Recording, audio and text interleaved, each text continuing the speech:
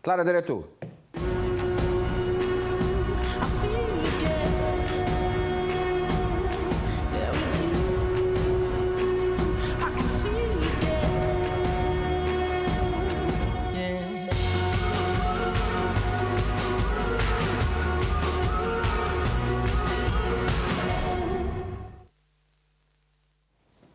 Signori, serata tajba, għakom għal-program speċjali mill-sensiela Pjazza, illum hija ġurnata importanti ħafna fil-kalendarju politiku ekonomiku ta' pajjiżna.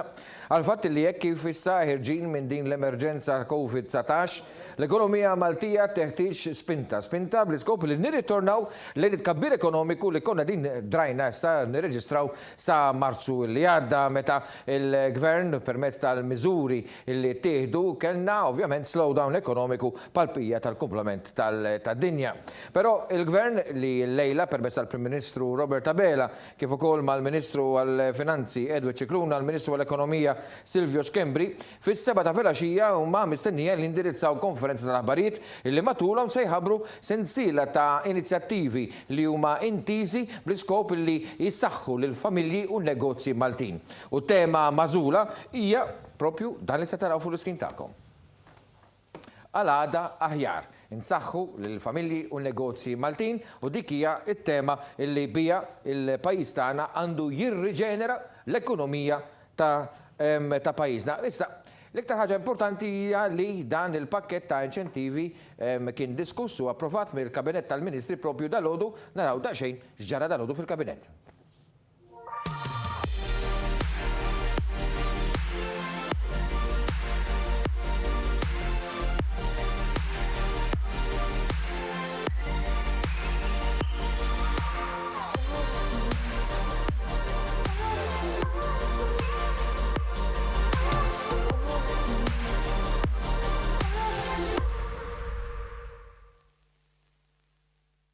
Mela f'dan il-programm speċjali se konna l-mistednin tagħna li se jwasluna biex mbagħad ninaqdu mal-Forti San Tirmu fejn hemmhekk se jkun hawn il-konferenza tal-aħbarijiet, imbagħad ikollna fid-tmiem dik il-konferenza tal-aħbarijiet l-aħbarijiet fuq wan u mbagħad programm speċjali li jkompli mid-9 ta' filgħaxija sa 11:30 tal-lejla. Nilqa' miegħi fl-istudju li segretarju parlamentari Clayton Bartolo kif ukoll President tal-Partit Laburista Daniel Mikallef. Good to have you back. Yes.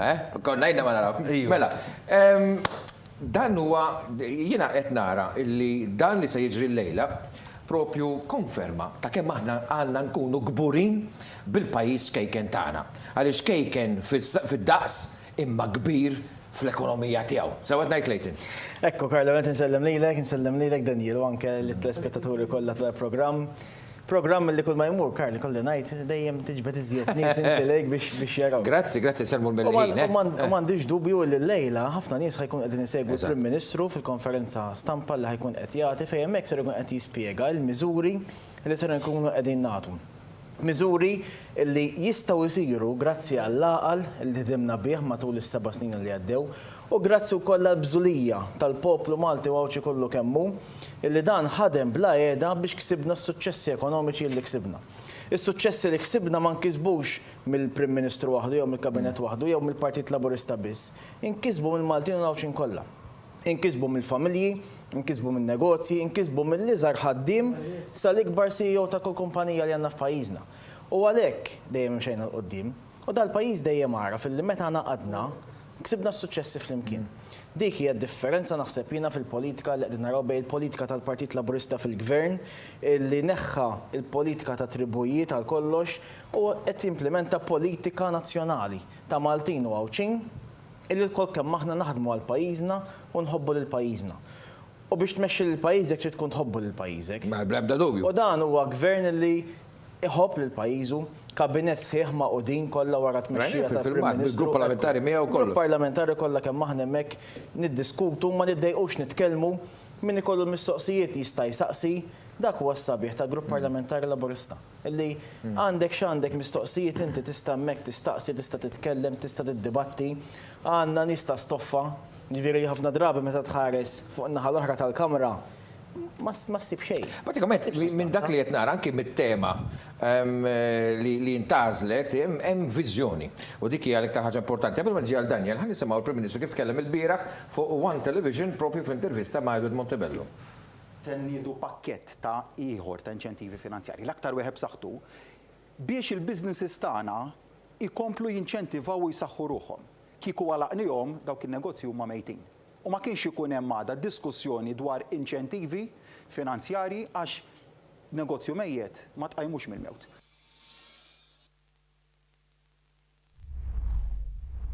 Mela, Daniel, President tal-Partit Laburista, dan huwa moment ta' defining moment ukoll għall-partit fil-gvern illi qed jagħmel minn kollox b'ċertu kreattività wkoll biex isaħħaħ il-familji u n-negozji priorità assoluta. Bla dubju, Karl. Id-dinja għaddiet u għadha għaddejja minn mument diffiċli. Pajjiżna rajna gvern li sa from day one mexxa b'kawtela kemm fil-qasam ekonomiku, kif ukoll fil-qasam tas-saħħa. Tajjeb, ġifieri għalija on equal footing, tajjeb, u in parallel il-gvern ta' il-priorità massima l-tnejn. Li fil-waqt li aħna konna qed naraw pajjiżi ikbar minna, qrib tagħna, bis-sistema tas-saħħa tagħhom tikkollassa, aħna stajna nkunu xhieda ta' dal-pajjiż kemm verament huwa b'saħħtu fl-aktar affarijiet importanti. U hawnhekk fejn nlaċċja l-affarijiet flimkien. Ġieli kien ikollna l-kritika, Karl, li jisma' titkellmu wisq fuq l-ekonomija. Normalment, jew tradizzjonalment, il-Partit Laburista ma kienx assoċjat ma' tmexxija ekonomika. Dik hija xi ħaġa li f'daw is-7 snin ħanejdu hekk ġiet tackled u indirizzata u naħseb illum m'hemmx dubju li l-Partit Laburista anke fejn tidħol l-ekonomija u anke fejn jitlu l-finanzi tal-pajjiż u għal-aqważa li jista' jkollu dan il-pajjiż. Fil-fatt, aħna interrompik sekonda, ħanisimgħu l-Prim Ministru propju jgħid dak li qed tajt inti stess. L-ekonomija u s-saħħa huma fuq l-istess binarju. U għalhekk irreżistejt dik lajta, dik is-sejħa, dik il-pressjoni tal-lockdown totali, għaliex dejjem hemment li l-mument ta' għada se jasal. U għada se nkunu qegħdin nagħtu dak l-istimolu meħtieġ. U huwa meħtieġ li llum nagħtu dak il-kuraġġ mill-ġdid lill-ekonomija tagħna, lin-negozji tagħna, lin-nies fuq kollox, li ninġektjaw dak il-feel good factor. Mela, skużani interrompejt, qed nitkellmu dwar ekonomija u saħħa. Saħħaħ l-argument. Ekku. Għaliex meta kien ikollna dik il-kritika għax nitkellmu ħafna fuq l-ekonomija, it-tweġiba għal dik il-kritika, jekk xi darba qatt kienet ġustifikata, kienu daw 3 xhur. Għaliex dawn it-3 xhur, grazzi għall-ekonomija b'saħħitha, grazzi għall-gvern għaqli fejn jitlu l-finanzi pubbliċi, pajjiżna seta' jikkuxinja nbenġel kelma, tajjeb. Irattab l-impatt ta' din il-kriżi mondjali, tajjeb, li għada għaddejja, aħna ma ngħixux ġobozza, tajjeb. Ġifieri il-kriżi għada għaddejja, f'pajjiżna n-numri fejn tidħol is-saħħa, etc. wieħed qed jara il-mod eċċellenti kif ġiet manage dis-sitwazzjoni. Imma fl-istess ħin infakkar. Ringrazzjament lejn dawk il-frontliners kollha li kellhom semmi impeccabbli. Imma fl-istess ħin infakkar li l-gvern sa minn meta bdiet il-pandemija nieda pakkett wara ieħor mijiet ta' miljuni ta' euro li għamilha possibbli li il-poplu Malti ħares lejn għada aħjar. Għax inti il-mument li ma tibdix tara għada huwa l-mument li jkollassa kollox. Secondly, il-gvern li b'responsabilta fil-waqt li ta' priorità kbira lis-saħħa irreżista ċertu miżuri li at one point forsi l-maġġoranza tan-nies bdew jarawhom bħala neċessarji. Imma l-gvern b'responsabilità ħad deċiżjoni li ma kinux neċessarji, li kienu ħajkunu an overkill, li ħajtfgħu il-pajjiżna dejjem aktar fisqaq li mbagħad diffiċli terġa' toħroġ minnu. U mbagħad il-kull minnu issa wieħed ħares il-qudiem dak li ħajtħabbar il-lejla. Li pajjiżna beda mill-ġdid ħares il-qudiem issa dir-realtà ftit differenti forsi, imma n-nies qed iħarsu quddiem b'ottimizmu tajjeb u they are looking forward, iva, kien hemm min daħak li jgawdu sajf. Li fil-waqt li hemm gvern li huma magħhom mistrieħ li qed jamministra dal-pajjiż mod tajjeb li jissalvagwardja l-impjiegi li ġew salvati diġà 20 tal-uf ta' impjiegi. Kważi mit-telf il-lejla wieħed jistenna u m'għandix dubju li l-gvern ħajkun qed jindirizza x'int kellek setturi li ntlaqtu ħażin ħafna Karl li l-vit tagħhom ingħalaq minn flaxija l filgħodu. Totalment, zero income. Fejn jidħol it-turizmu, fejn jidħol il-catering. Issa rġajna bdejna, issa bżonn Retail, manifattura, li jkun hemm dak l-injection tajjeb u flimkien inħarsu qudiem jien m'għandix dubju li grazzi għall-laqal tal-poplu Malti Wawċi tal-pajjiż ħajkollu għada aħjar. U rridu nkunu minn ta' quddiem. Ma nistgħux nkunu reactionary, ma nistgħux nistennew pajjiżi oħra. Proattivi. Irridu nkunu hemm kompetizzjoni kbira. U pajjiżi oħrajn fil-waqt li jieħdu l-miżuri li jaddattaw l-huma għalihom, aħna rridu nfassu l-istrateġija tagħna għaliex pajjiżna jiddependi fuq kemm ħajkun kompetittiv ekonomikament, fit-turiżmu, fl-investiment, f'kollox biex pajjiżna dejjem niftakru meta ikun hemm xi ħadd kif kien hemm fl-aħħar snin li jgħidlek immisma' l-ekonomija qed timxi b'ritmu wisq maġġel, niftakru f'daw it-tliet xhur. Tajjeb li għaddew meta l-affarijiet kienu differenti. Nżommu għaf moħħna li iva l-ekonomija trid tibqa' dejjem taħdem biex ittejjeb il-kundizzjonijiet tagħha biex tiġġenera xogħol, biex tiġġenera ġid, qatt huwa biżejjed għaliex il-pajjiż irid ikompli miex il-qudiem u tu kif rajna tista' tiġi rainy day u kien il-pajjiż ma jkunx preparat għaliha kien jiġrilna bħal pajjiżi oħrajn. Mela, grazzi hemmhekk. Mela, jina nistellem ukoll il-semmija ta' One Radio li naqadna wkoll live simulcast permezz ta' televiżjoni u anki radio ta' dan il-programm speċjali kif ukoll il-kollegamenti li se jkollna għall-konferenza tal-abbarijiet mal-Prim Ministru Robert Abela mill-Forti Santirmu iktar il-qudiem u mbagħad anki l-programm speċjali li se jixxandar bejn id-9 u 11 nofs tal-lejla se jkun ukoll imxandar fuq Radio 1 illi għalhekk insellem lil dawk is-semmija kollha illi mhux qed iseguna bit-televiżjoni iżda bir-radio u nilqgħuhom f'din ix-xandira. Interessanti fuq dak li kienet jgħid kemm il-President tal-Partit Laburista Daniel Mikallef kif ukoll Segretarju Parlamentari Clayton Bartolo it-ħejjija il-ħsieb wara din l-istrateġija ta' riġenerazzjoni għall-ekonomija Maltija hija riflessa fil-kummenti mogħtija dalgħodu mill-Ministru għall-Finanzi Edward Cicluna li se nisimgħu wkoll anki llejla waqt il-konferenza tal-abbarijiet. Edward Cicluna, Direttur. Meta wieħed jippjana xi ħaġa bħal din li ma kienx hawn bħala ma kienx faċli. L-ewwel mistoqsija huwa u li tiġi imwieġba hija kemm tista' tonfoq u kemm għandek tonfoq. Jiġifieri tisib bilanċ x'suppost l-ekonomija għandha bżonn u x'tista' taffordja. Dik kien naħseb l-ewwel tweġiba tkun fil-pjan meta nħabbru l-ammont li se jintefaq over and above il-budget ta' din is-sena. Ma ninsewx għandna budget illi ma minna l-ebda tuħ minnu u għadu għaddej mill-miżuri kollha sbieħ li kellu, ġifieri għaddej. Però aħna samorru oltre minn dak il-budget. U bat it-tieni net huwa kulħadd qiegħed jiġi affettwat b'mod jew ieħor. X'se tagħmel tifresh fuq kulħadd u kulħadd jgħid ara li jiena misni u ma ġejx esklus. Jew inti tara li huma il-growth points dawk li se jimbtu u se jagħtuk il-frott u se mbagħad jgħinu lil ħadd ieħor. U dik kienet l-iktar parti wkoll diffiċli li ngħidu isma' aħna rridu nkunu il-prijoritajiet tagħna huma dan u dan.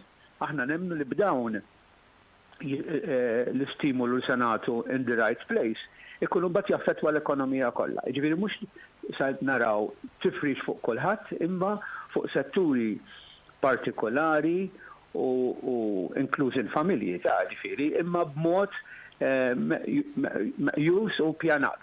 Dak li qed nistennew għandkom tistennew il-lejla minn dan il-mini budget. Dan huwa l-iktar riklam biex ngħidu ħadd ma kien qed jistennihom mhux sabeħ xejn, ħankunu ċari. Imma jekk kien hemm prova illi il-poplu u anka speċjalment l-oppożizzjoni kienu fid-dubju eżattament x'inhu jagħmel dal-gvern is-surplus għalfejn. Għaliex ma nkomplux nonfqu, għaliex għamilna hekk u għaliex hekk. Naħseb issa u għaliex id-dejn naqas daqshekk x'nieħdu għandna mhux xorta bqajna ngħixu, imma naħseb illi r-risposta se tkun f'dan ir-recovery plan u dal-pakketti li tajna s'issa illi ma kinux ikunu jistgħu kieku rridu nisselfu minn barra u djun kbar fuq il-pajjiż. Ir-risposta hi illi il-gvern kien għaqli u ġemma għal din l-eventwalità. Sfortunatament ħadd meħu gost biha imma l-inqas konna l-ekonomija kienet ippreparata, il-finanzi tal-gvern kienu ippreparati għal xi eventwalità ta' kriżi. Ma dak kien il-Ministru għal-Finanzi Edward Scicluna. Clayton, dan huwa over and above qed jgħidilna il-Ministru Scicluna. Ovvjament kellna il-Budget Nazzjonali mħabbar f'Ottubru ta' sena li għaddiet għal din is-sena bl-inċentivi kollha miegħu. Kellna żewġ 2 jew 3 pakketti diġà mħabbra mill-Gvern biex jgħinu lin-negozji u anki lil ħaddiema Maltin biex bekk kienu salvati mal-100,000 persuna. U hekk rid nieħu l-opportunità li nsellmu l-istudent ta' negozji li b'sogru kbir għall-kapital tagħhom irnexxielhom iżommu l-impjegati tagħhom. U ta' dan, ovvjament, il-pajis huwa grat lejhom għaliex sorta kellhom sogru ieħor, però raw l-għada u dik hija l-importanti li ma qatawx qalbhom għax xi darba jew oħra din l-emerġenza kienet tispiċċa, però bla taxxi. Bla taxxi. Karl, żewġ punti l-linji ħujjina takeaways minn dak li kien qed jgħid hemmhekk il-Ministru. L-ewwel nett, il-fatt li matul dawn it-3 xhur li għaddew, il-Gvern ma baqax idaħħal flus. Eżatt, waqaf. U minkejja da kollu baqgħet għaddejja l-ispiża normali tal-Gvern ġibqajna nagħtu aħna l-ispejjeż kollha li kien hemm baqa' għaddej il-proġetti infrastrutturali. On top of that, zidna il-wage supplement, il-COVID wage supplement għal min kellu bżonn. Dan fil-waqt li tajna tax deferrals, jiġi minn għandu jħallas VAT, minn għandu jħallas il-bolla, minn għandu jħallas taxxa lill-Gvern. Il-Gvern għallu dawk żommhom. Għaliex dawk għandek bżonnhom mint bħalissa, il-Gvern lest li jagħmel is-sagrifiċċju, il-Gvern lest li jerfa' problemi u jħalli lill-investituri jaħsbu kif għada se jkun aħjar millum. It-tieni punt huwa dwar il-finanzi tal-pajjiż. Din hija xi ħaġa li dejjem sħaqna fuqha għal diversi snin fejn rajna li innaqsu kemm jista' jkun id-dejn tal-pajjiż biex bekk illum il-ġurnata għandna dik li hija magħrufa bħala fiscal maneuverability. Din tfisser li aħna bħala pajjiż għandna l-ispazju biex aħna nistgħu jekk iridu nisselfu minn fejn iridu aħna. Immorru nisselfu buċna minn quddiem għaliex aħna m'għandniex minn xiex nistħu għaliex id-dejn li qegħdin nagħmlu qed nagħmluh biex ngħinu lill-familji u lin-negozji. U iktar minn hekk dan id-dejn nistgħu nagħmluh. Li kieku da kollu ġara fi żmien Partit Nazzjonalista fil-Gvern, id-dejn ma setax isir għaliex ma kellux fejn jiċċaqlaq il-Gvern ta' dak iż-żmien. Anzi, kellu jnaqqas mill-ispiża. Eżatt. Ejja ma ninsewx meta kellna il-budgets li kienu jiġu reviewed mill-Unjoni Ewropea u dak iż-żmien kienet tgħidilna l-Unjoni Ewropea kienet tgħidilna tidu tnaqsu minn hemm. Ara llum il-ġurnata x'differenza. Llum il-ġurnata għandna gvern tant kemm kiseb kredibilità li jmur qudiem l-Unjoni Ewropea u fil-waqt li l-Gvern jaħseb li ħajkbru b'tant l-ekonomija tal-pajjiż, l-Unjoni Ewropea tgħidlu ħadikber biktar. Ekku. Amerika jgħidu li leta. Eżatt, dik hija differenza fil-kredibilità li ksibna anke aħna bħala pajjiż li lil minxtutna. U bla taxxi. Bla taxxi. Eżatt. Mela, permettu li ftit, sinjuri, ħammur għal Forti Santirmu fejn hemm il-kollega Trisha Falzon illi għandha magħha minn għalija l-wib ta' Grupp Parlamentari Laburista Glenn Bedingfield. Issellimlek Trisha, serata tajba lilek, serata tajba wkoll il-Glenn Bedingfield.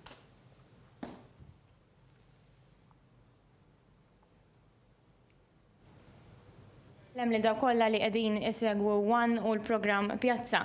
Ekku kifet tajjeb inti ninsab Forti Santirmu fejn propju fil-ħin li ġej il-Prim Ministru Robert Abela se jkun qiegħed hawnhekk flimkien ma' deputati tal-Gvern biex iħabbar dak illi qed isejjaħlu bħala pjan ta' riġenerazzjoni ekonomika. Se jkun hawn id-deputati kollha tal-Gvern u fil-fatt miegħi għandi wieħed minnhom għaliex bdew jaslu minn ħin għal ħin għandi l-deputat u anki wib tal-Grupp Parlamentari Laburista Glenn Bedingfield. Nixtieq infakkar illi dan il-pjan ta' riġenerazzjoni ekonomika mhuwiex l-unika għajnuna illi ħajkun qed jagħti l-Gvern lin-negozji u daw kollha mill-quta mill-pandemija mill-effetti tal-pandemija tal-coronavirus għaliex fl-aħħar xhur fl-aħħar ġimgħat stajna naraw il-Gvern illi rreveda kemm il-darba pakkett ta' miżuri wieħed wara l-ieħor pari passu anki ma' kif żviluppat is-sitwazzjoni medika f'pajjiżna.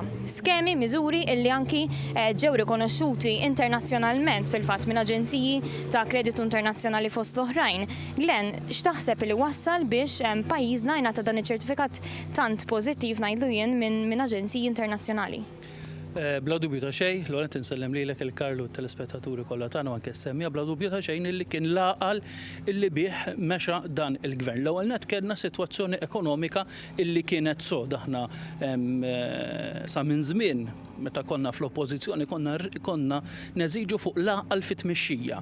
U dak li konna ngħidu fl-oppożizzjoni aħna bdejna natwaw mill-Gvern u rajna fuq perjodu ta' snin illi mexxejna politika finanzjarja, politika ekonomika li waslet biex biex il-pajjiż ikollu ekonomija soda, ekonomija li tħalli il-flus fil-but tan-nies, ekonomija li trendi u li trendi għal kulħadd. U anke l-istituzzjonijiet finanzjarji tagħna u l-istituzzjonijiet ekonomiċi tagħna kienu b'saħħithom biżżejjed biex jilqu għax-xokkijiet illi bdejna naqlu fil-bidu ta' din is-sena. U aħna qilja li għandna gvern li jkun l-onet huwa gvern illi jħoss il-pols tal-poplu, huwa gvern illi beda jipprevedi x'kien ġej, beda jara li huma dawk is-setturi illi għandhom bżonn jingħataw l-għajnuniet, beda jara dawk is-setturi fejn jista'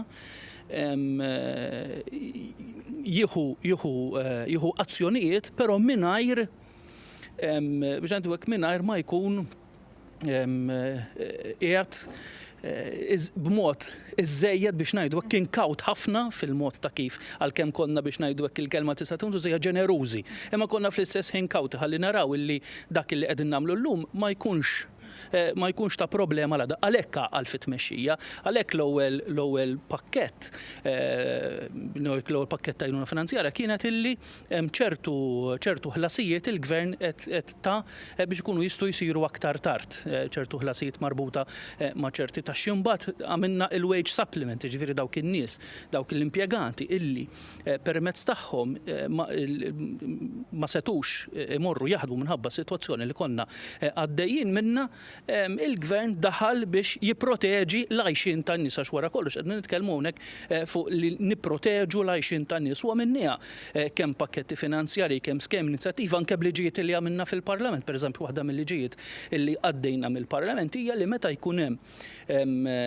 kumpanija li qed tieħu l-wage supplement mingħand il-gvern u jkun hemm azzjoni kontra din il-kumpanija fil-qorti, aħna minna liġi li permezz tagħha il-flus li l-gvern qiegħed jagħti għal-pagi, imorru għal-pagi u mhux għal affarijiet oħra. Minna liġijiet oħrajn, ġifieri aħna għandna il-pjan finanzjarju, il-pjan ekonomiku, ma għandna wkoll il-pjan leġislattiv illi permezz qed naraw illi għada jkun aħjar mill-lum. Illum qegħdin f'sitwazzjoni ħanejt tajba il għaliex il-qajna għaliha, il għaliex nafu fejn qegħdin u nafu x'irridu morru, però aħna qegħdin bil-kontra ta' kif jagħmel ħadd ieħor li nonfqu llum u inħallsu għada aħna qegħdin naraw illi nonfqu llum imma għada jkun aħjar mill-lum.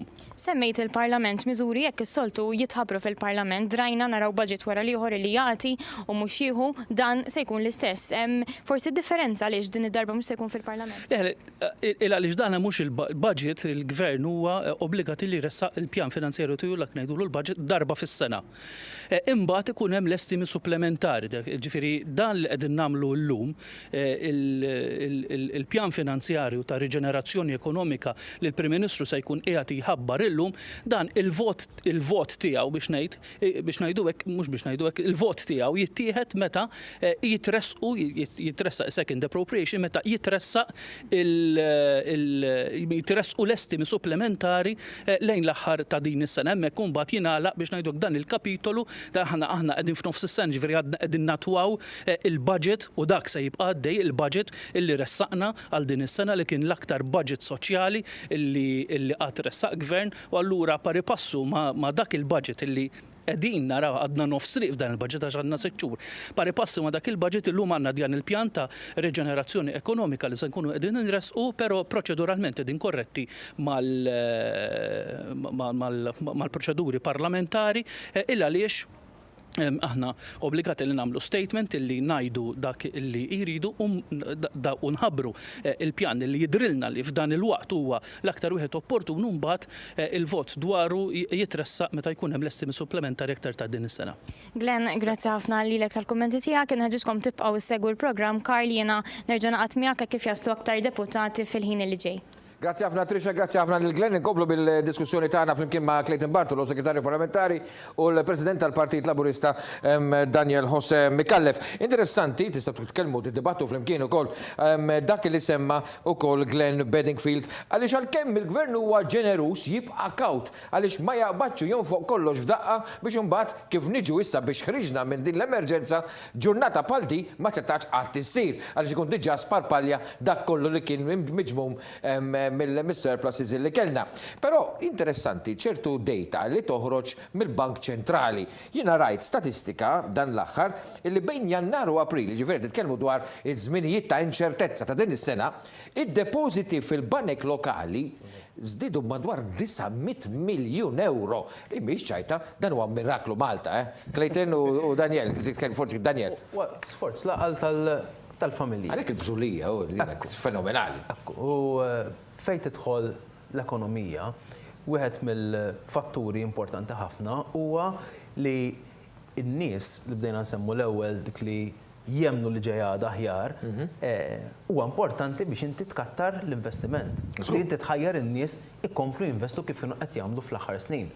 U meta inti għandek gvern li qed jibgħadda l-messaġġi b'saħħithom, inti semmejt li huwa gvern kawt xorta anke f'tali sitwazzjoni.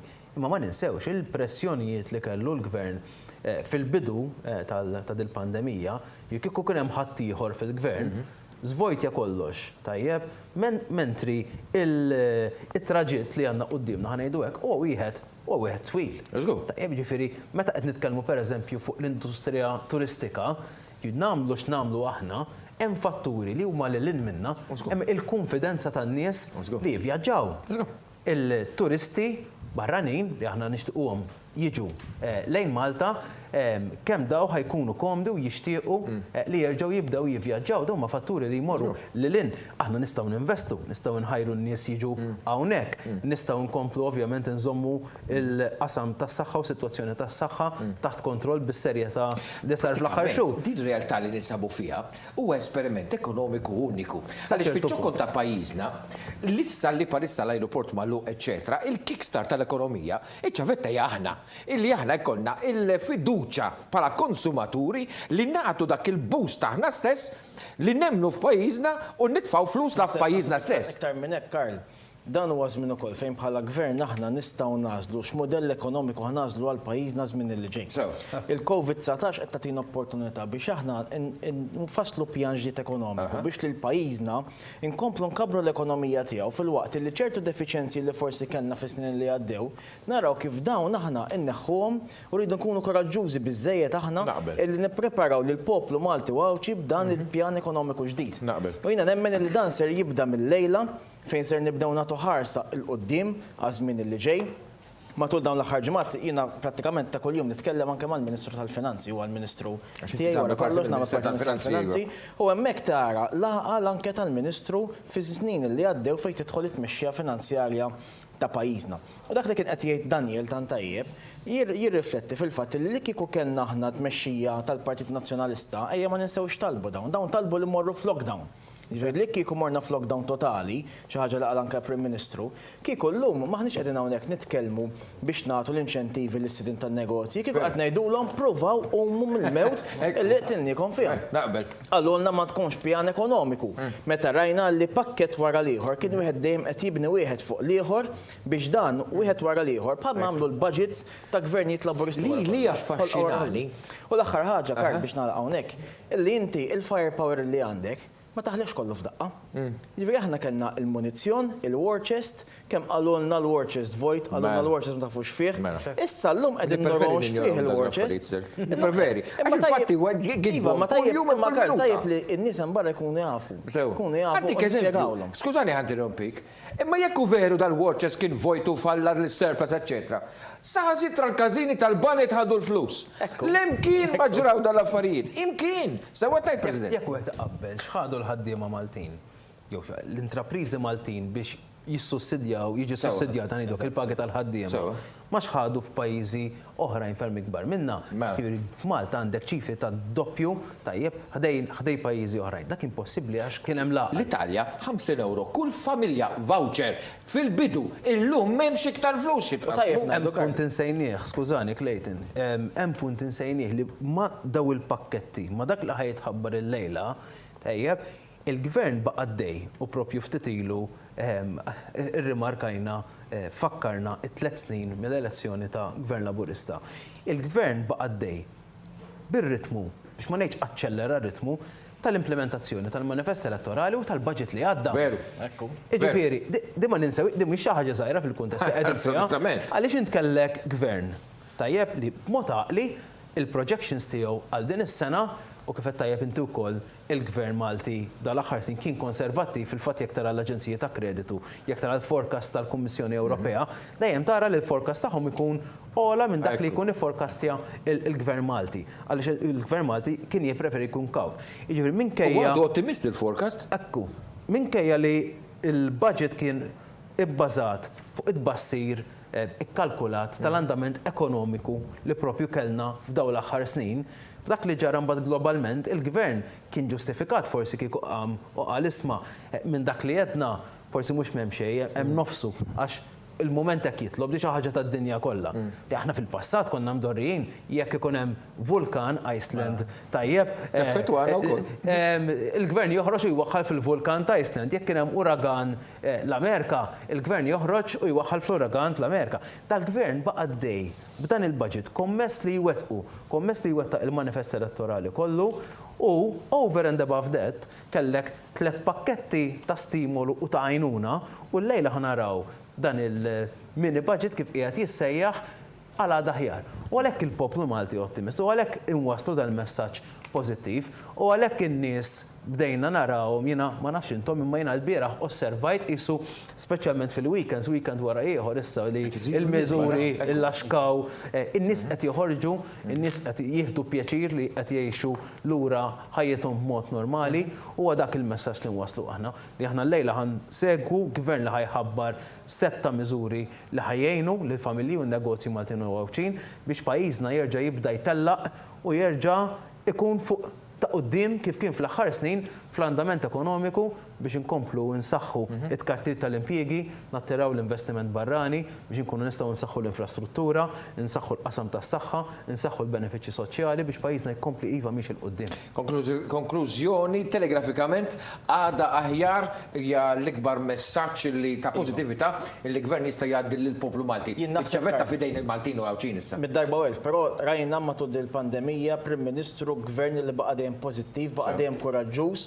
Fil-waqt li sibna l-bilanċ bejn is-saħħa u l-ekonomija, issa llum ħanku qegħdin nagħtu dan il-pakkett multimiljonarju illi m'għandix dubju għada kulħadd se jqum jitkellem dwar kemm hu tajjeb huwa tajjeb għaliex aħna konna kapaċi li fi-żmien li għaddew konna bil-aqal, issa huwa żmien illi naraw li għada jkun verament aħjar millum u nibqgħu dejjem koraġġużi u anke ottimisti. Clayton Bartolo, segretarju parlamentari, Daniel Mikallef, President tal-Partit Laburista, grazzi tal-li ta'kom magħna. Wara dawn il-momenti ta' viżi u pariri kummerċjali, se nkunu lura b'aktar mistednin fl-istudju u aktar kollegamenti ma' Treġa Falzon li tinsab fil-Forti Santirmu flimkien mal-Kamera Crew tagħha. Ovvjament lilkom ukoll li din isegwuna fuq One Radio ibqgħu magħna.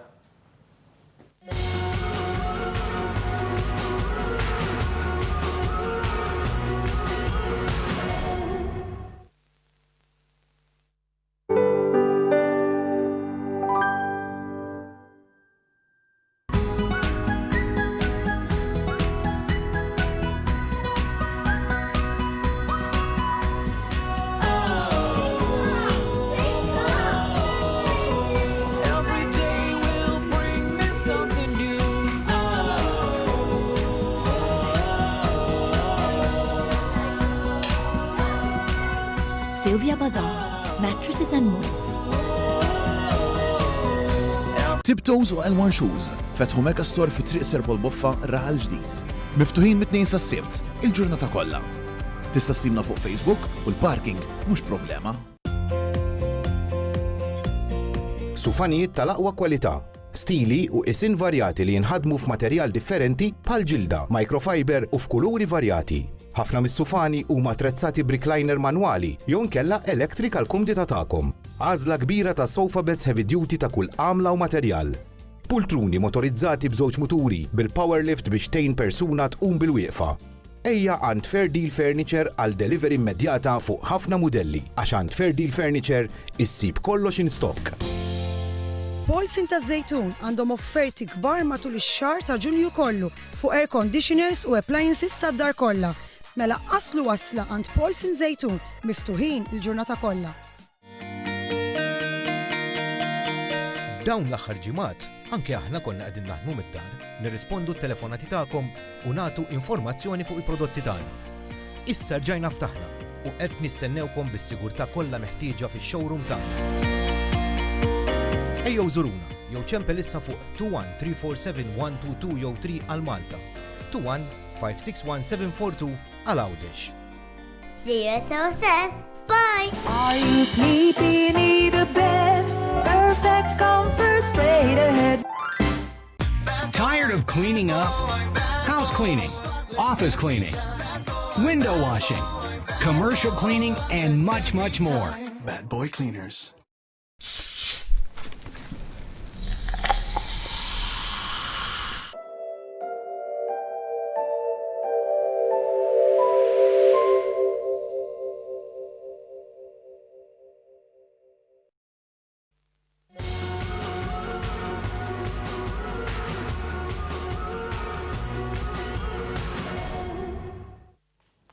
Insalmilkom għal darbohra fit-tieni parti dan il-programm speċjali ta' Pjazza bdena fis-sitta, nsallim ukoll semmija ta' One Radio li din f'kollegati f'din ix-xandira speċjali u diretta fis-seba' sa morru għal kollegament live mal-Prim Ministru Robert Abela fejn se jħabbar pjan ta' riġenerazzjoni ekonomiku għal għada aħjar. Insallim għal darbohra lil Trisha Falzon li tinsab fil-Forti Sant'Irmu fejn minn hawn ieħor se jibda jindirizza lill-istampa il-Prim Ministru din id-darba nara fil-kumpanija ta' Segretarju Parlamentari. Insellimlek mill-ġdid Karl, qed ikomplu jaslu aktar deputati tal-Gvern hawnhekk Forti Sant'Irmu fejn finqas minn nofsi oħra biex ngħidu hekk il-Prim Ministru Robert Abela se jkun qed iħabbar il-miżuri f'dan il-pjan ta' riġenerazzjoni ekonomika. Miha issa ingħaqad id-deputat u segretarju parlamentari Clifton Grima.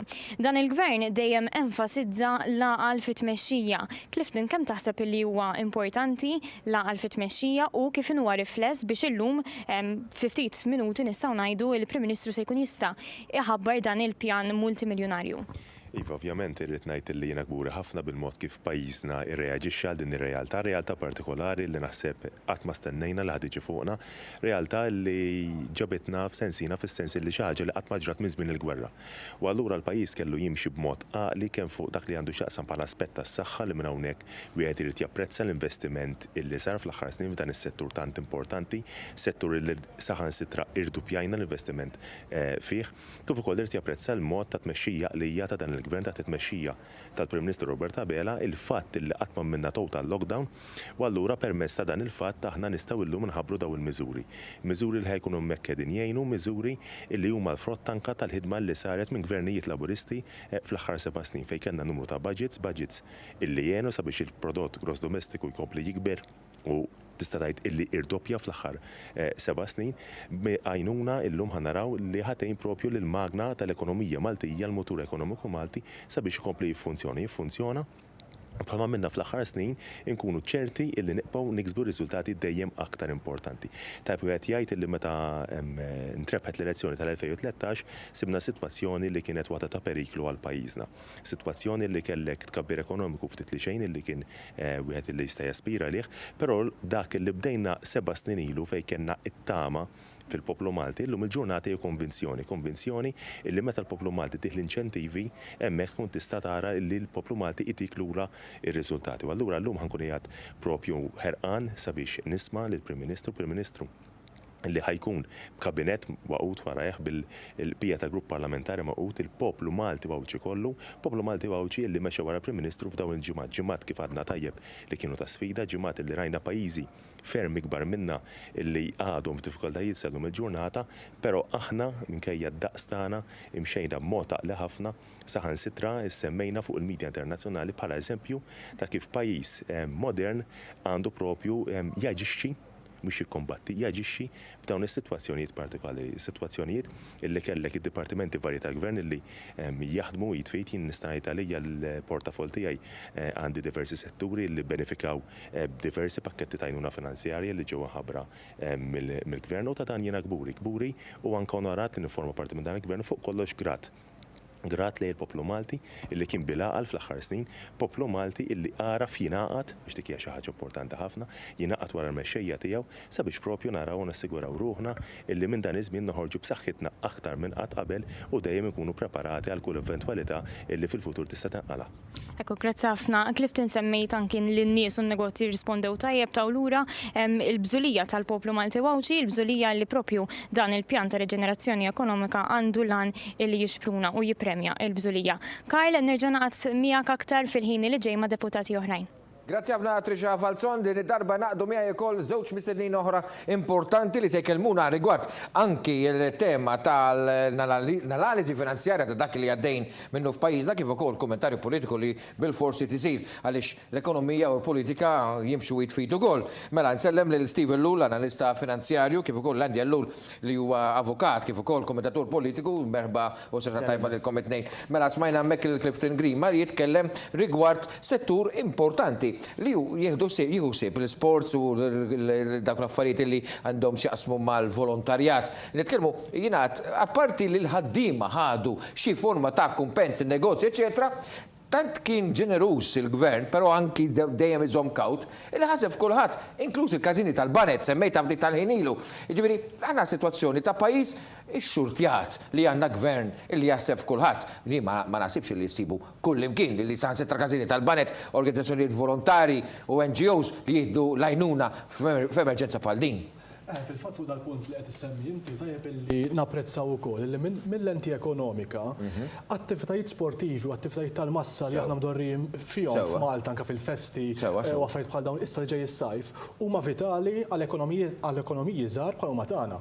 Jiġifieri anke hemmhekk kollox għandu l-importanza tiegħu u anke hemmhekk l-impatt ekonomiku kieku ma kienx hemm għax irridu ngħidu llum qegħdin hawnhekk aħna nitkellmu fuq pakkett finanzjarju ieħor, mhux il-pakkett finanzjarju.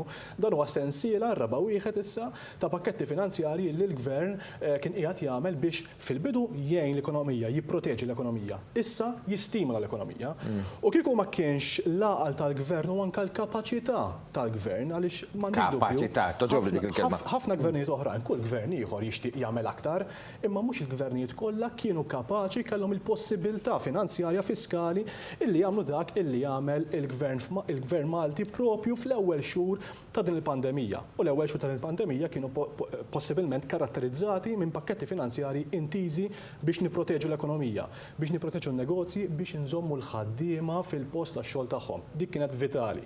Illum qegħdin nitkellmu fuq pakkett finanzjarju illi possibilment se tkun qiegħed jagħmel impetus ġdid, injezzjoni ġdida. Kickstart biex l-ekonomija terġa' tibda issa lejn andament normali biex l-impjegati illi żammejna fl-impjiegi biex in-negozji illi ħallejnihom għaddejjin issa jkollhom ukoll inċentiva biex jinvestu aktar, biex jaħdmu aktar u biex allura jkollna tkabbir ekonomiku għas-sena li ġejja wkoll illi jkun jiena m'għandix dubju b'mod ottimist ħafna aħjar minn dak illi qegħdin nantiċipaw bħalissa.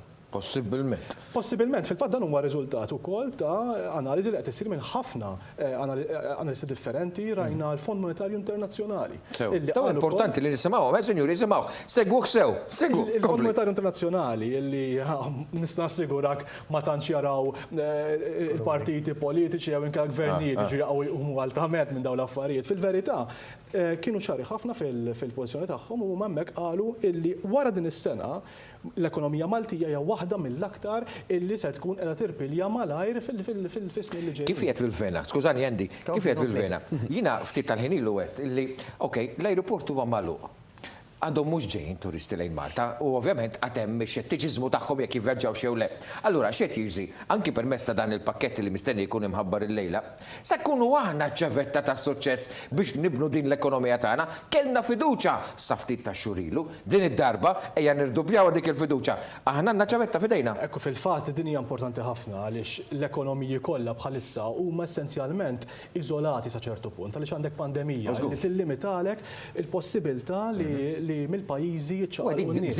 U aħna iktar aħna iktar insulati. Fil-verità, allura huwa indispensabbli li l-ekonomija Maltija jkollha kickstart mill-konsum domestiku ngħidu aħna, mill-kapaċità tagħna l-Malti bdorrijhom fuq u tar-residenti kollha f'Malta, ġifieri anke distinzjonijiet, ma mhix tar-residenti kollha f'Malta illi possibilment ikunu jistgħu jonfqu aktar, ngħinuhom biex jonfqu aktar lin-negozji b'mod partikolari ngħinuhom jinvestu F'dawk l-ispejjeż illi forsi kienu qed jippjanaw fil-bidu tas-sena u forsi bħalissa wara dawn ix-xhur reġgħu ħasbuha. Jekk kellhom holiday barra pjarata u mmur holiday Malta stess. Anki tant lukandi. Issu ċans li naraw dak l-investiment jerġa' jibda jsir, dak in-negozju jerġa' jibda jsir. Andy. Ara Karl, tu pjaċir tisma' nies bħal Steve li huwa ekonomist. Focus reali, msaqaq malaj. Nitkellem mod reali. Jiena nieħu dan l-argument mill-lat soċjali. Ma ninsewx minn fejn tlaqna, ġifieri l-dinja kollha ġiet maħkuma minn dan ix-xokk tal-pandemija, kulħadd qisu inqafel ġo fih il-gvern li kien għadu pjuttost ġdid, ħanejtek l-amministrazzjoni l-ġdida iffaċċjat din il-kriżi globali. Tan-nar kien miskien għall-Prim Ministru. Eżatt, baptism of fire. Però joħorġu 3 elementi minn dan kollu. Din hija storja llum ormai jiġifieri nippruvaw dan qed nitkellmu fuq post-COVID issa, rather milli qed ngħixuh, qed nikkonsidraw illi għadda u jalla ma jerġax jiġi magħna u joħorġu 3 elementi. Bħala poplu Malti u rejna li aħna poplu ddixxiplinat għalkemm aħna poplu Mediterranju, ġifieri pjuttost fuq ruħna u storbjużi u nafu neħdu pjaċir u kultant meta anka saħansitra aħna nikkomparaw ruħna ma' nordiċi narawhom forsi aktar dixxiplinati minna, però fil-verità il-poplu Malti wera li huwa poplu dixxiplinat immens għax kieku mhux qegħdin fis-sitwazzjoni li qegħdin illum. Poplu reżiljenti ħafna u innovattiv. Ġifieri rajna ħafna negozji li għal snin twal kienu jiġġestixxu negozju partikolari illi kienu innovattivi bidlu il-ġeneru tax-xogħol tagħhom u baqgħu għaddejjin b'ritmu tajjeb kif semma tajjeb il-ħabib tiegħi Steve. Ħafna minn negozji u anke l-kelliema ta' qabilna żammew l-impjegati tagħhom u ħafna minnhom ukoll kabru rajna wkoll fabbriki milux. Nsejt li ma sima l-kumpanija jaffru li hemm xi memorja Baxter pereżempju waħda minnhom li żiedu mijiet ta' impjegati u allura dan qed konfidenza illi jien ukoll bħal Steve nemmen illi l-sitwazzjoni ekonomika ħadd tkun aħjar issa anke jilab ukoll il-prinċipju tal-umanità tal-bniedem illi issa isu ħanoħorġu minn dil-qoxra b'aktar pożittività. Edin fej edin, Karl, għax il-gvern kien bil-għal. Għalix kieku l-eżempju, l-analogija li kien isemmi il-Prim Ministru tal-War Chest, ma ġietx f'kombinazzjoni, kien jużab mod bil-għal. Il-packages li tal, financial aid packages, kienna morru lura ma ninsewx, bdejna bit-tax deferrals. Il-qasam soċjali, l-istatistika ma nafx kemm il-miljoni nata l-qasam fis-soċjal, lin-negozji, kellna l-Industrial Rent Subsidy, il-Wage Supplement, ġifieri kien hemm sensiela ta' miżura waħda wara l-oħra. Dan huwa t-tielet jekk mhux ir-raba' pakkett finanzjarju, huwa pakkett bżonn już, kulħadd naħseb eluf ta' nies illum ħajkunu qegħdin imsamrin mat-televiżjonijiet tagħna nistennew x'ħajġi mħabbar. Dan huwa frott il-bżulija. Però l-istennija naħseb hija iktar l-antiċipazzjoni għaliex draw b'sensiela ta' budgets dawn l-aħħar 7 snin mingħajr taxxi. U għotjiet għax ħadmu għalihom. Ġifieri l-ekonomija Maltija kibret bis-saħħa tax-xogħol tan-nies, il-kontribuzzjonijiet tagħhom, il-konsum tagħhom, iktar ma ħarġu barra u kielu u xtraw l-affarijiet, il-gvern daħħal bil-VAT, għal daqsant il-gvern il-karus tiegħu kompla jikber mhux biss bil-passaporti, kiber ukoll bil-konsum tal-Maltin. U hekk illum il-gvern qed jgħid inti kont biżel, ħsibt għal pajjiżek, ikkont smajt f'pajjiżek, issa dan huwa s-sem tiegħek. Ekku, u fil-fatt tajjeb li nżidu fuq dan il-punt ukoll, mhijiex biss andament ekonomiku f'saħħtu li huwa importanti, dak huwa importanti ħafna. Imma dak li beda jsemmi għandi iktar qabel, l-għaqal. Għaliex inti se jkollok andament f'saħħtu ħafna. Però ma tkun xaqli, ma twarrabx meta l-affarijiet ikunu sejrin tajjeb għal dakinhar. Fil-banek bejn Jannar u April, tafx ngħidu depożit ta' familji daw.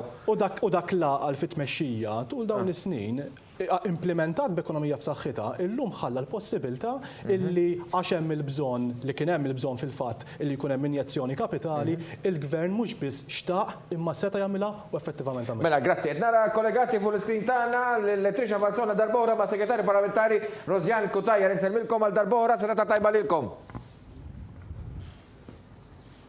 Insellimlek mill-ġdid Karl mija issa ingħaqdet is-Segretarju Parlamentari Rosien Kutajer li nsabu ftit minuti biss il-bot mindu dal-waqt jibdew jitħabbru il-miżuri f'dan il-pjan ta' riġenerazzjoni ekonomika u l-Prim Ministru isemmi ħafna illi ħajpremja l-bżulija u jsemmi wkoll ħafna ir-reżiljenza illi nnota fil-poplu u fin-negozji f'din il-pandemija. Rosien, kemm innutajta inti din ir-reżiljenza li jsemmi l-Prim Ministru kemm taħseb li hija importanti biex issa ir-rota terġa' tibda ddum? Bla dubju, r-reżiljenza l-bżulija kif ukoll għal huma karatteristiċi fost il-ħafna karatteristiċi sbieħ tal-poplu Malti wawċi iżda wkoll karatteristiċi ta' dan il-gvern. Huma karatteristiċi li waslu biex finalment nirbħu l-isfida mondjali tal-COVID-19 imma biex ukoll illum ninsabu hawnhekk ftit minuti l-bot biex invaraw dan il-pjan li ħajkun qed iwassal biex isaħħaħ il-familji u n-negozji Maltin. F'7 snin ta' gvern laburista irdupjajna l-ekonomija u ġibna il-finanzi pubbliċi fis-sod. Sibna din ir-riċetta ekonomika lura fl-2013 u propju emminna fir-reżiljenza u l-bżulija tal-ħaddim Malti. Ma bejniex b'ħafna toqol, anzi naqqasna t-taxxi, naqqasna l-kontijiet u investejna anke bħala gvern f'dawk li huma investimenti pubbliċi fosthom il-qasam tas-saħħa li kien tant kruċjali trixa. Irdupjajna l-ispiża tal-gvern fil-qasam tas-saħħa, investejna fir-riżors uman kif ukoll fl-apparat illi dawn jikkumplementaw il-xulxin u kienu anka kruċjali biex nelbu din l-sfida u biex impoġġu isem pajjiżna fuq net tal-klassifika tal-World Health Organization. Jiena onestament nixtieq inqawwi qalb il-poplu Malti, qalb in-negozji li għaddew minn ġimgħat verament ta' sfidi u bħalma fdajna fi gvern laburista lura fil-2013 ħankunu qegħdin nafdaw mill-ġdid fi gvern laburista li ħajkun qed iħalli għada aħjar għal Maltin u l-Awċin kollha. Rosien, grazzi ħafna tal-kummenti tiegħek ukoll. Jiena minn hawnhekk inħeġġeġ lil dawk kollha li qed isegwuna li anki jsegwu l-portal tagħna one.com.mt fejn hemmhekk se nkunu qegħdin nagħtu l-miżuri waħda waħda dettaljati biex forsi anke minn ma jkunx fehm eżatt il-miżura jara kif se tolqtu anke fuq il-portal tagħna fejn ħajkun hemm id-dettalji kollha marbuta mal-miżuri f'dan il-pjan ta' riġenerazzjoni ekonomika. Karl, dak kien kollox tal-issa minnati għajna d-linja lura lilek fl-istudju. Grazzi mill-qalb Trisha, grazzi tax-xogħol tiegħek u grazzi wkoll Chris Borci li jassisti teknikament permezz tal-kamera. Nfakkar il-telespettaturi tagħna dak li qalet ukoll Trisha hija importanti tistima speċjali lil Edward Montebello u l-tim kollu ta' One News li din jaħdmu bil-sinhom barra bil-skop li il-pakkett ta' miżuri li se jitħabbru mill-Prim Ministru jwassal lilkom ukoll permezz ta' servizzi importanti fil-barijiet li se jixxandru eżattament fit-tmiem id-diskors tal-Prim Ministru, l-Ministru tal-Finanzi wkoll u l-Ministru tal-Ekonomija biex imbagħad iktar tard wara inkomplu baħna bil-programm speċjali li se jkompli għaddej sa mal-ħabta ta' 11:30 tal-lejla. Ġifieri il-lejl huwa twil għalina għalikom u anke għal-ħaddiema ta' One Productions illi l-ħin kollu għaddejjin bix-xogħol biex informazzjoni ġusta, vera u kredibbli. Mela. Karl, mill-aspett politiku bħala pajjiż għandna nkunu kburin illi mhux biss bqajna għaddejjin ġejna klassifikati mill-World Health Organization bħala wieħed mill-aqwa, mhux wieħed l-aqwa pajjiż fid-dinja kif ittekilajna din il-COVID. Għalhekk qedlek, għalhekk bdejt l-istatement lilin għandna nkunu kburin. Għandna nkunu kburin bil-sistema tas-saħħa Maltija, bir-reżiljenza tal-nies li kienu frontliners u apparti minn hekk, Karl, kellna pajjiż li baqa' għaddej bl-akbar proġetti li qatt ra dan il-pajjiż fl-aħħar snin tiegħu. Ġifieri proġetti l-ikbar proġetti infrastrutturali li qatrajna baqgħu għaddejjin, saħansitra x-xogħol kien aktar spedjenti għaliex it-toroq kienu vojta. U apparti minn hekk baqgħu wkoll jitwettaq il-manifest elettorali ta' dan il-gvern. 76%. U l-budget li kien l-budget tas sena l-oħra li baqa' għaddej b'mod mingħajr sulluzzu. Ġifieri bħala Maltin lilin mill-politika u lilin mill-tribalizmu politiku għandna nkunu kburin bis-sitwazzjoni. U naħseb għada jien ħankunu kburin aktar mill-lum wara li l-lejla nisimgħu it-tħabbira ta' dan il-pakket. Steve, l-ekonomija m'għandix kuluri politiċi, fuq kollox il-ħaddiema jaħdmu, jiġġeneraw il-ġid u għaldastant jerġgħu jinvestu fl-ekonomija permezz tal-infiq tagħhom. Dan il-feel good factor iżda Però għandu dejjem ikun akkumpanjat minn kelma fiduċja. Fiduċja f'min imexxih. Fiduċja u nżid ngħid magħha wkoll ottimizmu. Għaliex kif qed tajjeb ħafna inti fil-verità l-andament ekonomiku jimxi biss il qudiem jekk min jista' jinvesti in-negozji ikollhom kumdità li jinvestu, jkollhom il-fiduċja li fil-ġejjieni dak l-ewro li jkunu investew illum ħajtihom ritorn aħjar. Il-ħaddiema li jkunu għalaw is-salarji tagħhom ikunu lesti biss jagħmlu l-ispiża jonfqu aktar, forsi joħorġu, forsi jsifru jekk hemm bżonn, jekk ikunu ikollhom rashom mistrieħa, illi l-impjieg tagħhom m'għandux serħan il-moħħ. U dan huwa il-kimika li tagħmel ekonomija aktar f'saħħitha.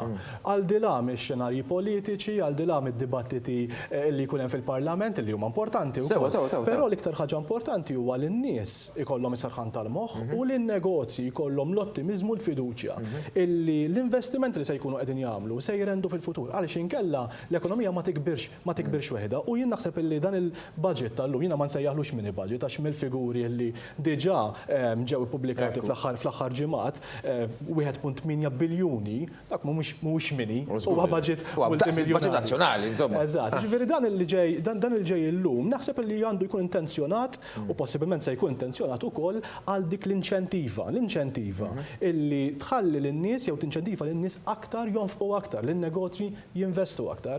U xi ħaġa li semma importanti ħafna fl-opinjoni tiegħi għandi iktar qabel hija l-innovazzjoni. Importanti wkoll illi dan il-budget jinċentiva wkoll il-kapaċitajiet tan-negozji tagħna, speċjalment tan-negozji żaru medji, illi jiena nħobb insejħilhom il-qalba tal-ekonomija tagħna. Il-kapaċità tagħhom li jkunu iktar innovattivi. Id-diġitalizzazzjoni pereżempju hija kruċjali. Illum il-ġurnata setturi anke tradizzjonali, illum anke l-agrikoltura jew l-iktar settur possibilment tradizzjonali. Illum tixtri l-prodotti agrikoli minn fuq l-applications, grazzi wkoll għall-Covid. Ġifieri anke minn dis sitwazzjoni qegħdin naraw affarijiet ġodda jiġu. Din l-innovazzjoni ħad tkun kruċjali biex ikollna tkabbir sostenibbli fil-futur, biex ikollna ekonomija forsi iktar ġdida jew iktar innovattiva illi tħallina wkoll ngawdu tkabbir ekonomiku fil-futur illi minnu jgawdi mhux in-negozjant biss, mhux il-ħaddim biss, minnu jgawdi effettivament. Mela, risqin dejjem aktar lejn il-ħin biex ninaqdu mal-Forti Santilmu fejn il-Prim Ministru Robert Abela, il-Ministru għall-Finanzi Elbert Cicluna u l-Ministru għall-Ekonomija Silvio Xkembri se jindirizzaw lill-istampa u anke lill-pajjiż għal dak li x'aqsam mal-pjan ta' riġenerazzjoni ekonomiku għal għada aħjar. Forsi nitkellmu telegrafikament biex nikkonkludu rigward il-fatt li dan kollu, jiġifieri mhux biss dan il-pakkett li se jitħabbar illum, iżda anke sensiela ta' pakketti oħrajn li tħabbru matul dawn l-aħħar xhur kien frott ukoll ta' sensiela ta' diskussjonijiet u laqat mal-partijiet soċjali kollha. Issa erħi kien hemm setturi wkoll li talbu iktar u kien hemm emendi l-ewwel hemm. Però importanti li dan il-gvern ma qabadx u għadda romblu minn fuq kulħadd, anzi sema u aġġusta fejn kien il-bżonn. Is-suċċess, il-frott tas-suċċess huwa meta inti titkellem mal-stakeholders. Hija l-industrija stess li tgħidlek fejn għandek tmur. Kif qal Steve tajjeb pereżempju, il-gvern mill-ewwel irrealizza illi jekk kumpanija żgħar jien naqbel ma' Steve perfettament illi s-sinsla tal-ekonomija tan-negozji Maltin huma l-SMEs, in-negozji żgħar. Il-gvern mill-ewwel irrikonoxxa illi jekk inti kumpanija jew uffiċċju żgħir m'għandux sistema ta' IT b'saħħitha jew biex tista' tagħmel teleworking, hemmhekk tikkolla sa ħatiqaf. X'kienet waħda mill-iskemi? Teleworking Grant Scheme. Fejn kumpanija setet kien hemm numru ta' inċentivi illi kien hemm eluf ta' applikazzjonijiet għad din it-teleworking scheme. Ġifieri mhux biss inti bħala negozjant żgħir tkun innovattiv, għandek il-gvern ukoll illi bit-tattika tiegħu li jiddiskuti ma l-stakeholders kollha kif rajna fit-tielet financial package li jingħata. Il-Prim Ministru kellu waraħ l-stakeholders kollha. Ġi dak huwa waħda mill-riċetti illi tħalli l-frott li inti tħalli lis-settur imexxik. Ġifieri tikkonsulta ma' min huma l-stakeholders. Għax fl-aħħar mill-aħħar huma lilhom ħassib biex jiġġeneraw l-ekonomija tal-pajjiż. Din hija naħseb jiena rebħa ekonomika illi hija rebħa ekonomika mhux ta' dak jew tal-ieħor hija rebħa ekonomika tal-imsieħba soċjali kollha. Il-fatt li kulħadd kien dixxiplinat f'dawn l-aħħar xhur, anke l-poplu tagħna b'mod ġenerali kien dixxiplinat ħafna għal miżuri anke li għandhom x'aqsmu għas-saħħa illi kienu ħafna obduti b'mod qawwi ħafna u jidher li dak l-impatt, dak il-behavior pożittiva tal-imsieħba soċjali manke tal-poplu ġenerali illum qed tħalli wkoll andament ekonomiku f'saħħtu, illum qed tħalli wkoll il-possibilità biex il-gvern ikun jista' jagħti miżuri inċentivi importanti ħafna biex il-qoddim ikollna ekonomija aktar f'saħħitha. Mela, iktar fil-bidu ta' dan-il-programm semmejna żewġ partiti importanti mill-intervista li tal-bieraħ il-Prim Ministru Robert Abela fuq l-Istazzjon 1 fejn tkellem dwar il-pakkett b'saħħtu illi mistenni jitħabbar minn hawn ftit tal-ħin ieħor. Tennidu pakkett ta' ieħor ta' inċentivi finanzjari l-aktar wieħed b'saħħtu biex il-businesses tagħna ikomplu jinċentivaw u jsaħħu ruhom. Kieku għalaqnihom dawk in-negozji huma mejtin. U ma kienx ikun hemm għadha diskussjoni dwar inċentivi finanzjari għax negozju mejjed ma tqajmux mill-mewt. Mela, nisa naraw daqxej il-preparamenti li għaddejn għal-konferenza tal-aħbarijiet kien dur fuq il-monitor tiegħi naraw hemmhekk il-setup li hemm tal-Ministri u l-Grupp Parlamentari tal-Partit Laburista li jinsabu lesti għal ħruġ tal-Prim Ministru, il-Ministru għall-Finanzi kif ukoll il-Ministru għall-Ekonomija li mistennija jħabbru dan il-pakkett ta' riġenerazzjoni ekonomiku u għaldastant naraw ukoll anke għall-assistenza tal-persuni bil-nuqqas ta' smigħ li jkunu jistgħu jifhmu aħjar x'dak kollu li qed jintqal. Għada aħjar hija tema mażula li naw nsaħħu lill-familji u lin-negozji li hija tema importanti ħafna, però ħa nisimgħu issa il-Prim Ministru x'qal rigward kif nistgħu naslu flimkien biex inħossuna aktar fiduċjużi f'Malta ta' għada, jiġifieri wasalna għaliha il-post-COVID, permezz ta' dan il-messaġġ. L-ekonomija u s-saħħa huma fuq l-istess binarju. U għalhekk irreżistejt dik lajta, dik is-sejħa, dik il-pressjoni tal-lockdown totali, għaliex dejjem hemmt li l-mument ta' għada se jasal. U għada se nkunu qegħdin nagħtu dak l-istimolu meħtieġ. U huwa meħtieġ li llum nagħtu dak il-kuraġġ mill-ġdid lill-ekonomija tagħna, lin-negozji tagħna, lin-nies fuq kollox, li ninġektjaw dak il-feel good factor. Mela għandi u Steven, ħina liħor sa jkolli naqta biex immur direttament għal-Prim Ministru. Il-feel good factor ma jiġix mix-xejn, semmejna l-fiduċa, kemm huwa importanti l-fiduċa f'min imexxi. Ekku naħseb li vitali għaliex anka f'timijiet żgħar inti importanti li jkollok leaders, li jkollok captains, li jkollok leaders tajbin illi taf li ħajħduk f'direzzjoni li ħad tkun ta' suċċess. Dik hija vitali. U naħseb li l-ekonomija tagħna qed effettivament gawdi minn dan l-andament. Il-fatt li kellek kaptani matul iż-żmien illi possibilment qegħdin kienu qed juru direzzjoni u nfakru tul is-snin kellna dejjem l-istess diskors. Pjan strateġiku biex ikollok dejjem budget wara ieħor illi jibni fuq ta' qablu. U nistafda. U n-nies ukoll tapprezzaw ukoll. Ara, tajjeb u ħażin, tħobbu jew ma tħobbux, tissapportjah jew le, il-Prim Ministru Robert Abela minn mindu faqqed din il-pandemija ma ħax deċiżjoni żbaljata. Ġifieri kien dejjem focus dak li qed jagħmel minkejja li xi kultant il-pressures kienu kbar għaliex id-deċiżjonijiet kienu delikati jew law jew lin tajjeb, però rridu ngħidu tajjeb u ħażin illi ma ħax deċiżjoni żbaljata waħda illi b'konsegwenza bagħata l-pajjiż.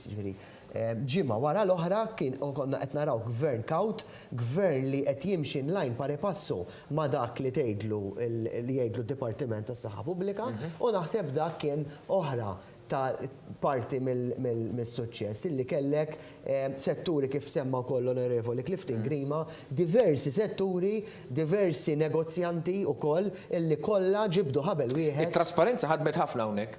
Il-politika ta' trasparenza li ħadem biha l-Prim Ministru flimkien mad-Deputat Prim Ministru Chris Fern f'din fl-andament ta' kuljum tal-aġġornamenti dwar l-infezzjoni, l-imxija tagħha li issa saret storja. Tajjeb, lekin ħarsu lura in-nies f'datom għaliex kienet ċara trasparenza. U biex nżid miegħek ukoll xi ħaġa li ħallit impatt tajjeb ħafna fl-opinjoni tiegħi huwa l-fatt li anke l-miżuri ekonomiċi bdew jinbidlu u jiżdiedu fis-saħħa tagħhom hekk kif ir-restrizzjonijiet bdew jiżdiedu u jinbidlu fis-saħħa tagħhom ukoll. U dak kien importanti ħafna. Skużani, hawn min interpreta dik ta' nuqqas ta' pjan. Allura jgħidu, għax kellek tirranġar kont reattiv u mhux proattiv. Ħad spjegaw huwa più o meno l-opposta hekk. Inti meta qiegħed tagħlaq iktar il-businesses, meta fl-ewwel ġimgħat bdejna nagħlqu l-businesses u mbagħad iktar żidu restrizzjonijiet, inti trid tagħti iktar għajnuna. Għaliex fejn qabel business kien qiegħed jagħmel il-100% tiegħu, u mbagħad bda jagħmel il-80% u mbagħad il-50% biex f'ġimgħat partikolari kellna businesses letteralment weqfin. Inti trid iżżid l-għajnuna finanzjarja tiegħek b'mod staggered magħhom ukoll biex kemm jista' jkun għax ma rridux ninsew illum qegħdin nitkellmu hawnhekk it-8 ta' Ġunju.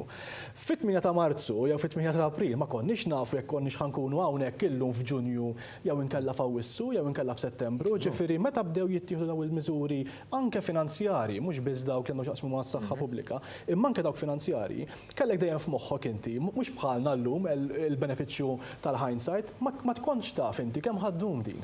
Mela allura l-war chest tiegħek trid tara illi kemm jista' jkun tispredjah, tmexxih fuq kemm jista' jkun xhur. U x-xhur ta' jifdal.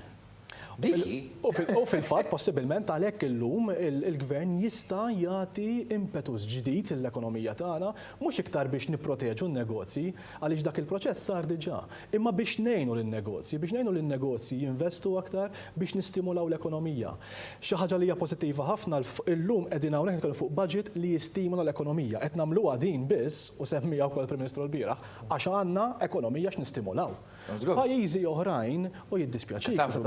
Ekku, għandek situazzjoni fej qegħdin jinkwitaw ħafna kif ħajkunu kapaċi mhux biss jisselfu biex jgħinu dak li fadal mill-ekonomiji, imma kif ħajkunu kapaċi jħallsu lura dawk id-djun.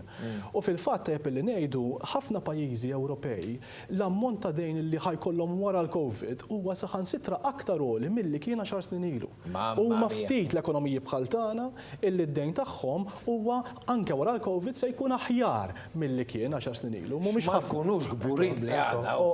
Nitkellmu ħafna fuq negozju u tajjeb għax huma l-istimulu tal-pajjiż, tal-ekonomija tagħna, però l-gvern ħaseb ukoll ħafna fis-soċjal.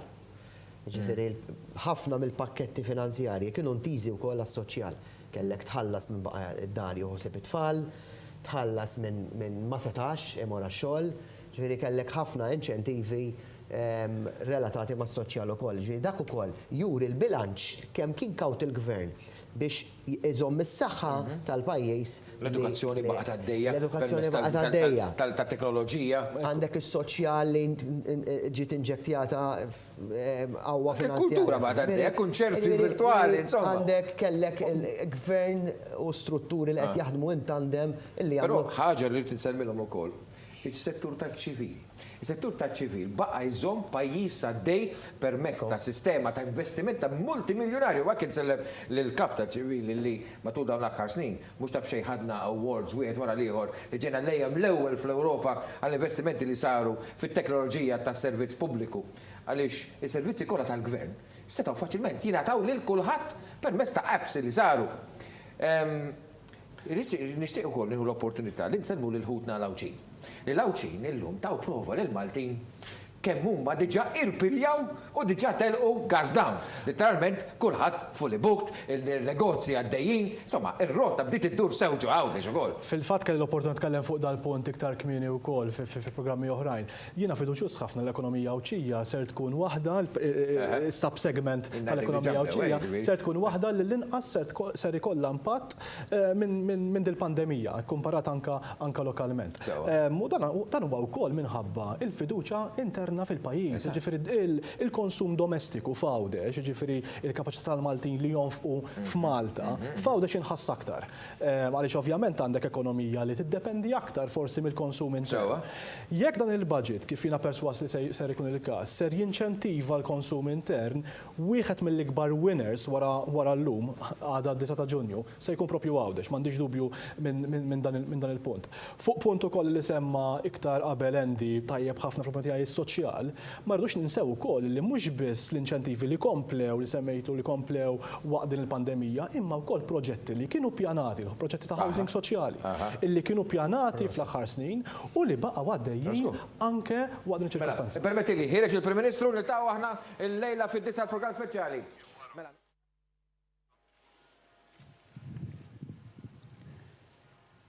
Insellmilkom.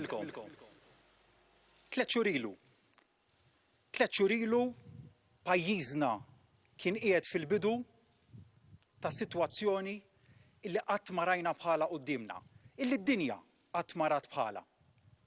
Kellna qudiemna Alla rrieda mument fejn dak kollu li bnejna, dak kollu li ħdimna għalih tul l-snin kien qed jiġi perikolat. Is-saħħa tagħna, l-ekonomija ta' pajjiżna, l-impjiegi li tant ħdimna tul dawn l-aħħar snin biex inżiduhom fin-numru u fil-kwalità. Xi ħaġa li ġiet fuqna Alla rrieda u li ħasdet lid-dinja kollha. It-tbassir li kellna kien wieħed li jixxukjak. Imwiet li kienu mbassra lilna li kont qiegħed nibża inħares lejn it-tbassir. L-istess in-numru tal-qatt. Għexieren ta' eluf ta' persuni li skont it-tbassir li kellna kellhom jispiċċaw mingħajr impjieg.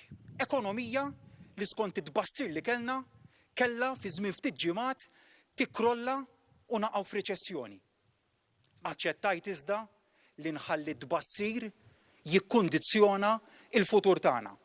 Dak kien it-tbassir, imma dejjem emmint li bil-ħidma, b'impenn, b'dedikazzjoni il-futur tagħna seta' jkun differenti mid-tbassir li beda jagħtina kulħadd. Naturalment, biex stajna naslu għar-realtà sabiħa li qegħdin fiha llum, kien ifisser li ridna naħdmu qatih. Lejl u nar, flimkien bħala tim, bħala gvern wieħed, kumpatt, iffukat, ħdimna biex dak li ġie mbassar lilna ma jseħħx u minflok il-futur sabiħ tagħna nimmodellaw ħaħna skont ix-xewqat tagħna, skont ix-xewqat ta' pajjiż, skont ix-xewqat tal-industrija tagħna, tan-negozji tagħna, tal-poplu b'mod ġenerali. Li ried illi bħalma dejjem għexna il-futur tagħna ikun kuljum aqwa mill-bieraħ. Dejjem hemm minna fada aħjar. Kellna nieħdu miżuri illi kienu wibsin. L-ewwel u qabel kollox biex nipproteġu is-saħħa tal-Awċin, tal-Maltin u ta' dawk kollha li jgħixu f'pajjiżna. Kienu miżuri illi iva kienu jfissru tnaqqis fil-kwalità tal-ħajja, imma li kienu neċessarji. Fuq kollox, miżura wara miżura dejjem ħadniha b'mod proporzjonat. Qatt ma konna aggressivi żejjed fil-miżuri. Kellna dik it-tentazzjoni, kellna dik l-istedina. Illi tilab il-logħba li tilab sejf. Dik kienet tkun manuvra jew deċiżjoni illi żgur ma taħarqek qatt. Imma li kellha l-konsegwenzi. Li kieku morna f'dik id-direzzjoni kieku llum maħniex qegħdin hawnhekk f'din in-normalità sabiħa. Kieku morna għad-deċiżjoni ta' lockdown, kieku għalaqna l-ekonomija ta' dan il-pajjiż, kieku għalaqna n-negozji ta' dan il-pajjiż, konna niġġamjaw l-ekonomija. Illum qegħdin hawnhekk biex innedu pjan ta' riġenerazzjoni tal-ekonomija tagħna. B'ekonomija ġġamjata ma kienx ikollna x'nirreġeneraw, għax kien ikollna negozji li mietu. U għalhekk fil-waqt li rreġistrajna suċċess totali mill-aspett ta' saħħa, grazzi għal ħidma kollettiva tal-poplu tagħna, tal-frontliners, ta' kull min ħadem biex ikkontrollajna l-pandemija bl-akbar suċċess, gburi li kkontrollajna l-pandemija mill-aspett mediku bl-aqwa mod illi stajna u kellna riżultati li jaf bihom kulħadd u jista' jarhom kulħadd. L-istess mod ħdimna dwar l-ekonomija. Fimna li l-pandemija kellha żewġ aspetti, dak ta' saħħa u dak ekonomiku. U għalhekk fil-waqt li ħadna l-miżuri kollha mill-aspett ta' saħħa illi kienu meħtieġa biex inħarsu s-saħħa tal-poplu tagħna, l-istess għamilna fuq il-livell ekonomiku.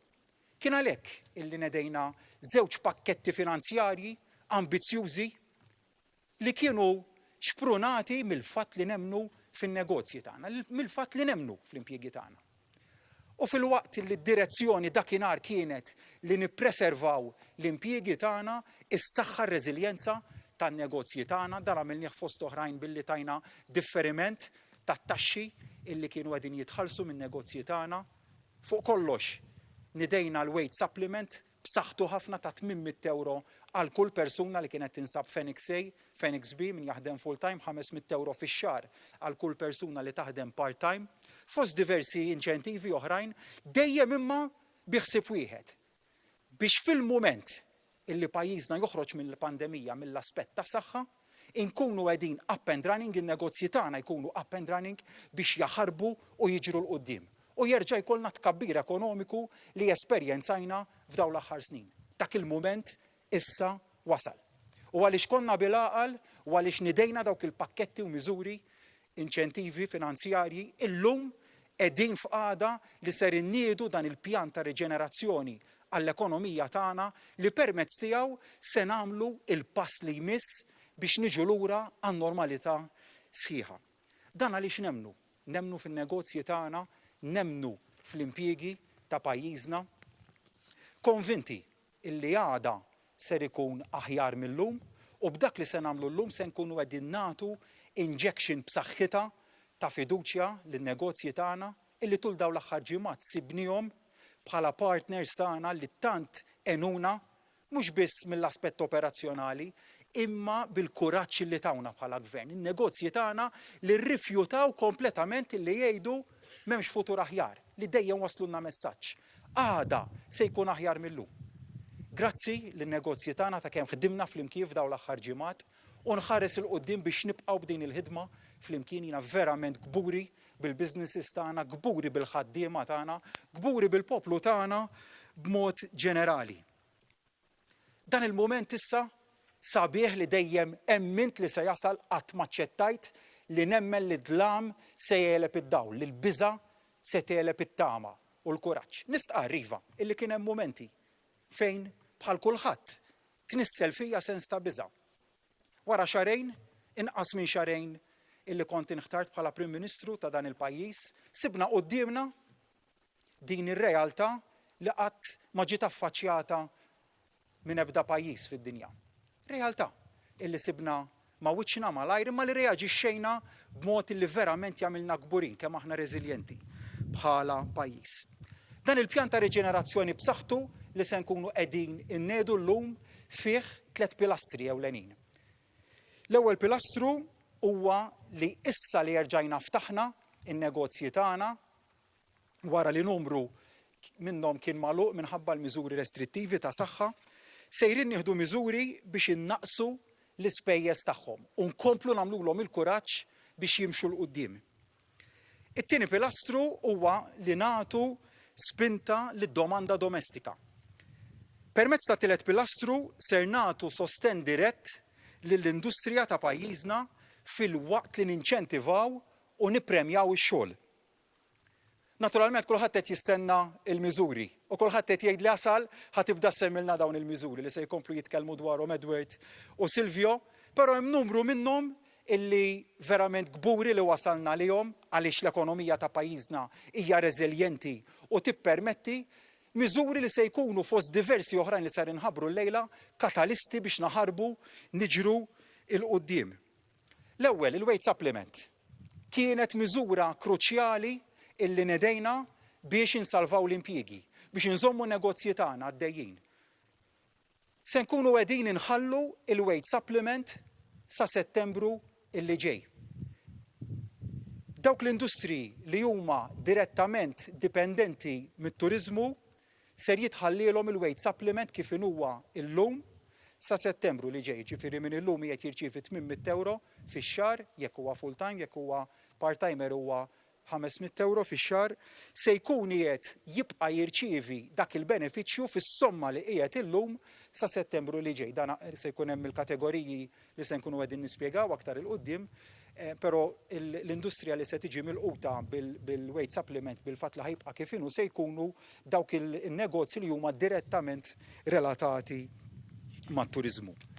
Għan-negozji l-oħrajn li jinsabu f'Enexej, jiġifieri dawk li sal-lum kienu jirċievu 800 euro fix-xahar għal kull ħaddiem, hemmhekk kellna għażla.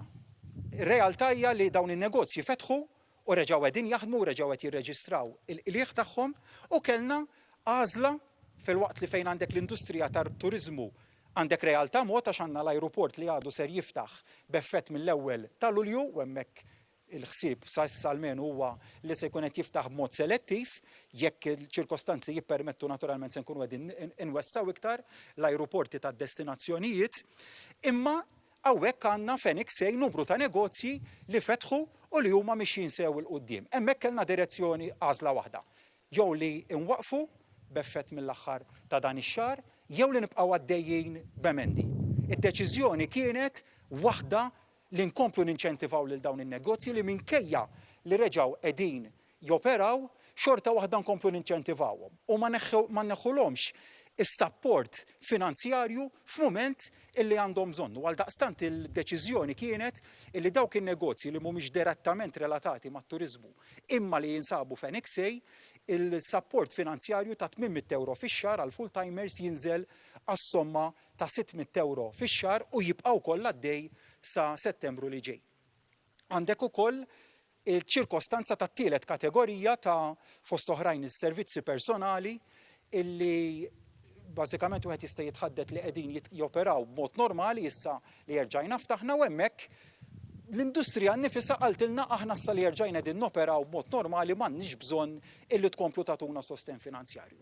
Iżda ħsibna illi jkun żball ukoll li wieħed jirtira kompletament dan is-support finanzjarju f'mument tant importanti għal pajjiżna biex l-ekonomija tkompli taħrab miexja il-qudiem għal daqstant id-deċiżjoni hemmhekk hija li nħallu xorta waħda il-wage supplement iżda minn Phoenix Say wieħed jimxi għal NXB. Dan ifisser illi kull min qiegħed jirċievi wage supplement illum ħadd mhu se jitwaqqaflu. Ħadd mhu se jitwaqqaflu. Li allura jkun ifisser li se nibqgħu għaddejjin bl-Phoenix Say ta' 800 fix-xahar li spjegajt aktar qabel, jew NXA ta' 600 fix-xahar, jew NXB sal-aħħar ta' Settembru ta' din is-sena. Kien hemm anomalija illi sibna meta ħriġna l-wage supplement li kienet tirreferi għal studenti u pensjonanti. Kien hemm esklużjoni mill-wage supplement illi kienet tgħid li min għandu income alternattiv ma kienx intitolat għal wage supplement. U skoprejna li kien hemm żewġ realtajiet. Waħda ta' persuni li huma pensjonanti illi iżda kellhom part-time job li kien jissupplementa il-pensjoni tagħhom u l-oħra ta' studenti li minkejja li kienu qed jistudjaw u jirċievu stipendju xorta kienu qegħdin jagħmlu part-time job biex jissupplementaw l-istipendju tagħhom. Dawn il-persuni ġew esklużi mill-wage supplement. Ħadna deċiżjoni illi minn issa l-qudiem, jiġifieri minn issa sal-aħħar ta' Settembru, kemm l-istudenti illi jistudjaw għandhom stipendju u kienu jaħdmu jew għadhom qegħdin jaħdmu part-time, kif ukoll pensjonanti li jaħdmu għandhom xogħol barra l-pensjoni tagħhom, jiġu intitolati għal wage supplement ukoll. Bekk se nkunu indirizzajna dan in-nuqqas illi wieħed kellna meta nidejna il-wage supplement oriġinali. Grat lejn in-negozji tagħna, semmejta nerġa' nsemmiha u nibqa' nsemmiha. Flok sibna negozji li wieħed forsi kien jistenna f'din iċ-ċirkostanza li jgħidu tuna, ir-realtà hija li kull ma talbu n-negozji tagħna kienet għejnuna ħanarġgħu nibdew naħdmu. Dak kien qatt ma sibt pressjoni minn negozji tagħna, iżda sibt persuni li kollaboraw magħna biex nerġgħu immexxu il-pajjiżna il qudiem. Dan huwa l-mument li bih ser inkunu qegħdin inniedu aktar inċentivi għan-negozji tagħna biex inkomplu ninċentivawhom u jibqgħu jaħdmu. Il-kirjiet. Se nniedu millum għajnuna ta' 50 miljun euro għan-negozji tagħna illi imexxu n-negozji tagħhom minn premises li huma jokkupaw b'kera. Dawk in-negozji li qegħdin Phoenix Say u Phoenix B se jkunu qegħdin jirċievu is-somma fi flus ta' 2500 euro li jkunu jistgħu jużawha biex jaħallsu il-kera tagħhom. Mhux biss, fadal ħafna u ħafna iżjed. Kontijiet tad-dawl ta' dawn in-negozji, il-kontijiet tal-elettriku. L-intiża hemmhekk hija li naqsu l-ispiża operattiva ta' dawn in-negozji. Għax-xhur ta' Lulju, Awwissu u Settembru ta' din is-sena ser inkunu qegħdin inħallsu nofs il-kont tad-dawl ta' dawn in-negozji li jammontaw għal aktar minn 20,000. Jiġifieri se jkollna aktar minn 20,000 negozju li se jirċievu is-somma ta' 2500 euro biex tintuża l-ħlas tal-kera minnhom kif ukoll is-somma ta' mhux aktar minn 1500 euro biex tintuża sabiex jitħallas il-kont tad-dawl ta' dawn in-negozji għax-xhur ta' Lulju, Awwissu u Settembru. Jiġifieri dawn in-negozji barra il-ħlas ta' 2,500 euro għall-kera se jkunu qegħdin jirċievu somma ta' mhux aktar minn 1,500 euro jew id-nofs tal-kont tad-dawl tagħhom biex jagħmel tajjeb għal kont tad-dawl ta' Lulju, Awwissu u Settembru ta' din is-sena. L-ispiża allokata għal ħlasijiet tal-kont tad-dawl se tkun tammonta għal 30 miljun euro. L-industrija tal-kostruzzjoni kienet waħda mill-muturi tal-ekonomija tagħna illi baqgħet reżiljenti fil-pandemija, baqgħet għaddejja u komplet iddawwar ir-rota ekonomika. Hija industrija illi tibqa' mutur importanti għal pajjiżna. Ser inkunu qegħdin inniedu inċentiv bla preċedent. It-taxxa tal-beħ tal-proprjetà, jiġifieri t-taxxa li titħallas mill-bejjieħ tal-proprjetà se tkun qed tonqos minn 8% għal 5%. It-taxxa tal-bol, jiġifieri t-taxxa li jħallas min qed jixtri proprjetà se tkun qed tonqos minn 5% għal 1.5%. Dan għall-ewwel 400,000 tal-prezz tax-xiri tal-proprjetà. Jiġifieri jekk inti qed tixtri proprjetà li tiswa €500,000 euro, l-ewwel 400,000 euro se jkunu b'din ir-rata ta' taxxa preferenzjali. Biex nagħti eżempju żgħir, dan se jkun ifisser tfaddil fuq il-parti tat-taxxa mix-xiri u beħ ta' proprjetà ta' 20,000 ta' euro. Xerrej waħdu ta' proprjetà li tiswa 400,000 euro min jixtri proprjetà se jkun qiegħed jiffranka 14,000 euro f'taxxa. Xerrej ta' proprjetà li tiswa 400,000 euro se jkun qiegħed jiffranka 14,000 euro f'taxxa. Dan mingħajr ma qed nieħdu konsiderazzjoni l-eluf ta' euro f'taxxa li se jkun qiegħed jiffranka min ibih il-proprjetà. Dan huwa stimolu lill-ekonomija tagħna, stimolu lis-settur ta' kostruzzjoni illi ħdimna biex wasalna għalih, però nemmnu illi kien wieħed meħtieġ biex inkomplu ninċentivaw dan is-settur tant importanti għal pajjiżna. Wieħed mill-pilastri li tkellem dwaru kien illi nżidu ninċentivaw il-konsum lokali. Kull persuna illi għandha aktar minn 16-il sena u li hija residenti fil-Gżejjer Maltin se tkun qed tirċievi voucher ta' 100 euro. Kull persuna li għandha aktar minn 16-il sena li tgħix f'Malta u f'Għawdex se tkun qed tirċievi voucher ta' 100 euro li jista' jintuża fuq akkomodazzjoni liċenzjata mill-Malta Tourism Authority, jiġifieri flukandi u stabbilimenti oħrajn li huma liċenzjati mill-MTA, restaurants u bars.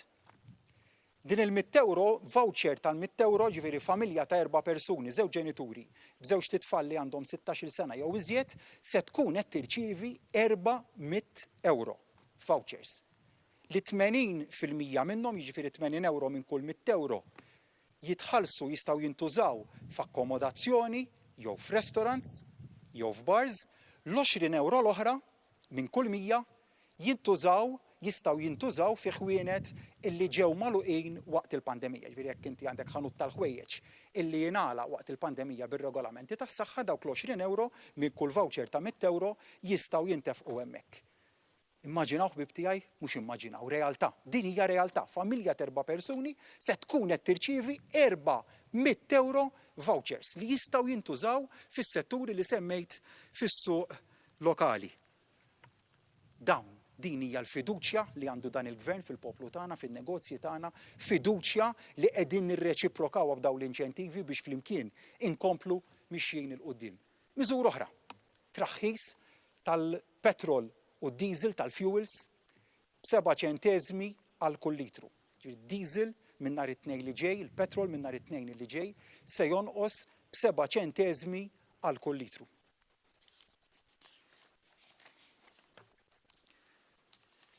Dawn huma ftit mill-miżuri li beħsiebna nkomplu inħabbru il-lejla hemm oħrajn b'tema soċjali fosthom is-supplement il-ġdid li ser indaħlu għall-in-work benefit, il-mod kif għamilna emendi fl-in-work benefit biex inkomplu nagħmluh aktar ġenerus illi aktar jinċentiva x-xogħol. Fl-aħħar mill-aħħar imma dan huwa budget ta' viżjoni u ta' direzzjoni.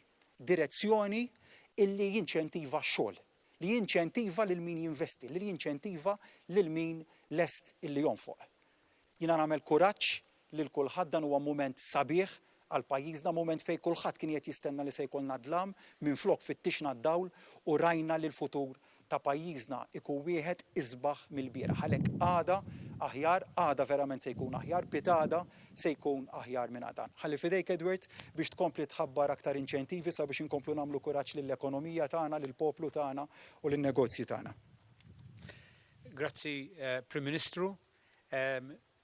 Xogħli u l-ewwel nett illi infisser x'inhu l-pjan wara l-pjan. F'liema stat l-ekonomija qiegħda u x'tip ta' injezzjoni għandha bżonn biex tirkupra. Qed insemmulu pjan ta' reġenerazzjoni, rkupru, recovery, mini budget. Il-punt huwa li diġà għandna budget ġenerus għal din is-sena 2020. Jekk tiftakru f'Ottubru ħabbarna numru kbir ta' miżuri illi jagħtu l-benefiċċji soċjali u jsostni l-ekonomija. Imma allura għalfejn għandna bżonn budget ieħor supplementari biex imur oltre minn dak li għandna. Qegħdin fi stat m'għandix għalfejn infisser illi l-ekonomija għal daqqa kbira.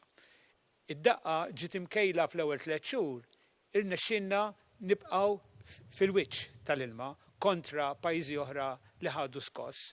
Raġuni li sabu ekonomija reżiljenti u fost l-iktar waħda b'saħħitha f'dak li huwa tkabbir ekonomiku u allura tagħtiha kemm tagħtiha baqgħet fil-wiċċ.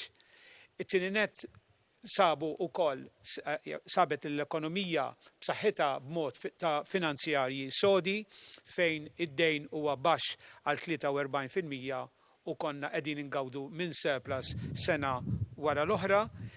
U allura u fl-istess ħin sabet pajjiż illi kien kapaċi minn nazza saħħa ikopri, kapaċi jiddilja ma' sitwazzjoni diffiċli illi ma weruriċ l-gvern dan l-nies biex imorru għal lockdown totali. U dak kien kruċjali biex l-ekonomija tagħna ma tieħux dik id-daqqa ekonomika fl-ewwel 3 xhur. Ma jfissirx li mbagħad f'April u f'Mejju ma kellix issofri. Fil-fatt mill-lat finanzjarju nistgħu ngħidu illi kull xahar hija emorroġija għall-gvern illi jitlef dak id-dħul. L-ispiża baqgħet li kienet ma waqafniex laqqas euro wieħed, imma id-dħul fil-fatt baqa' jinżel. U issa nistennew li jirkupra ftit fix-xhur illi ġejjin. Nista' ngħid li aħna diġà morna l-Parlament biex nitolbu għall-likwidità tal-Gvern billi tlabna l-permess tal-Kamra illi nisselfu u niddejnu jekk hemm bżonn għal sa 2 biljuni ħalli jagħtu dik il-manuvrabilità lill-Gvern. Però da jfisser illi kull sena, kull xahar, anke jekk ma nagħmlux miżura waħda, il-Gvern qed jagħmel deficit għal fatt li qed jitlef id-dħul u qed iżomm l-ispiża tiegħu ta' wieħed jistma' sal-aħħar tas-sena ta' 7%. Sew xi xhur tajbin, xhur ħżiena, meta tagħmilhom flimkien nikkalkulaw xi 7%. U allura wieħed kellu jippjana kemm jista' jagħti riżorsi għal dan il-pjan ta' riġenerazzjoni. U aħna qegħdin nismgħu bejn 4 u 5%, però meta mbagħad inżidu anke dawk l-ispejjeż kapitali u d-differs jitilgħu ferm iżjed u fid-dokument hemmhekk għandna d-dettalji. Dwar it-3 pilastri li semma il-Prim Ministru, irrid ngħid illi l-ewwel wieħed kien li jissalvagwardja l-impjiegi dak li kien tal-wage supplement, però aħna rajna 3 sfidi jew perikli. Kenna id-domanda li waqgħet u dik l-ebda gvern ma jista' jissostitwixxi dik il-waqgħet fid-domanda, ħlief li jagħmel kuraġġ lil-negozji biex jiftħu għax inkella se tispiċċa self-inflicted. It-tieni waħda kien hemm disruption fis-supply, fin-negozju speċjalment internazzjonali.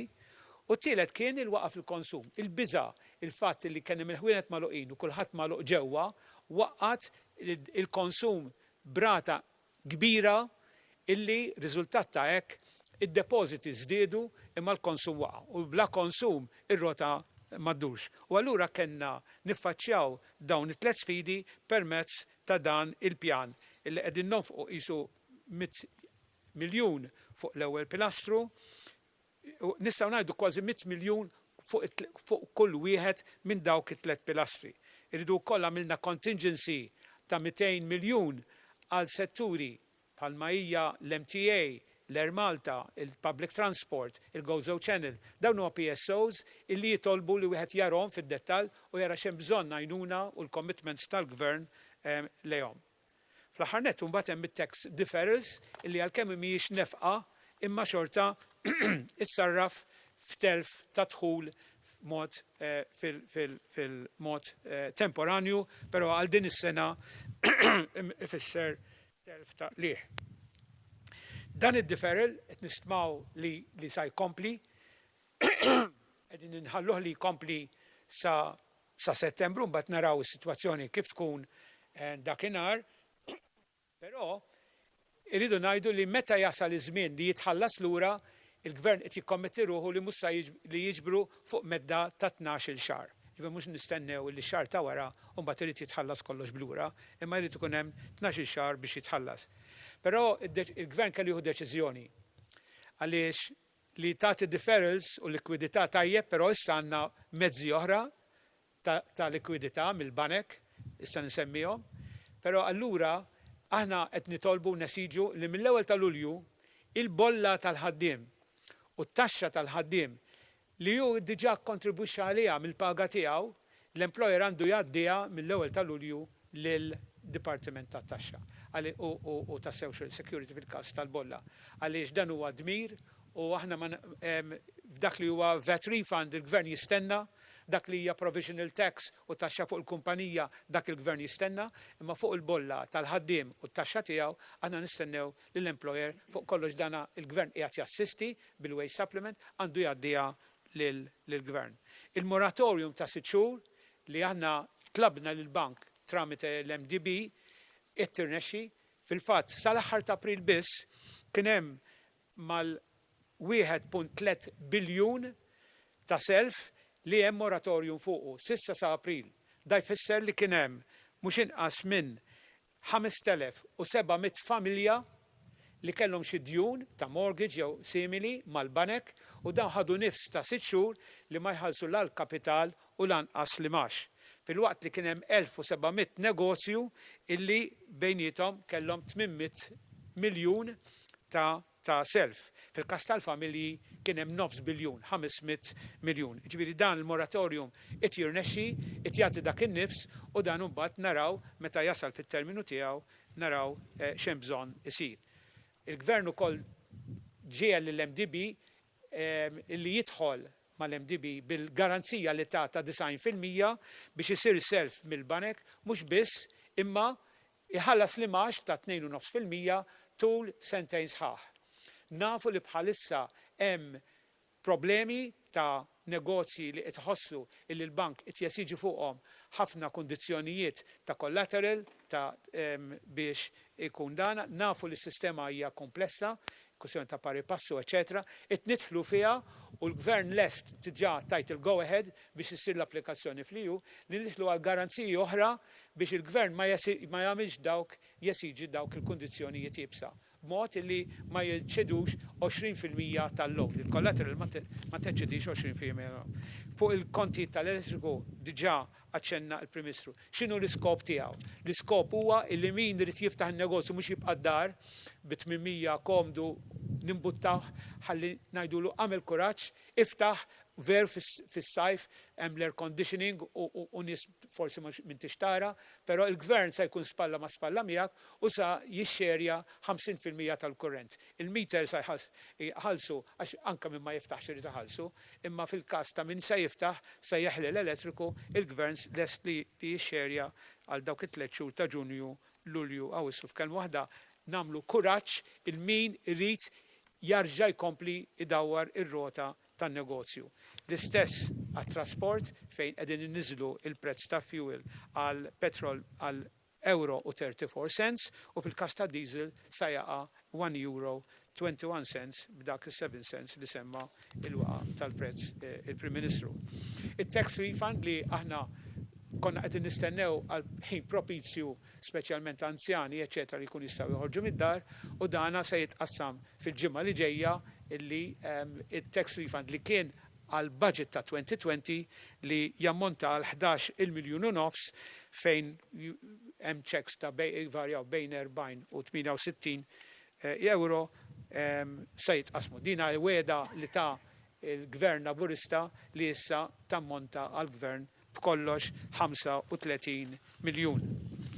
It-taxxa tal-boll l-istess.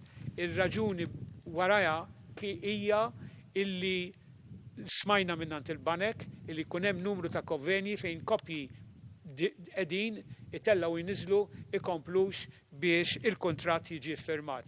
Għal raġuni li jistgħu jistennew li l-proprjetà tinżel jew hekk. Imma dik il-biża' dik l-inċertezza u l-istess għal min ibih illi jinħoloq ċertu inċertezza. U hekk inneħħuha nagħmluhom kuraġġ it-tnejn billi hemm waqa' sostanzjali qed nitkellmu b'14,000 min-naħa ta' min jixtri u mill-inqas 12,000 fuq min ibih fuq massimu ta' 400,000 proprjetà da jiġu affettwati qed nagħmlu stima aħna ta' 10,000 koppja u l-gvern tiġi 32 miljun euro. Sassir modifika sibna l-okkażjoni għal first time buyer illi kien hemm dejjem xi problema li għandu biċċa minn ta' proprjetà jew garax jew hekk u ngħidulu allura ma jikkwalifikax. Millum il-qudiem dan se jibdew jikkwalifikaw bħala first time buyer. Il-kopji issa dawk illi inħabba ċirkostanzi kellhom iħassru t-tiġijiet, il-gvern ukoll fehem is-sitwazzjoni, għamlu deposits tilfuhom fuq dik fuq l-aħra. Jekk aħna juru il-kontijiet li dana, il-gvern lest sa massimu ta' 2,000 euro għal kull kopja qed jalloka 2 miljuni biex jirrifondja l-ispejjeż li ċirkostanzi li ħadd ma kien qiegħed jistennihom. L-in-work benefit li qiegħed hemm biex jagħmel kuraġġ in-nies il-kopji li jmorru joħorġu jaħdmu. U allura aħna qegħdin nżiduh sew għal kopji, sew għal single parents u sew għal kopji fejn ġenitur wieħed jaħdem. Bekk il-massimu se jitla għal 1,400 euro għal kull wilt u għal każ ta' ġenitur wieħed biss jitla għal 630 kull wilt. L-ispiża sa tkun ta' 4 miljuni. L-in-work benefit ukoll kull min jirċievi in-work benefit se nagħtu ukoll rigal ta' darba supplementari ta' 250 euro għal kull familja li tirċievi dan l-in-work benefit. Allokazzjoni ta' 3 miljuni għall għaqdiet volontari, dan mhux kull għaqda volontari, imma dawk l-għaqdiet volontari li xogħolhom kieku ma jeżistux irid jagħmlu l-gvern, aħna nħossu li l-gvern ukoll hawnhekk għandu jwieżen billi jgħaddi kontribuzzjonijiet skont dawk li huma ġustifikati.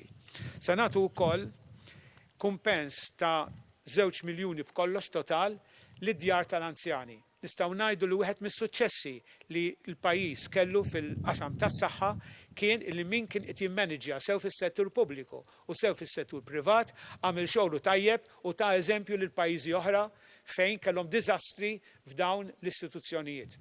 U aħna waħda mir-raġunijiet li kellna l-imwiet kienu daqshekk ir-rata kienet daqshekk baxxi kienu għaliex kienu well managed, daħlu fi spejjeż kien hemm anke min raqat fl-istituzzjonijiet u allura l-gvern hawnhekk alloka 2 miljuni biex jgħin ukoll dawn l-istituzzjoni. Fl-aħħar nett, bħala Ministru tal-Finanzi, nista' ngħid illi l-istabilità monetarja ma tantx tissemma imma qiegħda hemm.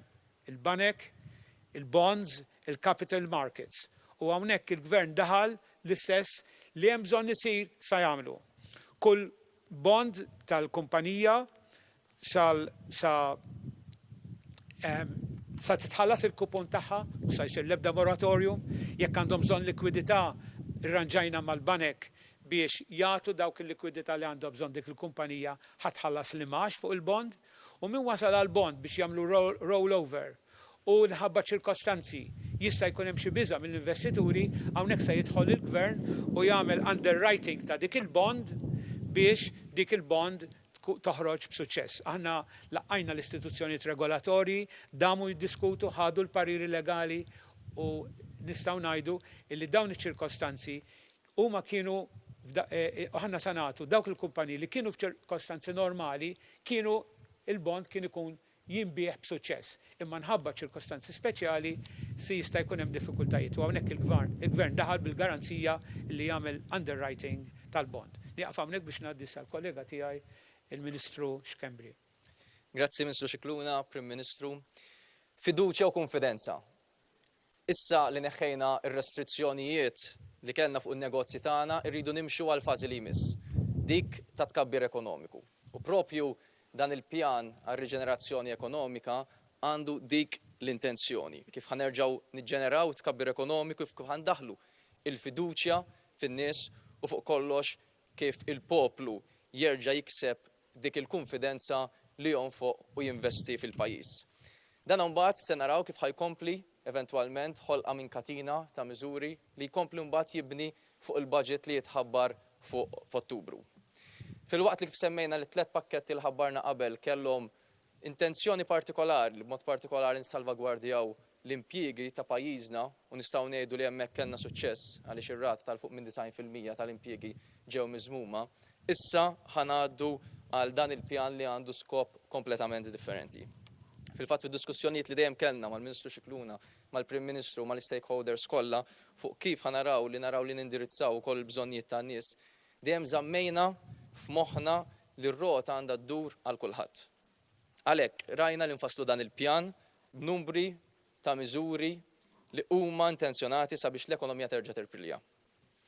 Għalhekk fil-waqt li l-miżura tal-wage supplement servi tal-iskop prinċipali tagħha, issa irridu naraw li l-mudell ekonomiku ma jkunx mibni fuq prinċipju u politika li inti tista' tieħu 800 euro u tiqpa' d-dar ma taħdimx.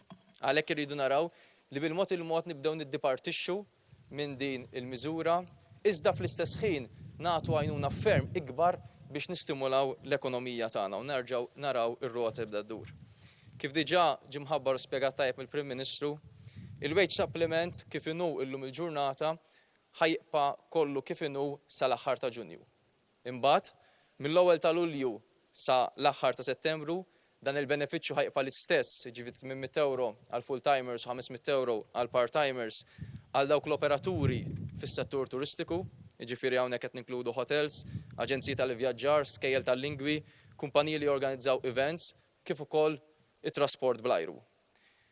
Imbagħad dawk is-setturi li jiddependu mid-domanda lokali bħal dawk li jagħtu servizzi professjonali u personali, minkejja li qegħdin joperaw xorta, aħna se nibqgħu nagħtuhom is-support.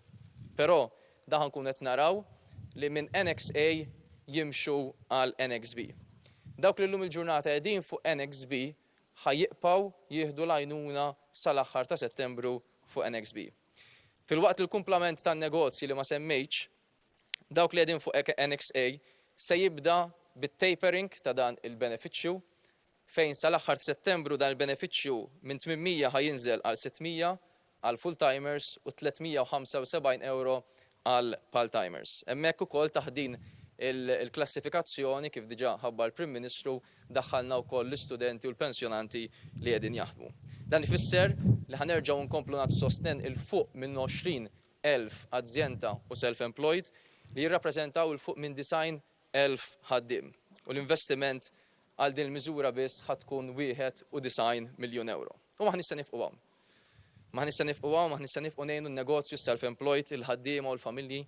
Serħu raskom li se nkomplu nassistu lil min għadu ma sabx saqaħ, sakemm naraw li kulħadd jerġa' jaqbad ir-ritmu tax-xogħol u għalhekk aħna bħala gvern se nibqgħu iva nkunu ta' spalla għalikom.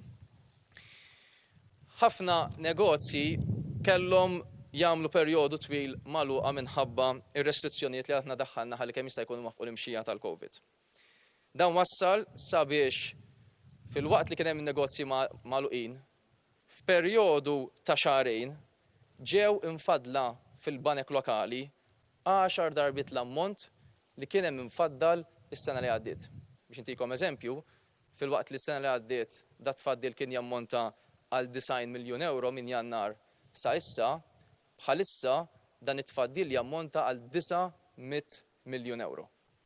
Għalhekk, fl-istess ħin li għatem ir-restrizzjonijiet fuq safar fejn Maltin Wawċin jistgħu jmorru, is-sena li għaddiet bħala medja stajna naraw li kull Malti u kull Awċi sifer għalmenu darba għal perjodu ta' ġimgħa fis-sena. In-nefqa totali ta' dawn il-familji Maltin barra minn Malta kienet tammonta għal madwar 600 miljun euro, jiġifieri kważi 51 miljun euro fix-xahar. Min-naħa l-oħra jekk naraw l-infiq ta' dawn il-familji Maltin fuq dak li nsejħulu turiżmu intern ġewwa pajjiżna fuq perjodu ta' sena sħiħa da ma kienx jammonta iktar minn 50 miljun euro f'sena. Jiġri dak li jonfqu f'xahar barra jintnefaq f'sena hawn Malta. Għalhekk, f'perjodu bħal dan nixtiequ li l-Maltin dan is-sajf igawduh kemm jista' jkun u jgawduh ukoll bħala turisti ġewwa pajjiżna. Għalhekk biex niġġeneraw ukoll it-turiżmu intern se nkunu qegħdin nagħmlu miżura b'saħħitha ħafna sabiex naraw li r-rot terġa' ddur. Qed inħeġġu lill-poplu biex igawdi f'pajjiżna. Pajjiżna u destinazzjoni sabiħa fih innifsu. U bħalma turisti jiġu jgawduh hawnhekk aħna wkoll nistgħu ngawduh. Allura sabiex nagħtu dik l-ispinta għad-domanda domestika se nkunu qed ngħinu l-negozji wkoll jirkupraw. Se nagħtu allokazzjoni ta' voucher ta' 100 euro lil kull persuna tal-fuq minn 16-il sena, li dan il-voucher ħajkun maqsum f'5 vouchers ta' 20 euro kull wieħed u kif diġà ġie spjegat 4 minn dawn il-vouchers jistgħu jiġu użati minn dawk il-ħwienet u negozji li huma liċenzjati mill-Malta Tourism Authority, jiġifieri holiday accommodations, ristoranti jew bars. Fil-waqt li l-voucher ta' 20 euro se jkun jista' jiġi jintuża fil-ħwienet l-oħra kollha li ġew magħluqa permezz ta' legal notice, bħal ħwienet tal-ħwejjeġ, retail, beauty parlors u ħafna oħrajn. Meta jiġu għal-refund, il-negozji li mbagħad kif ħadħaddem is-sistema, il-negozji li huma liċenzjati mill-Malta Tourism Authority dawn jieħdu refund direttament mill-awtorità, fil-waqt li n-negozji l-oħra kollha li mhux liċenzjati mill-Malta Tourism Authority, ir-refund se jkun qed jingħata permezz tal-mimkoll. Dawn il-vouchers l-iskadenza tagħhom ħatkun sal-aħħar ta' Settembru l ġej. Qed nagħmlu hekk ħaliex aħna nagħtu dik l-ispinta qawwija ħafna ta' fiduċja u infiq f'perjodu qasir ta' żmien. Din il-miżura weħeda tiswa 34 miljun euro. Immaġinaw f'inqas minn 3 xhur il-gvern ħajinjetta 34 miljun euro x'intefqu fin-negozji tagħna. Dak jekk jintużaw il-vouchers biss. Ovvjament, meta wieħed joħroġ ħajkun qed jonfoq iktar, jiġu l-amplifikazzjoni mbagħad ta' dik il-miżura ħatkun ferm ikbar. U għalhekk nixtiequ nagħtu messaġġ b'saħħtu hawnhekk li l-familji iva tistgħu tkomplu bil-ħajja normali tagħkom. Għax se nkomplu mixin qudiem u iva tagħmlu sew jekk terġgħu tkomplu toħorġu, tieklu fir-ristoranti mal-familji tagħkom, tagħmlu sew li terġgħu tippjanaw weekend breaks ġewwa pajjiżna u taraw li anke qed ngħidulkom biex kemm jista' jkun tmorru tieħdu pjaċir ġewwa pajjiżna. Pajjiżna pajjiż sabiħ u allura ejja ħalli ngawduh kemm jista' jkun. Fl-aħħar mill-aħħar qegħdin naraw li anke b'dawn il-miżura ħankun qed inqasmu l-ġid biex noħolqu aktar ġid u dan is-sajf ħudu gost morru xtru għand in-negozji tagħkom, negozji Maltin u Wawċin ħalli nkomplu ndawru r-rota ekonomika. Mod partikolari din miżura qed naraw li ħajkoll effett pożittiv ħafna speċjalment f'dawk l-establishment ġewwa Għawdex.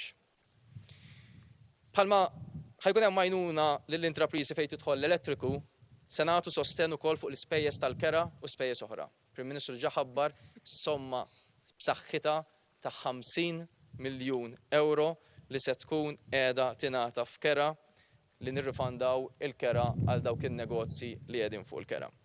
Fil-fatt dawk li benefikaw mill-wage supplement li fuq minn 20,000 negozju self-employed se jistgħu jibbenefikaw minn qotja li tkopri parti mill-kera tagħhom għal perjodu ta' 3 xhur għal 2000 €2500 sabiex naraw li nkomplu naqsu il-piżijiet minn fuq in-negozji tagħna. Mhux ħanifqu hemm, irridu nkomplu ngħinu n-negozji tagħna, speċjalment in-negozju żgħir. Għalhekk se ngħinu l dawk li investew fin-negozju tagħhom ġewwa pajjiżna is-sena li għaddiet u għalhekk gawdu mill-iskema tal-Microinvest u allura għandhom tax credits, qed naraw li din is-sena ħatkun diffiċli li dawn isarfu it-tax credit fi flus. Għalhekk minflok tax credits 30% ta' dawk il-credits ħantuhomlhom hard cash bħala grant lilhom. Dan ifisser li l-fuq minn 2670 negozju f'Malta u 471 negozju f'Għawdex ħajkunu qegħdin igawdu minn din l-iskema li hemm allokat €5 miljun. Il-grant ħajkun ta' massimu għal €2000 għan negozju li qed f'Malta u biex ninċentivaw iktar in-negozji għawċin dan il-grant u n-negozji immexxija minn intraprenditriċi li huma nisa, dan il-grant minn €2000 ħajitla għal €2500. Aktar għajnuna n-negozji. Qabel faqqat il-pandemija, ħafna negozji ħalsu liċenzja ġewwa pajjiżna. Din liċenzja ħalsuha biex joperaw għal perjodu ta' sena. Però aħna ħassejna li f'dan il-perjodu ma setgħux joperaw bl-operat normali tagħhom. Allura l-gvern ħajkun qed jara li jirrifondi il-ħlas tal-liċenzja kollha sħiħa ta' sena lura il dawn in-negozji. Din hija miżura li ħankun qed nagħtu €5 miljun oħra lura lin-negozji tagħna u għalhekk ħadkun qed torqod il fuq minn 3065 persuna liċenzjata mad-Dipartiment tal-Kummerċ fosthom Bejja tal-Monti, Bejja tat-Toroq u l-fuq minn 9000 negozju li għandu liċenzja mal-Malta Tourism Authority, fosthom lukandi, bars, ristoranti u gwidi turistiċi. Iktar għajnuniet. Rridu naraw li minn sfida noħorġu opportunità. U għalhekk fil-waqt li nżommu it-tajjeb li ħareġ ukoll minn dil-pandemija fosthom il-mod ta' iġene ġenerali rridu nżommu fil-pajjiż. Il-mod ta' metodi ġotta fejn ħadem ta' kif wieħed jaħdem għax-xogħol, teleworking, remote working. Irridu naraw ukoll li issa n-negozji tagħna ngħinuhom sabiex jagħmlu re-engineering process jew business plans ġodda għan-negozju tagħhom u ħanejnuhom botja ta' finanzjament ta' €5000 sabiex iqabdu nies professjonali li jgħinuhom anke jutilizzaw metodi ġodda ta' kif joperaw. Fosthom anke permezz ta' teknoloġija innovattiva ħalli naraw li daw in-negozji jiġu iktar future proof. Fuq l-istess ħsieb, irridu nkomplu nsaħħu il-kapaċitajiet tal-ħaddiema tagħna. Speċjalment nerġa' ngħid dawk li jaħdmu fin-negozji żgħar. Għalhekk ser nieħdu skema darba indirizzata għal dawk in-negozji li ħadmu inqas minn 50 persuna magħhom sabiex hemmhekk jagħmlu skills development.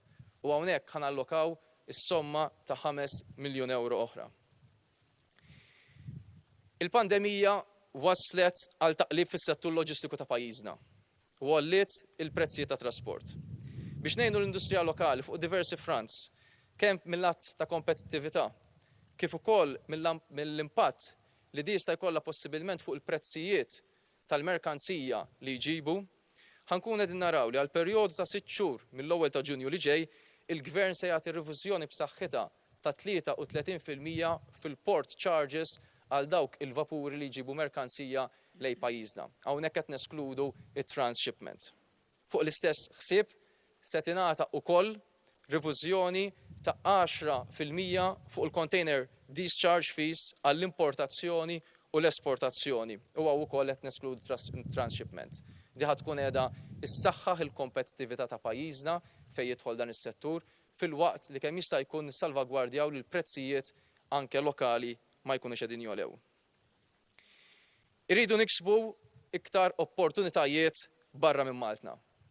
Kif diġà semmej dan il-pjan għandu pjan ta' viżjoni li mhux sempliċement niflowtjaw, iżda immorru lil nirriġeneraw l-ekonomija tagħna.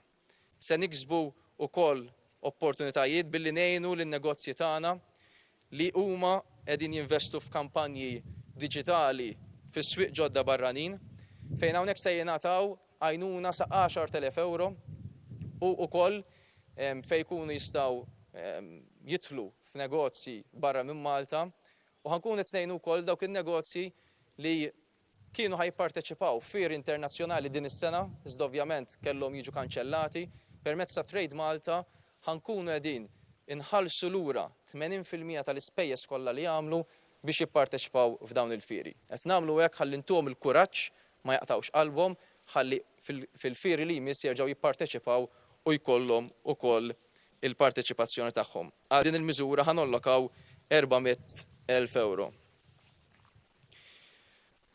Għaliex għandna ekonomija diversifikata, għandna ekonomija reżiljenti. Għalhekk fuq l-istess ħsieb hemm bżonn li f'dan iż-żmien fejn swieq tradizzjonali tagħna ngħid jiena llum qed jitfaċċaw sfidi kbar, irridu naraw li nħarsu lejn swieq oħra. Fost oħrajn il-kontinent Afrikan, dak tal-Lvant Nofsani, kif ukoll tal-Amerika Latina.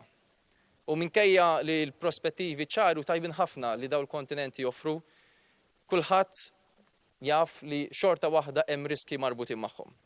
U allura biex ninkoraġixxu l-azzjendi Maltin jesportaw ukoll lejn daw il-pajjiżi, ħanollokaw is-somma taħt Malta Enterprise permezz tal-Malta Development Bank ukoll is-somma ta' 10 miljun euro fl-iskema ta' Export Credit Guarantee biex inserħulhom rashom ukoll. Is-settur tal-ambjent. Irridu naraw ukoll li l-industrija tal-kostruzzjoni tibqa' b'saħħitha, però dan tagħmlu wkoll b'rispett sħiħ lejn l-ambjent. Għalhekk se nniedu miżura b'saħħitha ta' 4 miljun euro sabiex l-industrija tal-kostruzzjoni timmodernizza makkinarju tagħha li jkun wieħed iktar effiċjenti, però wieħed li jħares lejn l-ambjent. U għalhekk għal din miżura kull applikant se jingħata massimu ta' 200,000 euro. Dil-pandemija uritna wkoll li hemm kemm huwa importanti li jkollna provvista tajba tal-ikel, tal-prodotti lokali u servizzi. U permezz tal-laqgħat ta' konsultazzjoni li kellna l-Prim Ministru, il-Ministru Scicluna ma' diversi msieħba soċjali u setturi diversi tal-ekonomija, kien ċar li kellna bżonn li ngħinu l-produtturi lokali u l-negozji tagħna li minħabba ċokon tagħhom isibuha bitqila jew diffiċli sabiex jippromovu il-prodotti tagħhom. Għalhekk, il-Ministeru tal-Ekonomija se jkun qed jara li jniedi kampanja b'saħħitha anke ta' għajnuna għal dawn is-servizzi li tammonta għal 5 miljun euro li fost oħrajn eżempju ħanejnu l-bdiewa, r-raħħala u s-sajjieda wkoll li jipromuovu l-prodotti tagħhom sabiex ibijaw aktar prodotti lokali u frisk imkabbar ġewwa pajjiżna. Apparti minn hekk, irridu nkomplu naraw li nikkreaw niċċeċ ekonomiċi ġodda. Irridu noħolqu iktar opportunitajiet. Għalhekk bħala Ministeru tal-Ekonomija se nkunu qed naħdmu fuq qafas legali ġdid ta' dak li jissejjaħ Green Recovery li fil-waqt li b'direttiva Ewropea din naraw li dina da tiġi indirizzata fuq kumpaniji kbar ħafna hemm vojt fejn jiġu indirizzati il-kumpaniji żgħar. U għalhekk se nkun qed naraw li permezz tal-Malta Business Registry se nagħmlu framework ġdid li jkun qed jindirizza l-istess kumpaniji fuq skala iżgħar. Hawnhekk qed nirreferi għall Environment, Social and Governance Framework. Dan huwa suġġett tekniku fuq ħajkollna mbagħad konferenza dedikata apposta għalih fil-jiem li ġejjin. Finalment, bi pjaċir inħabbar li l-Kabinett approva l-akbar proġett ta' infrastruttura industrijali fl-istorja ta' pajjiżna. Element importanti li kien xkil qabel il-pandemija kien il-fatt li kellna nuqqasijiet kbar ta' infrastruttura industrijali.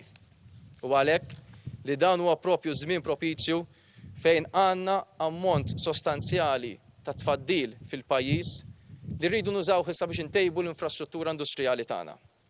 Għalhekk fuq perjodu ta' 8 snin li ġejjin se nimbarkaw fuq proġetti differenti li meħudin flimkien ilaħqu l-fuq minn 400 miljun euro.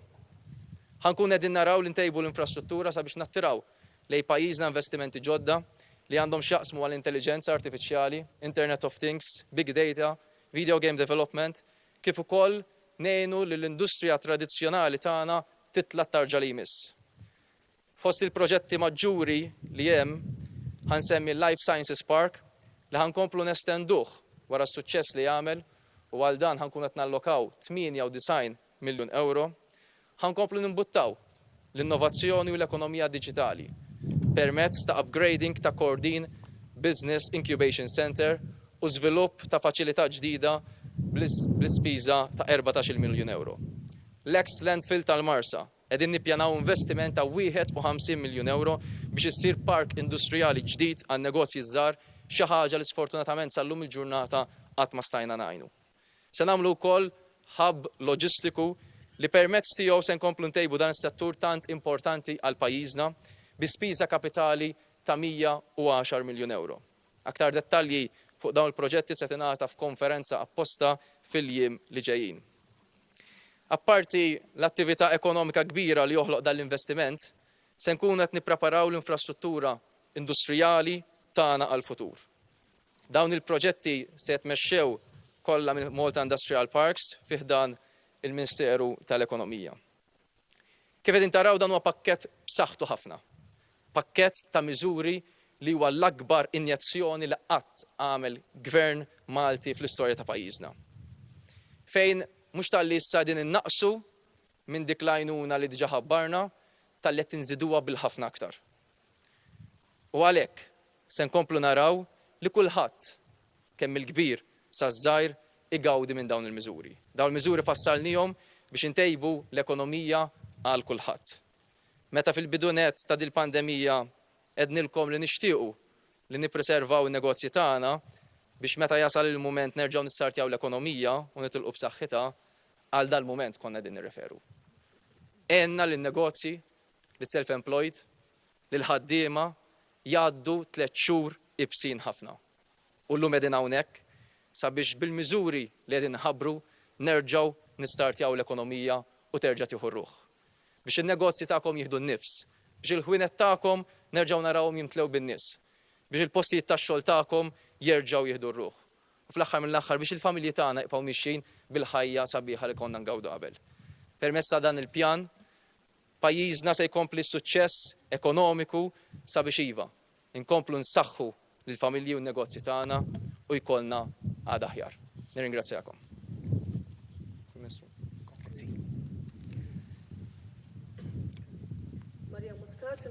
Malta. Prim Ministru, mandi 3 mistoqsijiet. Il-vouchers kemm hemm żmien biex in-nies jistgħu jużawhom. It-tieni mistoqsija, dan il-pakkett finanzjarju li huwa multimiljonarju, kif se jiġi iffinanzjat? U ħanistennew forsi xi żieda fit-taxxi fil-budget ta' Ottubru. U t-tielet mistoqsija, semmejna ħafna drabi ringrazzjament għall frontliners matul din il-pandemija, tikkonsidraw xi tip ta' bonus bħala ringrazzjament għal dawn il-frontliners illi kienu kruċjali f'din il-pandemija u l-kontroll tagħha. Grazzi. Grazzi Marija. Il-vouchers jistgħu jintużaw sa Settembru illi ġej. Dan huwa gvern rigward id-domanda l-oħra jekk se jkun hemm introduzzjoni jew żieda fit-taxxi li dejjem mexa bi prinċipju wieħed mill-2013 sal-lum. Illi l-ġid toħolqu illi l-ekonomija tmexxija il-qudiem billi tinċentiva lin-nies, mhux billi tintaxxa u tieħu mingħand in-nies. Dan huwa prinċipju fundamentali li fuq jemmen dan il-gvern u li jiddistingwina mill-amministrazzjoni preċedenti. Għal daqstant, jiena kommess li dan il-gvern kif immexxi minni jibqa' jimxi fuq l-istess prinċipju ta' kif imxejna f'daw l-aħħar snin, illi nkomplu ninċentivaw in-nies u dan illi ħabbarna llum niffinanzjawh mill-inċentivi illi qegħdin nagħtu. Rigward id-domanda tiegħek, għal daqstant ir-risposta hija le mhux se jkun hemm introduzzjoni ta' taxxi ġodda. Dwar id-domanda tiegħek jekk hux se jkun hemm benefiċċju partikolari għall frontliners. F'daw l-aħħar 3 xhur kienu eluf il-frontliners f'pajjiżna, forzi tal-ordni, min jaħdem fil-qasam tas-saħħa, min jaħdem fil-cleansing, numru illi nagħmel żball jekk nipprova nidentifika għaliex nissogra li nħalli ħafna u ħafna nies barra. Dan il-pjan ta' riġenerazzjoni ekonomika għandu il-ħsieb illi jistimola l-ekonomija tagħna u jieħu lil pajjiżna għal pass li jmiss l-fażi li jmissu għal daqstant. Kif ħabbarna diġà, m'hemm l-ebda miżura li jantiża b'mod speċifiku għal frontliners. Il-frontliners naturalment ser igawdu mill-bqija tal-benefiċċji kollha l-oħra illi nedejna il-lejla mhuwiex esklus illi aktar il-qudiem wieħed jikkunsidra jekk għandux ikun hemm benefiċċji tax-xorta msemmija minnek. Però nieħu din l-okkażjoni biex nirringrazzja lil frontliners kollha tagħna, lil poplu kollu tagħna b'mod ġenerali li tant kien dixxiplinat, tant għamel sagrifiċċji u ħadem biex bekk illum nistgħu niċċelebraw flimkien dan il-mument tant sabiħ. Massimo Costa mill-Malta Today. Mistoqsija għall-Prim Ministru rigward dak li ġara il-weekend li għadda fej numru ta' migranti li kienet jinżammu fuq vapuri tħallow jitlu Malta wara ġimgħat sħaħ li bażikament kienu fuq il-baħar. Il-mistoqsija jekk il-Gvern jiġi konfrontat b'sitwazzjoni simili ta' migranti li jiġu salvati, x'għad tkun il-pożizzjoni tiegħu, x'ħajamel? U jekk tħoss li d-deċiżjoni li jinżammu fuq il-vapuri fl-aħħar mill-aħħar ġietx ħażina. Grazzi Massimo.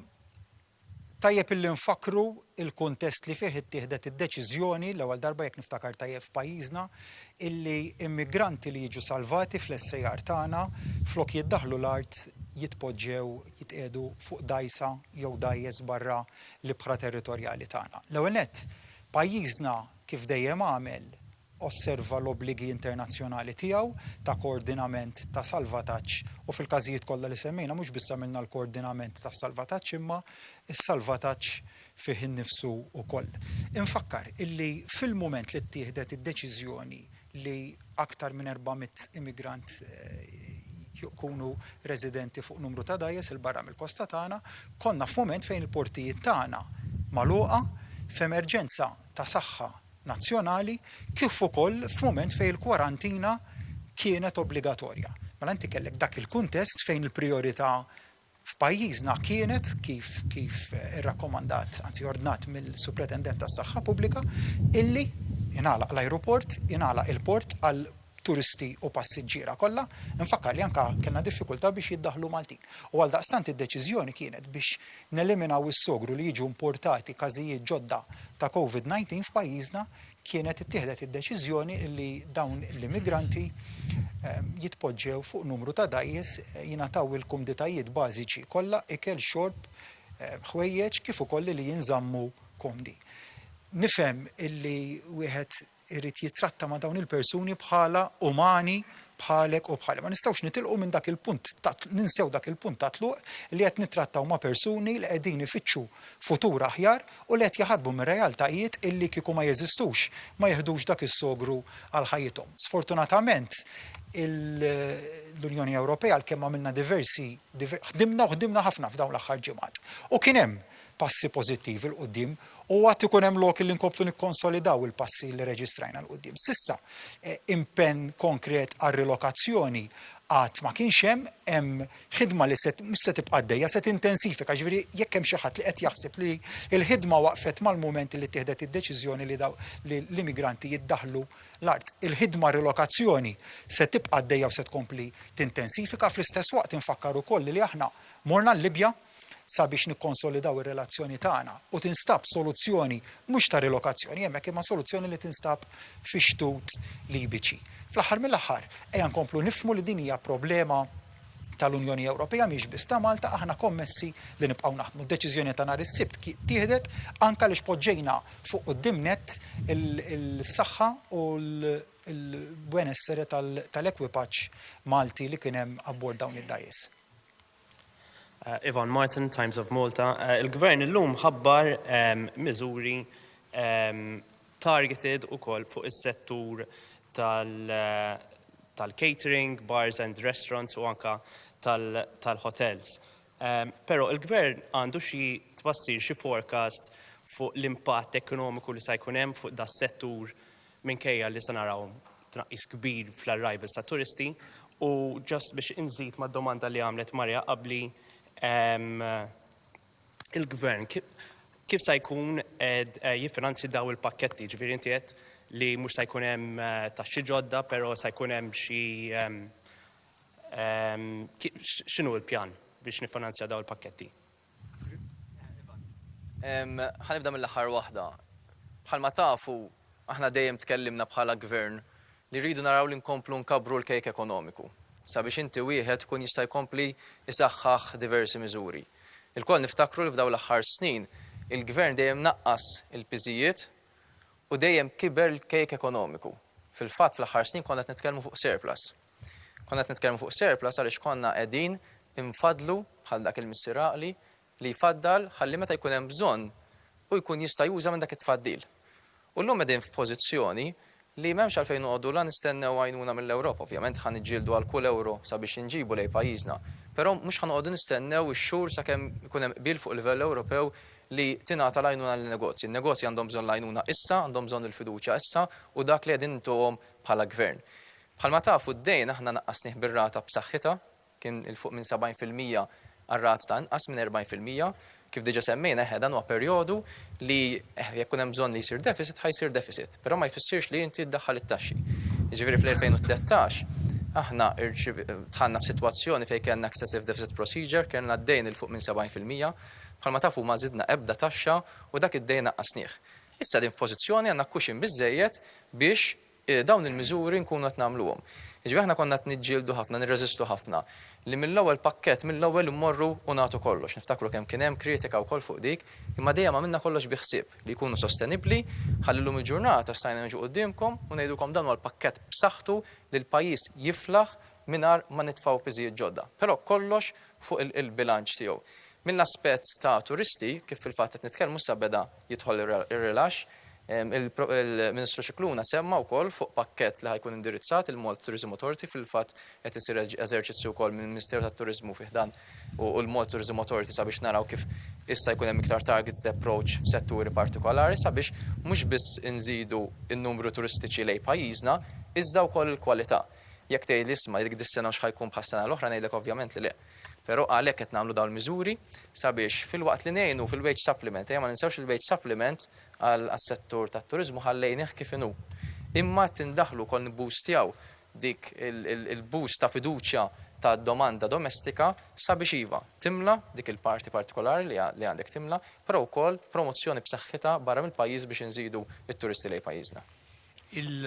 Biex nżid ftit, il-miżuri li qed isiru li huma ġenerużi huma sbieħ fis-sens għal min jirċievi dawk il-flejjes mhux qegħdin hawn biex nintoġbu, qegħdin hemmhekk targeted specifically biex ikollok it-tkabbir ekonomiku u s-sostenn tal-settur privat.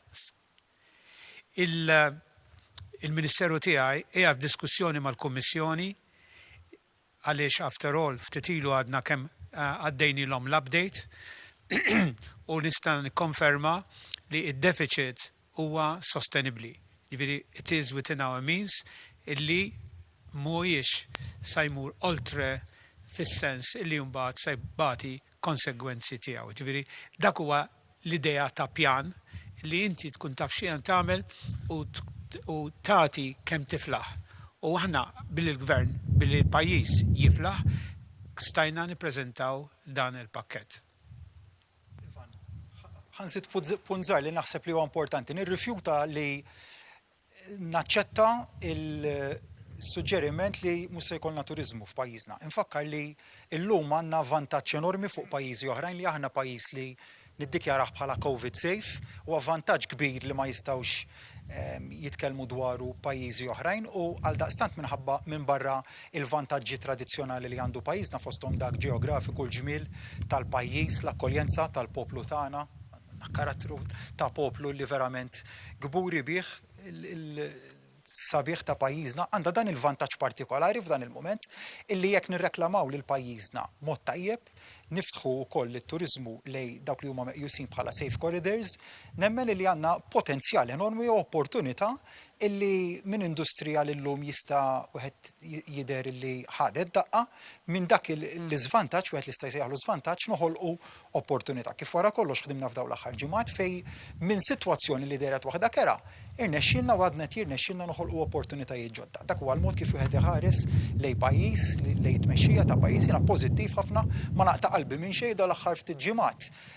Kont riżolut miegħi nnifsi flimkien mal-bqija tal-kabinett li ma naqtaw qalbna minn xejn minkejja d-diffikultajiet li kien hemm u żmien b'umiltà ngħid illi tagħna raġun. Tagħna raġun dejjem konna onesti man-nies, konna trasparenti f'dak kollu li konna qegħdin nagħmlu fejn kien hemm mumenti ibsin għall-pajjiż. Għadna hemm mumenti ibsin fejn kien hemm mumenti li għadna hemm bżonn inkunu dixxiplinati. konna dixxiplinati u għadna hekk, illum huwa l-mument li fih ingawdu l-frott ta' dik il-ħidma kollettiva. Grazzi. Albert Gallia, Malta Independent. L-ewwel mistoqsija hija li waħda mit-talbiet li saru fl-aħħar xhur kemm mill-oppożizzjoni u anke mill-uħud mill-imsieħba soċjali kienet għat-traħħis fil-kontijiet tad-dawla l-familji. Però f'dan il-pakkett li ġi ippubblikat illum qed tgħinu biss lin-negozji.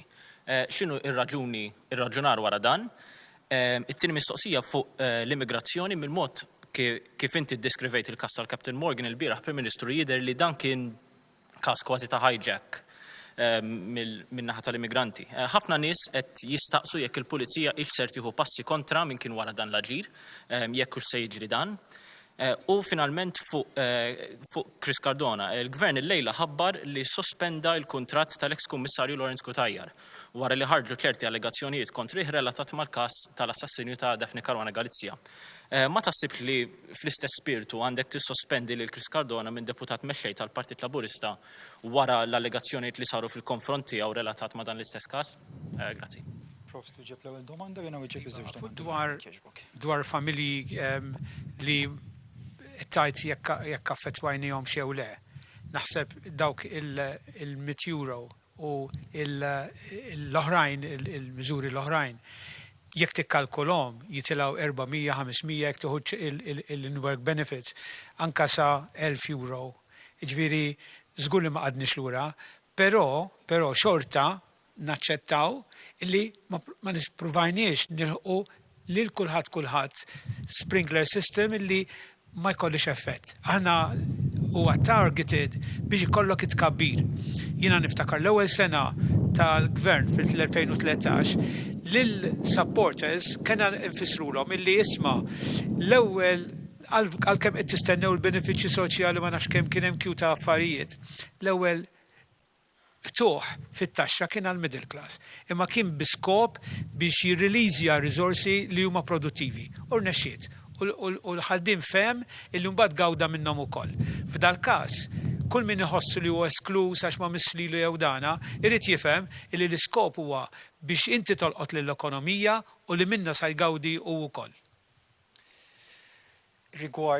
Albert, rigward id-domanda tiegħek jekk hux ser jittieħdu proċeduri jew investigazzjoni jew proċeduri fil-konfront ta' numru ta' immigranti li ħolqu l-inċidenti nhar is-sibt li għadda dik hija funzjoni li tispetta lill-pulizija illi naturalment titħalla tagħmel xogħla, jiena nagħmel biss kumment ġeneriku li fil-waqt li nikkundanna t-tip ta' inċidenti li kien hemm li eskalaw.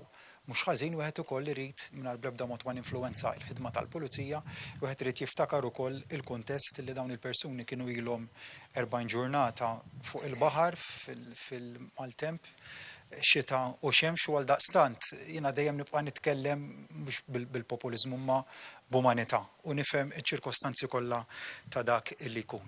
Rigward id-domanda tiegħek dwar Chris Cardona, lil Chris dejjem nafu bħala persuna li għandu għal qalbu l-interessi tal-Partit Laburista u ninsab konvint li se jieħu dawk id-deċiżjonijiet kollha li huma meħtieġa biex ma jagħmilx ħsara lill-Partit Laburista.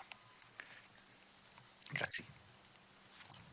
Borċ minn Newsbook, għandi 3 mistoqsijiet, jekk ma jimpurtax l waħda hija dwar semmejtu ħafna inċentivi ma dwar teleworking, nafu li smajna ħafna f'daw l-aħħar xhur, f'daw l-aħħar ġimgħat. Il-Gvern qed jagħmel xi ħaġa biex joħroġ b'inċentivi biex iħajjar il dawk il-kumpaniji jinvestu fit-teleworking, kien hemm ħafna kumpaniji li qalu din is-sistema dan il-mod kif jaħdmu ħadem. Dik l-ewwel mistoqsija, it-tieni mistoqsija dwar waħda mill-miżuri dwar it-taxxa tal-boll fuq xiri ta' proprjetà li semmitu li din se torħos minn 5% għal 1.5% sa l-ewwel 400,000 euro.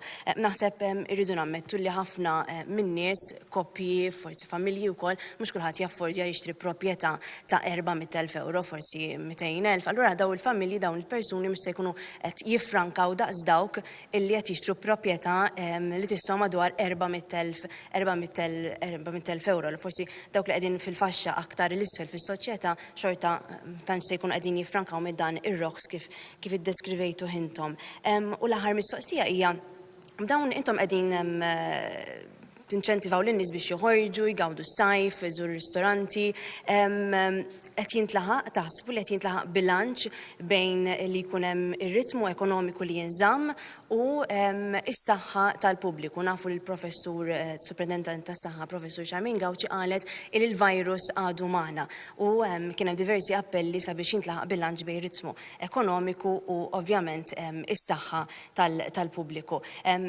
Qed jintlaħaq dal-bilanċ u forsi ma nafx jekk jinkwetakomx anke għal fatt li mill-ewwel tal-Lulju se jkunu qed jinfetħu l-portijiet mod partikolari l-ajruport. Grazzi. Grazzi.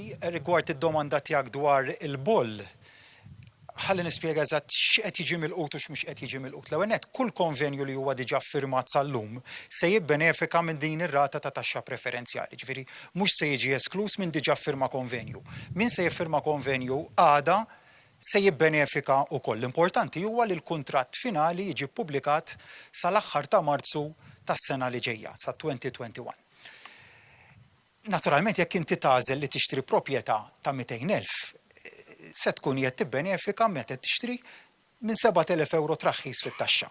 Jekk inti qed tonfoq 300,000 se tkun qed tibbenefika iżjed, jekk tkun qed tonfoq 400,000 se tkun qed tifranka l-14,000 euro f'taxxa kollha. Jekk qed tixtri proprjetà li tiswa 150,000 xorta waħda se tkun qed tifranka somma illi tammonta għal eluf ta' euro f'taxxa. Nemmen illi bil-fors dan huwa l-uniku mekkaniżmu li wieħed il-mekkaniżmu li kien loġiku illi wieħed jintroduċi u huwa benefiċċju li huwa ġenerus ħafna li jolqot ukoll iva il-faxxa il-baxxa tas-soċjetà ta' min għandu inkam aktar modest kif ukoll dawk li għandhom inkam li huwa wieħed moderat u allura li jifilħu jixtru proprjetà ta' valur iżjed. Min jixtri proprjetà li tiswi iktar minn 400,000 euro l-benefiċċju tat-taxxa se jieħdu wkoll fuq l-ewwel 400,000 euro. Rigward id-domanda tiegħek jekk huwiex jinżamm bilanċ bejn is-saħħa u l-ekonomija, dan kien prinċipju bażiku li dejjem imxejna dwaru li s-saħħa u l-ekonomija ma jeskludux lil xulxin iżda huma komplementari għal xulxin. Illum għandna 25 każ attiv biss f'pajjiżna ġifieri irnexxinna nikkontrollaw il-pandemija b'mod eċċellenti grazzi għall-awtoritajiet tas-saħħa tagħna l-miżuri illi ttieħdu dejjem kienu proporzjonali u mhux nemmen konvintissimu illi il-miżuri li għamilna biex b'mod gradwali aħna fl-4 ta' Mejju, fit-22 ta' Mejju u fl-aħħar set ta' miżuri li komplejna nneħħu imxejna b'mod gradwali, b'mod prudenti u dejjem żammejna dak il-bilanċ fejn is-saħħa u l-ekonomija komplementaw lil xulxin u iva il-mod kif fil-waqt li dejjem kulħadd kellem li se jkollna it-tieni mewġa u kulħadd dejjem mhux kulħadd selettivament naħseb kellna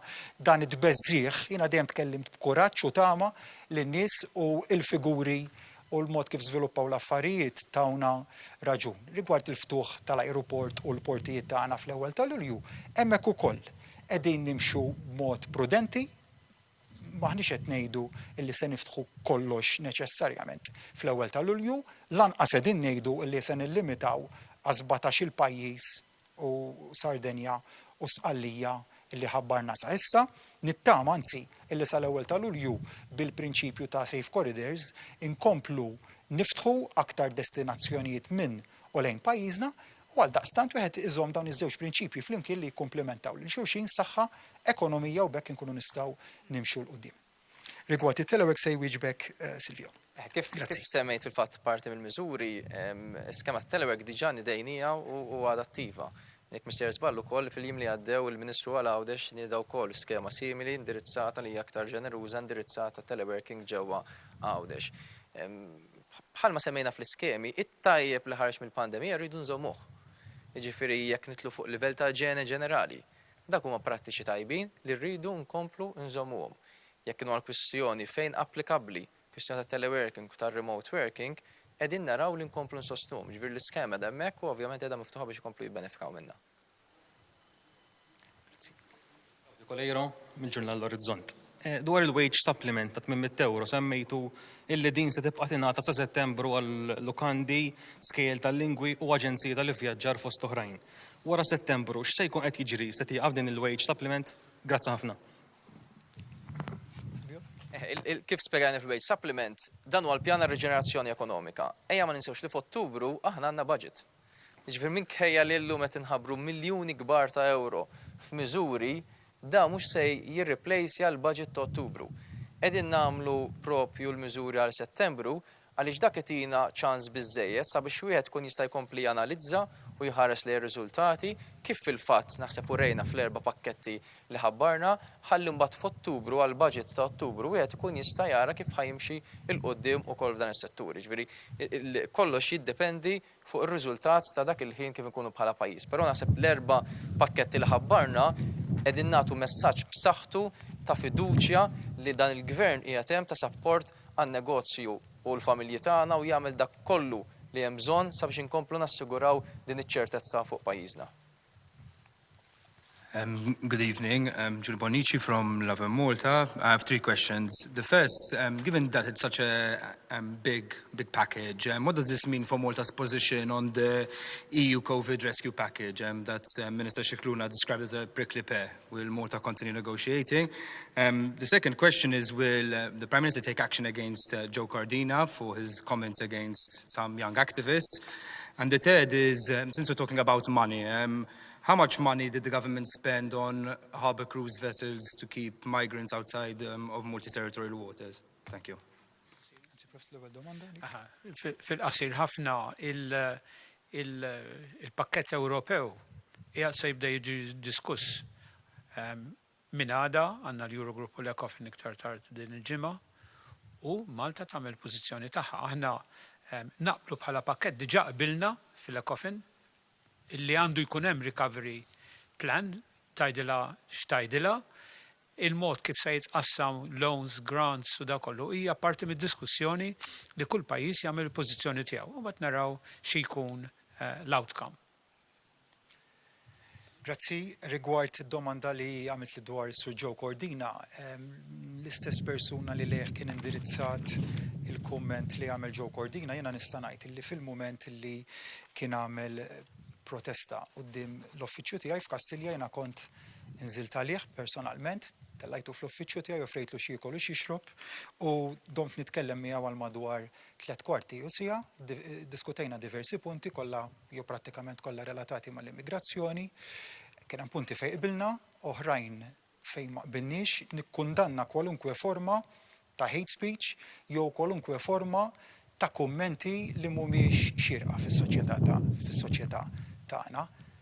L-aktar meta wieħed qiegħed jitkellem dwar suġġett li huwa l-immigrazzjoni illegali, illi l-ar pożizzjoni li tista' tieħu dwaru hija li tkun populist. Niftakru hawnhekk li għandna realtà ta' persuni li għaddew minn dbatija f'ħajjithom vera għandek uħud jekk tara n-numri li qed jiġu lejn pajjiżna u nazzjonalitajiet għandek ħafna li ġejjin mill-Bangladesh li definittivament ma jikkwalifikawx għall-ażil li m'għandhomx dritt illi neċessarjament jidħlu f'pajjiżna u hemmhekk naturalment se jiskatta l-proċess ta' repatriazzjoni li jmorru lura jiġifieri f'pajjiżhom għax hemmhekk ma tistax titkellem dwar pajjiżi li qegħdin f'war zone u għaldaqstant hemm il-proċess li jrid jiskatta, però hija realtà wkoll li għandek numru ta' immigranti illi biex tieħu deċiżjoni li taqsam madwar 200 mil nawtiku mill-Libja lejn Malta jew mill-Libja distanza qsar lejn ix-xtut ta' Lampedusa, ġodajsa żgħira li tkun ffullata bin-nies qegħdin jieħdu sogru allura għandek hemmhekk dik is-sitwazzjoni ta' persuni li qed ifittxu realtà aħjar. Daqstant ieħor iżdija realtà li pajjiżna ma jistax ikun li għandna sal-lum aktar minn 1% tal-popolazzjoni tagħna li tikkonsisti f'immigranti irregolari u li nitħallew waħedna nerfgħu pis li fl-aħħar mill-aħħar mhuwiex tagħna. Pajjiżna tul is-snin daħħal aktar minn 22,000 immigranti illi kieku għal ħadd ieħor li jippriedka s-solidarjetà u tanti ħambaq fuq is-solidarjetà ħallihom jerqu. Pajjiżna mhux biss ikkoordina, nfakkar li l-obbligu li għandna fuq l-SAR tagħna huwa li nikkoordinaw is-salvataġġ, nistgħu aħna nikkoordinawh u ma nagħmluhx aħna dak is-salvataġġ. Fil-verità pajjiżna dejjem ra li jikkoordina u li jutilizza l-assets tiegħu jew l-assets privati jew combination ta' tnejn flimkien biex mhux biss jikkoordina ma wkoll isalva l-ħajjiet. Dawk illi jgħidu li Malta ma tosservax l-obbligi internazzjonali tagħha. Joqogħdu sajma jgħaddu normalment xi ajruplan minn fuq l-immigranti u jħalluhom hemmhekk. Pajjiżna għamel ħafna u ħafna żjed minn hekk. U għaldaqstant lura d-domanda oriġinali tiegħek iva nikkundanna kwalunkwe forma ta' diskors dispreġjattiv ċertament illi ma jirriflettix dak illi nemmnu fih aħna bħala gvern u niddisassoċja ruħi kompletament minnu jekk hemm xi forma ta' proċeduri li għandhom jittieħdu naturalment dak inħalli fidejn l-istituzzjonijiet tagħna biex jagħmlu xogħolhom. Rigward l-ispejjeż illi intefqu dwar biex l-immigranti, numru ta' immigranti ta' 425 inżammew il-barra mill-libħra territorjali tagħna. Aħna se nibqgħu għaddejjin b'ħidma biex dik l-ispiża titħallas min-naħa tal-Unjoni Ewropea, naturalment se nkunu qegħdin nagħtu rendi kont kif huwa xieraq bir-regoli tat trasparenza u tal-kontabilità tal-ispiża illi saret. Prim Ministru Simon Kassar minn Net News. L-ewwel ħaġa s-soltu mit-turiżmu biss anzi normalment pajjiżna jdaħħal 3 biljun euro f'sena ħanajdu lek normali mhux bħal din. Minħa l-oħra dawn il-miżuri li qegħdin tħabbru llum jiswew 900 miljun euro. Ftit anqas minn terz allura milli ndaħlu mit-turiżmu biss. Ifisser li żewġ terzi l-oħra se jibqgħu taħt l-ilma, mhux se jkun hemm forom ta' għajnuna oħra u b'referenza għal kontijiet tad-dawl u l-ilma. Kien il-Partit Nazzjonalista li ssuġġerixxa darba wara l-oħra traħħis fil-kontijiet tad-dawl u l-ilma għal kulħadd. Inti llum ħabbart 30 miljun euro fit-traħħis għan negozji biss dan minkejja illi l-Gvern qiegħed jiffranka 90 miljun euro minn prezzijiet irħas, minn prezzijiet orħos għall-internazzjonali taż-żejt. Dan huwa ġuż minn barra li ma weġibx il-mistoqsija ta' kollega tiegħi dwar il-Ministru Xikluna fil-fatt ma weġibx mistoqsija ta' kollega tiegħi dwar għaliex ma traħsux il-kontijiet residenzjali. Llum nitolbok tkun Prim Ministru mhux politikant fit-tweġiba tiegħek miegħi please. Jiena ovvjament nifhem li minnaħa ta' Net Television ma tantx sab xi kritika f'daw il-miżuri allura jipprova jara kif joħloq dubju fejn m'hemmx. Il-kwistjoni tal-industrija tat-turiżmu naħseb ħadd f'Malta mwed jippretendi li l-Gvern jirreplacja dħul kollu li ġej mill-industrija tat-turiżmu. Madankollu il-Gvern diġà refa' piż qawwi ħafna fejn tidħol il-kost tal-impjegati. Fil-fatt anke aħna bħalissa bħalma taf għadna kif ħabbarna l-wage supplement ħajibqa' għaddej sal-aħħar ta' Settembru b'mod fl-intjir tiegħu għall-industrija tat-turiżmu. Qegħdin, inti semmejt il-kwistjoni ta' 3 biljuni, inti qed tieħodha kwistjoni ta' sena sħiħa. Ġifieri aħna diġà issa bdejna biex nerġgħu nqajmu u kif spjega il-Prim Ministru ferm tajjeb sabiex jibda jerġa' jkollna turiżmu fis-sajf ġewwa pajjiżna u eventwalment ikompli fix-xhur ta' wara. Ma jfissirx li bil-fors ħanilħu 3 miljun turist, però għalhekk għandna inċentivi oħra wkoll biex parti minn dak it-telf ikun jista' jiġi replaced fejn dak li ngħidulu domestiku intern. Ġidek għandek percentaġġ partikolari li ħajkun qed jirreplaceja, madankollu nifhmu li fi żmien li kellek pandemija dinija fejn kellek numru ta' hotels u numru kbar ta' azzjendi oħra mill-aspett internazzjonali kollha li fallew, aħna qed naraw li kemm jista' jkun mhux biss jibqgħu fil-wiċċ imma ngħinuhom ħalli jkomplu jinvestu jkomplu jikbru. U anke mal-MHRA sa ftit qabel il-konferenza meta konna qed nispjegaw dan il-budget urew l-entużjażmu tagħhom bisħiħ għal pakkett li ħabbarna huma entużjasti ħafna sabiex naraw li nkomplu niġbdu lejn pajjiżna. Il-qoddim ħajkun imħabbar ukoll il-kampanja li ħatkun qiegħda tagħmel Malta Tourism Authority u l-Ministeru tat-Turiżmu fejn ħatkun qiegħda iddedikata b'mod partikolari biex niġbdu turiżmu anke turiżmu ġdid. Ejja ma ninsewx li kellek numru kbir mhux ħażin tal-linji tal-ajru li fallew u għalqu l-operat tagħhom. Hemmhekk qegħdin naraw ukoll opportunità li aħna nitlu f'dawk is-swieq sabiex naraw li anke peress li issa Malta hija ittagjata bħala pajjiż safe u pajjiż sabiħ nippromovu l-pajjiżna u niġbru turiżmu ġdid ukoll lejn pajjiżna. Id-domanda l-oħra skuża nsejx kienet. Il-kontijiet ta' dawl l-ilma kif diġà spjega wkoll il-Ministru għall-Finanzi, kif spjega l-Ministru għall-Finanzi, l-onet ejja naraw il-kwistjoni ta' dan il-pjan xirrid jilħaq. Il-pjan huwa riġenerazzjoni ekonomika. Eventualment inti kollok miżuri iktar li jkunu iktar wisajn. Fejn itlu l-kontijiet ta' dawl l-ilma fuq livell Ewropew fejn jidħol dak domestiku, aħna diġà din inqas mill-medja Ewropea. Fejn jidħol l-aspett mbagħad kummerċjali, hemmhekk rajna li rridu ngħinu iktar biex innaqsu l-piżijiet. U allura issa ħassejna il-bżonn ta' bħalissa huwa li ngħinu n-negozju innaqsulu l-piż tiegħu. Eventualment kif tkompli ddur ir-rota, kulħadd jerġa' jibda jgawdi mill-ġiet li jkun qed jinħoloq. Però ejja ma ninsewx li dan mhuwiex ma kienx il-gvern li vvota bil-qalb biex jolew il-prezzijiet. Kif wasalt għalija 6 miljun? Spjegalna x'kull darba tagħmlu dan l-istatement bħala wieħed kategoriku. Spjegalna kif wasalt għalija nkunu nistgħu weġbuk ukoll. Infakkar biss però għax jiena Prim Ministru ma politiku wkoll fl-istess ħin. Il-Partit Nazzjonalista ried fil-waqt li mhux inkarigat mill-finanzi tal-pajjiż u imnalla, mhux inkarigat il-Partit Nazzjonalista mill-finanzi tal-pajjiż għaliex jekk wieħed iħares lejn x'għamel il-Partit Nazzjonalista fil-finanzi tiegħu stess imnalla f'dan il-mument mhux inkarigat mit-tmexxija tal-pajjiż.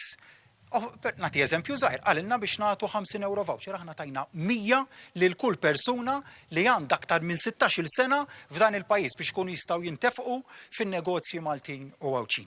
Nirringrazzjak. Għal One News, il-kunċett ta' għada aħjar, kemm temnu li ġara darba tingħata din l-għajnuna finanzjarja, in-negozju, ristoranti, eċetera, ħajkunu jifilħu jqumu fuq saqajhom forsi anke tidħol il-kwistjoni ta' shoulder months imbagħad wara s-sajf. U mistoqsija oħra, issa li tħabbru l-miżuri, forsi anke miżuri speċifiċi bħal lotja tal-koppji li posponew it-tieġ, eċetera, hemm xi helpline xi numru jew forsi xi post fejn wieħed jista' jċempel biex jaċċerta ruħu jekk jibbenefikax minn dawn il-miżuri. Kif ħabbarna issa fil-jiem li ġejjin apparti li ħajkun hemm konferenzi biex nagħtu iktar dettal fuq kull miżura, ovvjament kif stajtu tapprezzaw kien hemm numru sostanzjali ta' miżuri kieku tħanna fid-dettal ħafna iktar, u mbagħad konna ngħidu li konna nieħdu ammont ta' sigħat biex inħabbruhom kollha. Apparti minn hekk il-helpline ħajkun hemm il-helpline tal-Malta Enterprise li prattikament ħafna mill-miżuri ħajkunu mħadma minn għandhom, imma mbagħad l-istess numru tal-Malta Enterprise wieħed 4 ikun jista' jservi għal dan is-sens. Fejn ikun hemm miżuri oħra partikolari, pereżempju bħal dik tat-tieġ li taż-żwieġ li tkun mħadma mill-mimkoll, hemmhekk ikun hemm mbagħad helpline separat apposta għalija.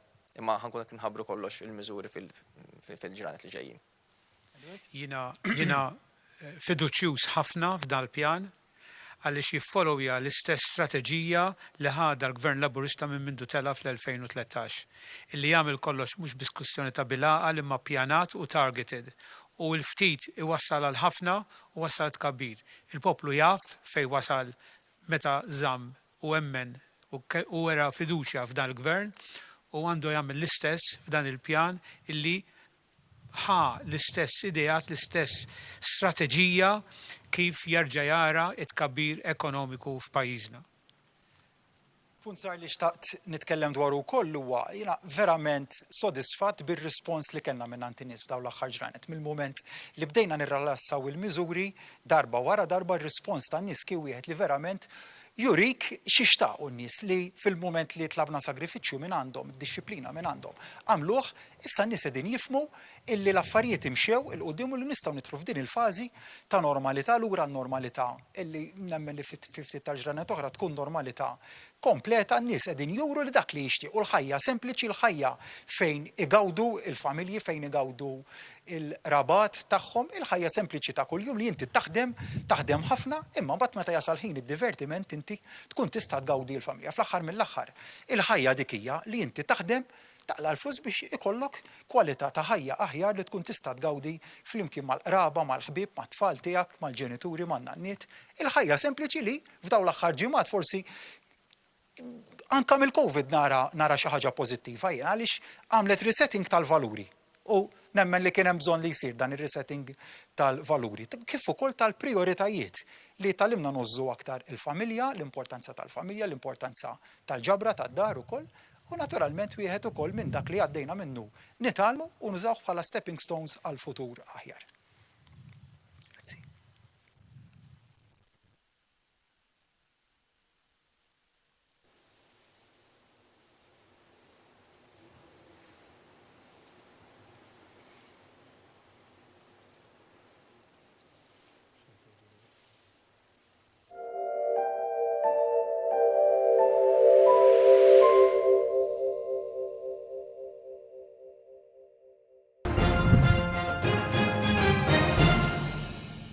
Id-difensur Steve Borges siġilla trasferimenti jew minn Mavallet tal-Magżira United hekk kif dalgħodu firma kuntratt ta' 5 snin fil-preżenza tal-President Charlon Paġ wieħed mill-sponsors ewlenin tal-klabb Franz Kembri.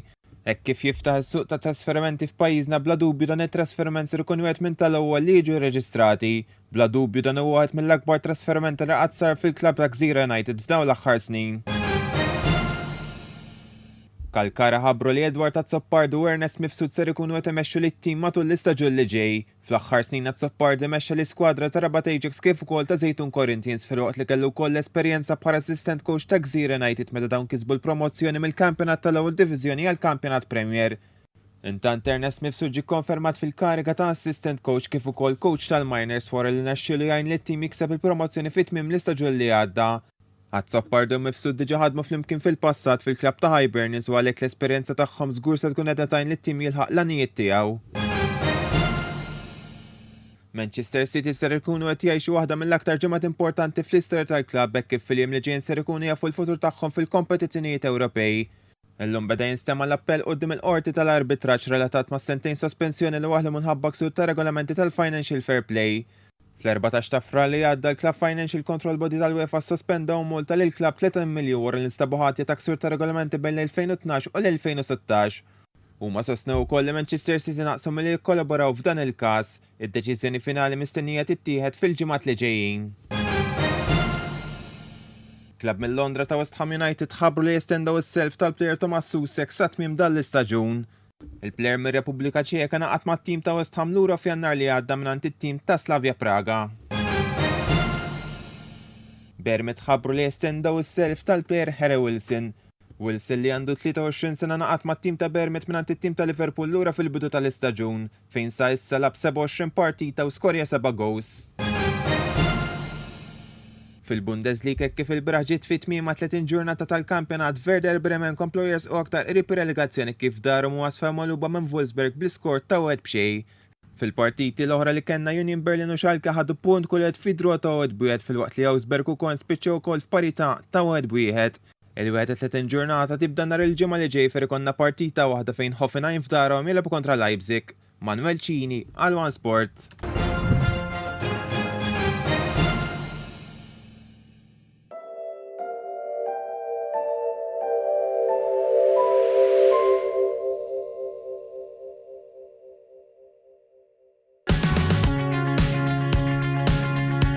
Ir-rapport tat-temp qed jiġi miġjub lilkom minn Bank of Valletta, il-pen lill-suċċess tiegħek.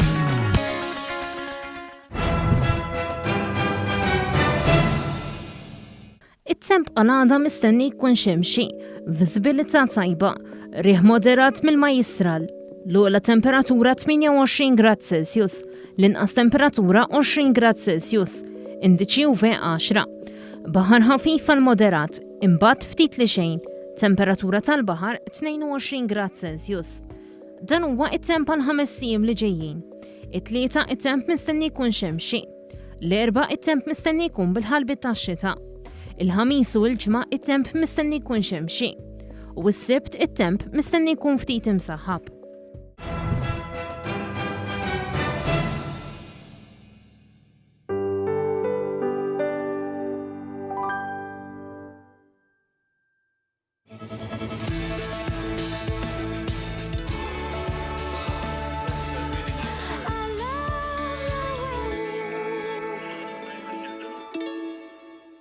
Brickstone, only for men.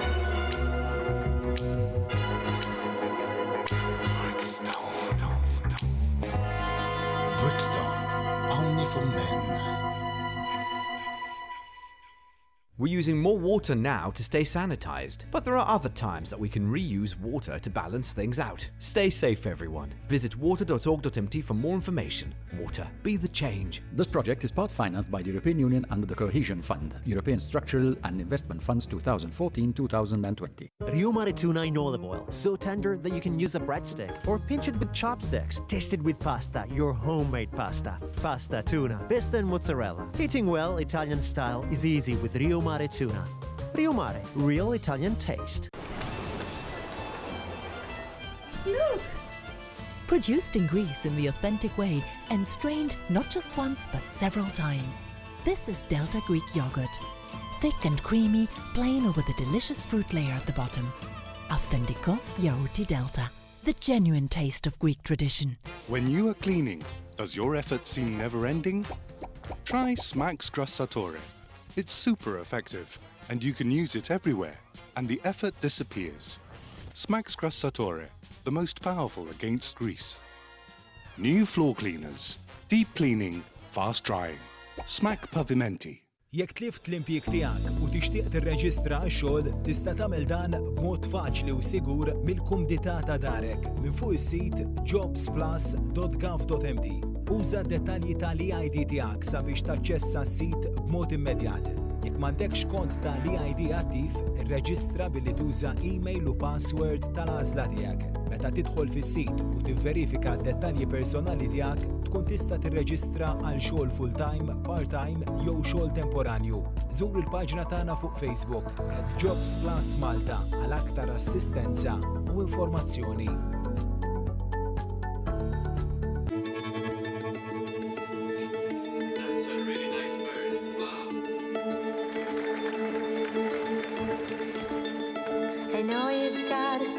Like a child, you wanna keep it, but your shiny eyes reveal the simple truth.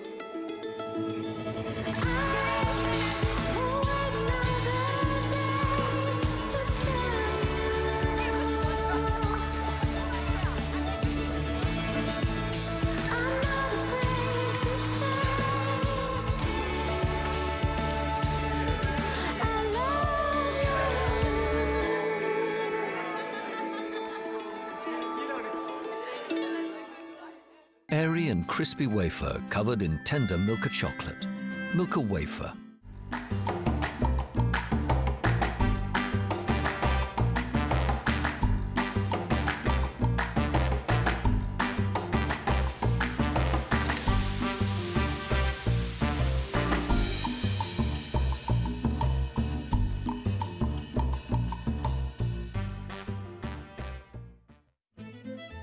Il wuster di pollo italiano. E tacchino italiano. Lo stavo per dire. A rondelle, lama in ceramica. In due.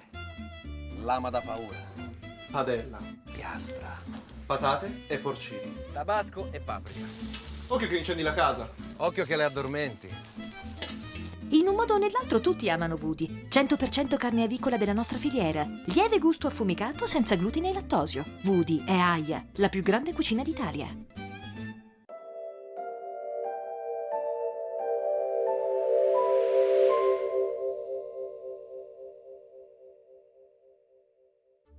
Meta ma nżommux distanza adekwata minn xulxin, il-virus tal-COVID-19 jinxtered b'mod drammatiku. Meta nżommu distanza ta' mill-inqas 2 metri bejnietna, ir-rata tal-imxija tal-virus tonqos ħafna. Jekk il-COVID-19 timxix jew le, jiddependi minnek. Waqqaf l-imxija tal-virus. Żomm id-distanza minn nies oħra.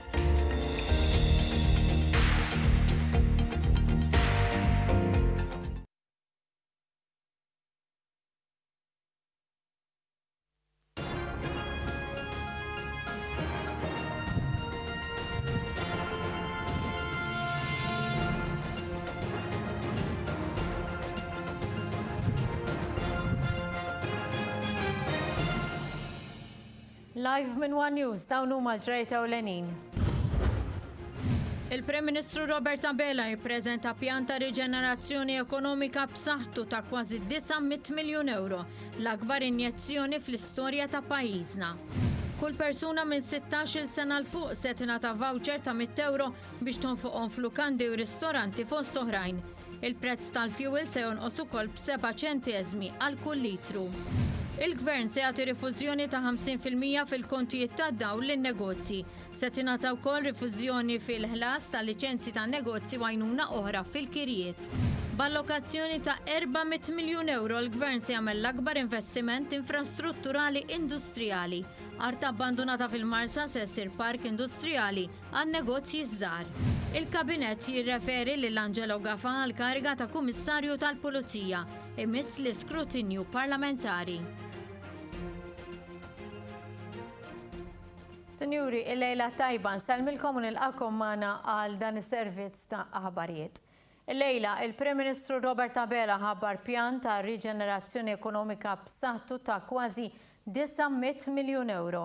Imsejjes fuq 3 pilastri dan il-pjan huwa l-akbar injezzjoni ekonomika li qatt tagħmel gvern fl-istorja ta' pajjiżna. Minn traħis fil-prezzijiet tal-fuel għal vouchers ta' 100 euro kull persuna biex jintefqu għal rifużjoni fil-kontijiet tad-dawl għan negozji, dan il-pjan se jagħti is-sosten lin-negozju u l-familji wara ċirkostanzi straordinarji minħabba il-pandemija.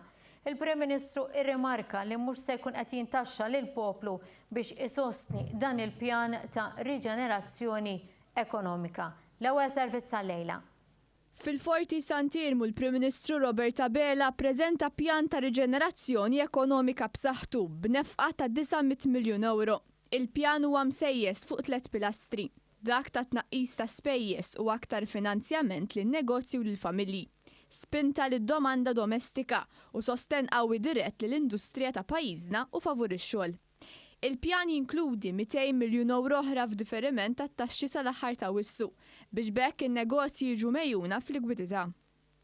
Il-pjan li preżenta l-Gvern fih sensiela ta' proġetti kapitali li fuq medda ta' 7 snin se jtejbu l-infrastruttura industrijali ta' pajjiżna b'madwar 400 miljun euro u 3 miljun euro f'sosten lill-familji u lin-negozji ta' pajjiżna.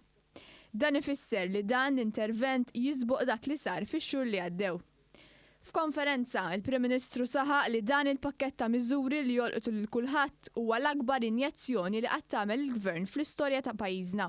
Fil-fatt, dan il-pakket huwa ekwivalenti ta' 6.7% tal-prodott domestiku gross tas-sena l-oħra. Il-Prim Ministru fisser kif dan il-pjan seta' jkun possibbli għaliex kellna ekonomija reżiljenti u bi spazju fiskali. Dr. Robert Abela semma wkoll l-investiment qawwi fis-settur tas-saħħa li wassal biex Malta rreġistrat l-inqas tixrid tal-pandemija u l-inqas imwiet minn dan il-virus. Saħaq li issa wasalna lura għan-normalità. U għaliex konna bil-għaqal u għaliex nidejna dawk il-pakketti u miżuri inċentivi finanzjarji illum qegħdin f'qagħda li ser inniedu dan il-pjan ta' riġenerazzjoni għall-ekonomija tagħna li permezz tiegħu se nagħmlu il-pass li jmiss biex niġu lura għan-normalità sħiħa. Dan għaliex nemnu fin-negozji tagħna, nemnu fl-impjiegi ta' pajjiżna, konvinti illi għada ser ikun aħjar mill-lum u b'dak li se nagħmlu llum se nkunu qegħdin nagħtu injection b'saħħitha ta' fiduċja lin-negozji tagħna. Il-Prim Ministru semma miżura ewlenija li se tolqod mod pożittiv lill-familji Maltin u Għawċin u anke lin-negozji. Din hija l-miżura tal-voucher ta' 100 euro għal kull persuna li tot 16-il sena jew iżjed biex din is-somma tonfoqha f'lukandi, ristoranti u ħwienet oħra fost oħrajn. Din hija realtà, familja ta' 4 persuni se tkun qed tirċievi 400 euro vouchers li jistgħu jintużaw fis-setturi li semmejt fis-suq lokali.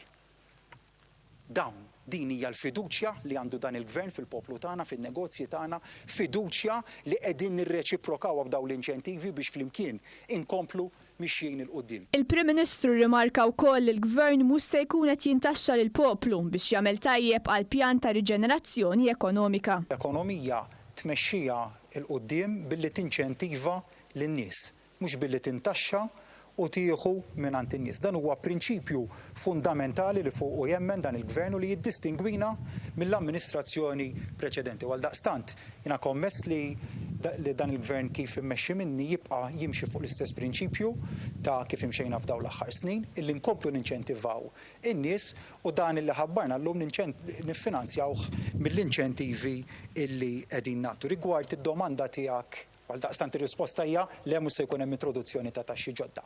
Il-Prim Ministru tkellem ukoll fuq in-negozji, dawk partikolarment li jaħdmu fil-qasam turistiku. Qal li jista' jasal żmien fejn titwessa l-lista ta' destinazzjonijiet li bħalissa tot għal 19 il-pajjiż. Fl-istess konferenza tkellmu wkoll il-Ministru għall-Finanzi Edward Scicluna u l-Ministru għall-Ekonomija Silvio Xkembri. Il-Ministru Scicluna semma żewġ miżuri oħra ewlenin, dik ta' rivużjoni ta' 50% fil-kontijiet tad-dawl għan-negozji u ta' traħħis fil-prezzijiet tal-fuel. Għamel kuraġġ iftaħ ver fis-sajf hemm l-air conditioning u nies forsi minn tixtara, però il-gvern se jkun spalla ma' spalla miegħek u sa jixxerja 50% tal-kurrent. Il-meter se jħallsu għax anke minn ma jiftaħx irid iħallsu, imma fil-każ ta' min se jiftaħ se jeħli l-elettriku, il-gvern lest li jixxerja għal dawk it-tliet xhur ta' Ġunju, Lulju, Awwissu. F'kelma waħda nagħmlu kuraġġ il-min irid jarġa' jkompli idawwar ir-rota tan-negozju. L-istess għat-trasport fejn qegħdin inniżlu il-prezz ta' fuel għal petrol għal €1.34 u fil-każ ta' diesel sa jaqa' €1.21. Min-naħa tiegħu il-Ministru Xkembri ppreżenta l-akbar investiment infrastrutturali li qatt tagħmel gvern fil-pajjiż. Fost il-proġetti maġġuri li hemm ħansemmi l-Life Sciences Park li ħankomplu nestenduh wara s-suċċess li jagħmel u għal dan ħankun qed nallokaw €98 miljun. Ħankomplu nimbuttaw l-innovazzjoni u l-ekonomija diġitali permezz ta' upgrading ta' Cordin Business Incubation Center u żvilupp ta' faċilità ġdida bl-ispiża ta' €14 miljun. L-ex landfill tal-Marsa qegħdin nippjanaw investiment ta' €51 miljun biex issir park industrijali ġdid għan negozji żgħar, xi ħaġa li sfortunatament sal-lum il-ġurnata qatt ma stajna ngħinu. Bil-pjan ta' riġenerazzjoni ekonomika l-Gvern se jagħti €100 voucher lil kull min jgħod 16-il sena jew iżjed. Din is-somma tista' tintefaq fost l-oħrajn f'lukandi, ristoranti u anke ħwienet li kienu għalqu minħabba l-pandemija bħal barbiera u dawk tal-ħwejjeġ. Apparti ċekkjor ta' rifużjoni mit-taxxa minn bħallum ġimgħa, il-familji se jgawdu mill-akbar traħis f'daqqa tal-prezzijiet tal-fuel. Kemm il-petrol u anke diesel se jorħsu b'7 ċentesmi għal kull litru. Il-familji Maltin u Għawċin huma fost l-aktar li se jingħataw sosten fil-pjan ta' riġenerazzjoni ekonomika li ħabbar il-Gvern. Kull persuna li għandha l-fuq minn 16-il sena se jingħatala voucher ta' €100 biex jintuża f'post ta' akkomodazzjoni turistika, ristorant jew negozju li għala waqt il-pandemija. Din se tfisser spinta ta' €34 miljun f'dawn it-3 xhur. Il-voucher se jinqasam f'5. Bl-ewwel €80 jistgħu jintefqu f'lukandi u ristoranti fost oħrajn u l-kumplament, jiġifieri l-€20 li jifdal, jistgħu jintefqu f'negozju li għala waqt il-pandemija, bħal ħanut tal-ħwejjeġ jew ħanut li joffri servizzi ta' żbuħija, bħal dawk li jagħmlu dwiefer u x-xahar. B'din il-miżura koppja f'Malta se tirċivi voucher ta' €200 u familja b'żewġ tfal ta' 16-il sena l fuq se tirċivi €400 li jridu jintefqu sal-aħħar ta' Awwissu. Għat-tielet darba il-Gvern se jibgħat ukoll ċekk f'rifużjoni ta' taxxa lil ħaddiema kollha. Għaldaqstant, familja medja fejn iż-żewġ ġenituri jaħdmu se jirċievu ma' €328 biex jgħinu lin-negozji f'Malta u f'Għawdex u jsostnu t-turiżmu intern. Din il-miżura se tiswa €11 miljun u minnha se jibbenefikaw il-fuq minn 210,000 ħaddiem. Dan ifisser li fuq medda ta' 3 snin b'din il-miżura biss il-Gvern se jkun rat lil dawk kollha li jaħdmu madwar €35 miljun. Il-prezz tal-petrol u diesel se jorħos b'7 ċentesmi għal kull litru. Dan huwa l-ikbar tnaqqis f'daqqa li qatt sar fil-prezzijiet tal-fuel. Issa li tneħħew ir-restrizzjonijiet u n-nies qed jerġgħu ikomplu bir-rutina tagħhom, il-Gvern iddeċida li jraħħas il-prezzijiet tal-fuel. Din il-miżura se tiswa €7 miljun. F'dan l-ikbar tnaqqis li qatt sar, il-prezz tal-petrol se jonqos għal €34 għal kull litru, filwaqt li l-prezz tad-diesel se jonqos għal €21 għal kull litru. Fil-pjan ta' riġenerazzjoni ekonomika li għadu kif ħabbar il-Gvern hemm sensiela ta' miżuri li se jagħtu stimolu qawwi lin negozji, minn rifużjoni ta' 50% fil-kontijiet tad-dawl għal rifużjoni fil-liċenzji tan-negozji. Il-Gvern se jtaffi wkoll l-ispejjeż operattivi tan-negozji billi jgħin fil-krijiet. Fil-pjan ta' riġenerazzjoni ekonomika li ħabbar il-Prim Ministru Robert Abela n-negozji se jsibu spalla oħra u ikbar biex ikomplu jdawru r-rota wara l-imxija. Il-Gvern se jkun qed jagħti rifużjoni ta' 50% tal-kontijiet tad-dawl lin-negozji għal 3 xhur sa massimu ta' €1,500 għal kull applikant. Dawk li se jgawdu jinkludu negozji kummerċjali bi spiża ta' 30 miljun euro. Minn din il-miżura mistennija jintlaqtu 20,000 negozju. Miżura oħra importanti favur in-negozji se tkun dik ta' rifużjoni f'liċenzji lin-negozji. Din il-miżura se tiswa 5 miljun euro lill-Gvern. B'hekk se jingħata lura l-ħlas tal-liċenzja għal din is-sena lil-negozji li fost l-oħrajn jaħdmu fil-qasam turistiku kellhom jalqu għal xi żmien minħabba l-pandemija. B'din il-miżura mistennija jintlaqtu 3065 persuna li għandhom liċenzja mad-Dipartiment tal-Kummerċ fosthom bejja tal-Monti u bejja fit-Toroq u 9047 li għandhom liċenzja mal-Awtorità Maltija tat-Turiżmu fosthom lukandi, stabilimenti tax-xorb, ristoranti u gwidi tat-turisti. L-intrapriżi se jiġu mejjuna wkoll fi spejjeż operat fil-kirjiet. Hawnhekk il-Gvern se jagħti 50 miljun euro l-spejjeż operat fil-kirjiet u l-intrapriżi li nataw għajnuna fil-ħlas tal-pagi minħabba il-COVID-19. Mal-20,000 se jkun jistgħu japplikaw għall-lotja sa 2500 euro għal kull intrapriża. Miżuri oħra li se jgħinu lin-negozji biex jimxu pass il qudiem hemm għajnuna fotijiet ta' krediti ta' taxxa lil dawk li jaħdmu għal rashom. Il-Gvern se jkun qed jagħti 2000 euro għal kull negozju fotja ta' kreditu ta' taxxa. Dil-lotja titla l-2500 euro jekk in-negozju jkun fawdex tal-familja jew immexxi minn mara. Din il-miżura se tkun qed tiswa 5 miljun euro. Apparti minn hekk il-Gvern se jkun qed jagħti 2,5 miljun euro f'sosten għar-riġenerazzjoni tan-negozji f'Malta. Permezz tal-Malt Enterprise il-Gvern se jalloka massimu ta' 5,000 euro biex negozju jqabbad kumpanija tagħmel ristrutturar tan-negozju li kien kostretti biddel l-operat tiegħu minħabba l-isfida tal-coronavirus. Se jkun hemm ukoll żieda ta' 5 miljun euro f'għajnuna ikbar favur it-taħriġ għal dawk li jimpjegaw inqas minn 50 ħaddiem. F'dan il-kuntest il-Malt Enterprise se żżid mal-programm tal-iskema l-iżvilupp tal-ħiliet biex jintlaħqu iżjed negozji. Il-pjan ta' riġenerazzjoni ekonomika għandu fih l-akbar investiment infrastrutturali industrijali fl-istorja ta' pajjiżna. B'allokazzjoni ta' 400 miljun euro se jiżdied l-ispazju industrijali ġdid mingħajr ma jintmiss imqar farka ta' art verġni. Il-pjan ta' riġenerazzjoni ekonomika għandu fih l-ikbar investiment infrastrutturali industrijali fl-istorja ta' pajjiżna. Fuq medda ta' 8 snin il-Gvern se jkun qed jalloka 400 miljun euro biex jiżdied spazju industrijali ġdid mingħajr ma tintmiss art verġni. Dik li kienet landfill fil-Marsa se tkun qed tara investiment ta' 51 miljun euro biex titnaddaf kollha u ssir park industrijali ġdid għan negozji żgħar. Iċ-ċentru ta' inkubazzjoni għan negozji f'Kordin se jara wkoll imbuttatura fl-innovazzjoni u l-ekonomija diġitali. Bi spiża ta' 14 miljun euro se jkun hemm żvilupp ta' faċilità ġdida f'Kordin. Il-Gvern se jagħmel ukoll ċentru ġdid li permezz tiegħu se jtejjeb l-industrija. B'investiment kapitali ta' 110 miljun euro se jintlaqtu industriji ġodda fejn il-proġett se jitmexxa mill-Malta Industrial Parks. Il-Life Sciences Park li tant kien suċċess ġie mfisser mill-Gvern bħala qass importanti wara l-pandemija u għalhekk il-proġett se jiġi estiż bi spiża ta' madwar 98 miljun euro. Il-Gvern ħaseb li apparti l-attività ekonomika kbira li ħajoħloq dan l-akbar investiment industrijali se jkun qed jipprepara l-infrastruttura industrijali għal dik l-għada meta l-industrija jkunu qed joperaw fi sfond ta' innovazzjonijiet ġodda. Il-pjan ta' riġenerazzjoni ekonomika se jagħti wkoll sosten dirett lill-industrija ta' pajjiżna biex ikompli jinċentiva x-xogħol. Il-Gvern se jkun qed jagħti rivużjoni ta' 33% fil-ħlasijiet tal-port għal dawk il-vapuri li jġibu merkanzija lejn pajjiżna. Se tingħata wkoll rivużjoni ta' 10% fuq ħlasijiet marbuta mal-ħadd tal-containers għall-importazzjonijiet u l-esportazzjonijiet. Il-pjan ta' riġenerazzjoni ekonomika jaħseb ukoll għall-investiment fin-negozji biex jimmodernizzaw. Il-Gvern se jagħti 4 miljun euro f'għajnuna l-modernizzar ta' makkinarju fil-kostruzzjoni. Kull negozju se jingħata appoġġ massimu ta' 200,000 euro biex jinvesti f'makkinarju aktar modern u li jinniġġes anqas. Dawk in-negozji li kienu se jieħdu sehem f'fier internazzjonali u li tħassru minħabba l-pandemija se jibbenefikaw mit 80% f'rivużjoni tal-ispejjeż filwaqt li Trade Malta se jkollha budget ta' 200,000 euro biex tirrifondi sa 10,000 euro għal kull negozju lokali li jinvesti fis-swieq barranin. In-negozji Maltin u Għawċin se jgawdu wkoll minn 5 miljun euro f'kampanji promozzjonali.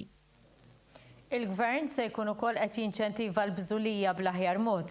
Benefiċċju li kabbar il-parteċipazzjoni fis-suq tax-xogħol kien dak magħruf bħala l-in-work benefit.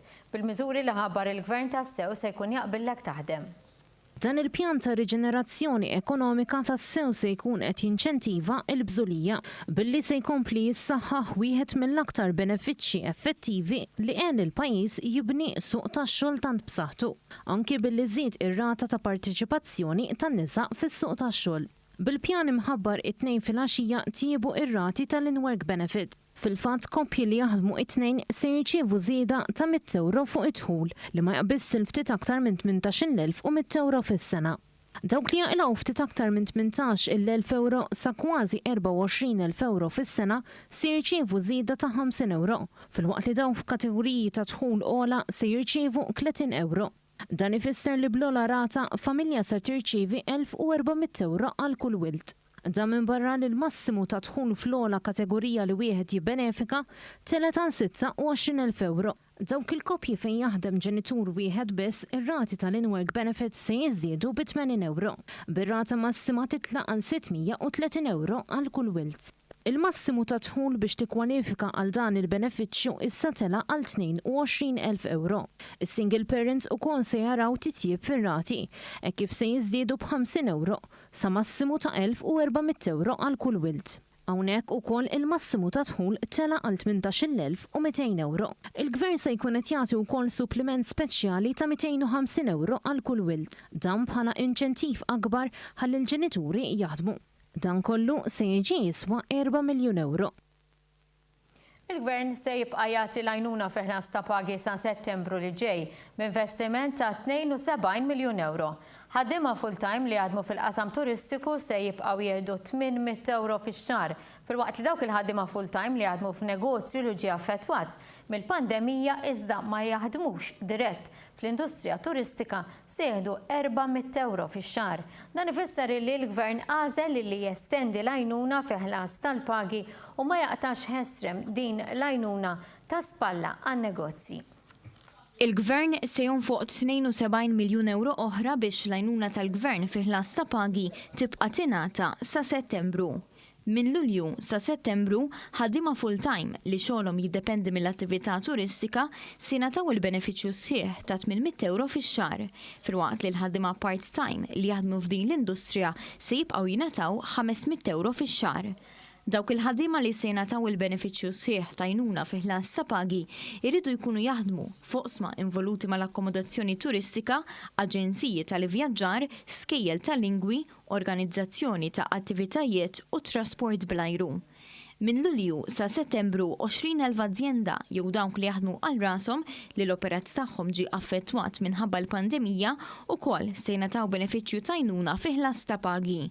B'sosten ta' €72 miljun, dawn in-negozji li mhumiex relatati mal-industrija turistika se jingħataw benefiċċju ta' €400 fix-xahar għal kull ħaddiem full-time u €250 fix-xahar għal kull ħaddiem part-time. Għaldaqstant bejn Lulju u Settembru, in-negozji u l-kumpaniji ser gawdu minn appoġġ ta' €80 miljun. Dan permezz tal-iskema ta' rifużjoni fil-kontijiet tal-elettriku u għajnuniet fi spejjeż operattivi fil-kirjiet. Dan ifisser għajnuna akbar milli kien jingħata fl-għajnuna fi ħlas ta' pagi minħabba l-COVID-19.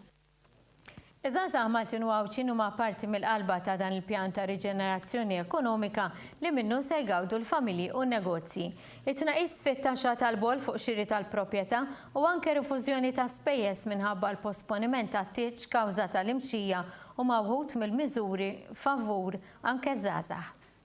Iż-żgħażagħ huma fost l-aktar li se jgawdu mill-pjan ta' riġenerazzjoni ekonomika li ħabbar il-Gvern. Fil-fatt, sa tmiem is-sena, dawk li se jixtru l-ewwel proprjetà tagħhom se jibbenefikaw mit-tnaqqis fuq it-taxxa tal-bol fuq xiri tal-proprjetà. Sa tmiem din is-sena min jixtri proprjetà se jifranka eluf ta' euro f'taxxa tal-bol, hekk kif ir-rata tat-taxxa se tinżel minn 5% għal 1.5%. Dan it-tnaqqis se jidħol fis-seħħ fuq il-kuntratti li se jiġu firmati bejn id-9 ta' Ġunju u l-31 ta' Marzu tas-sena d-dieħla. It-tnaqqis fit-taxxa tal-bol se jinħareġ fuq l-ewwel 400,000 euro tal-valur tal-proprjetà li mhux se tintuża għal skop kummerċjali.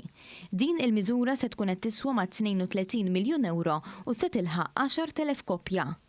Biex aktar persuni jitħajru jkunu sidin ta' djarhom, il-Gvern ħabbar li se tiġi modifikata l-iskema tal-first time buyers. Min ma kwalifikax qabel għal din l-iskema għax kellu proprjetà oħra diġà, issa se jkun jista' jibbenefika mill-iskema tal-first time buyers. Dan se jidħol fis-seħħ mill-10 ta' Ġunju. Bil-Gvern se jagħti konċessjoni lil kull min qed jixtri residenza prinċipali. Intant, fl-isfond li kawża tal-pandemija ġew posposti għad ta' tiġijiet, il-Gvern se jkun qed jagħti 2 miljun euro f'refużjoni għal koppji li kellhom jipposponu t-tieġ sa massimu ta' 2,000 euro. Il-pjan ta' riġenerazzjoni ekonomika se jippremja wkoll ix-xogħol tajjeb li sar tul l-imxija mill-laqdiet mhux governattivi u anke djar tal-anzjani. Dawn se jirċievu għajnuniet biex ikomplu operaw u jagħmlu xogħol siewi fis-soċjetà tagħna. Il-pjan ta' riġenerazzjoni ekonomika ħaseb ukoll fl-anzjani u anke laqdiet mhux governattivi. Dawn tal-aħħar ma tawx biss kontribut utli lis-soċjetà f'sitwazzjonijiet normali, iżda ħafna aktar tul iċ-ċirkostanzi straordinarji li għax pajjiżna waqt il-pandemija.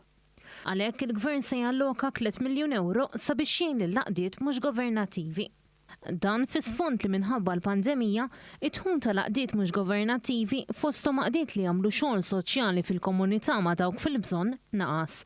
Għaldaqstant il-Gvern ħass li bħalma ta' nifs lin-negozji għandu jagħti nifs akbar lil laqdiet mhux governattivi.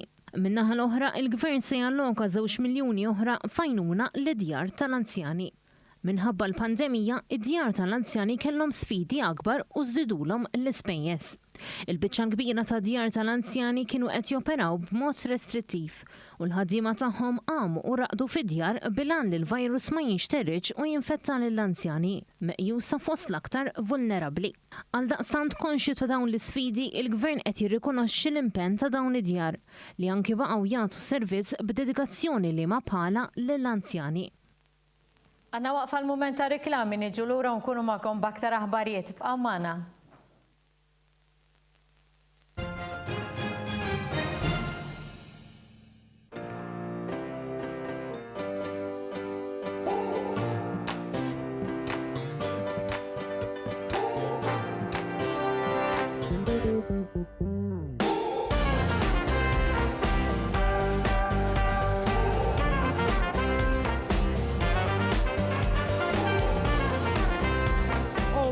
Go Freedom mobile plans from €12.99 monthly. Compatible with Go Easy Buy. Terms and conditions apply. Save big this summer. Power your home with Bayada New Energy. High-performance solar panels from only €975. Government grant now open.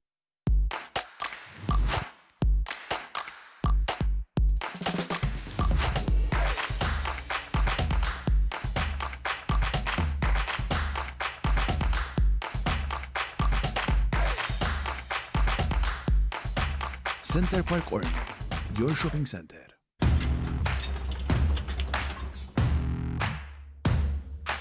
Galletta Construction Limited joffru servizz ta' demolition u excavation, site technical officer u għandhom apparat apposta biex jinqataw l-appoġġi. Bl-aħjar prezzijiet fis-suq. ċempillhom għal aktar tarif fuq 943 1234 9943 1234.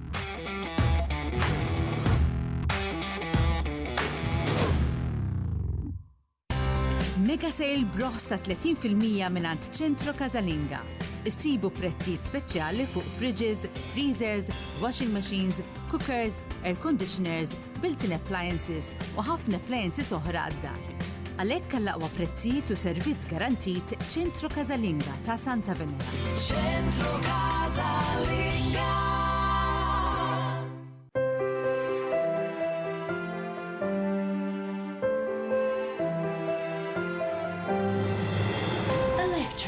Built around your needs for the comfort of your home, office and commercial spaces. Built around your needs. Electra. Visit electra.com.mt.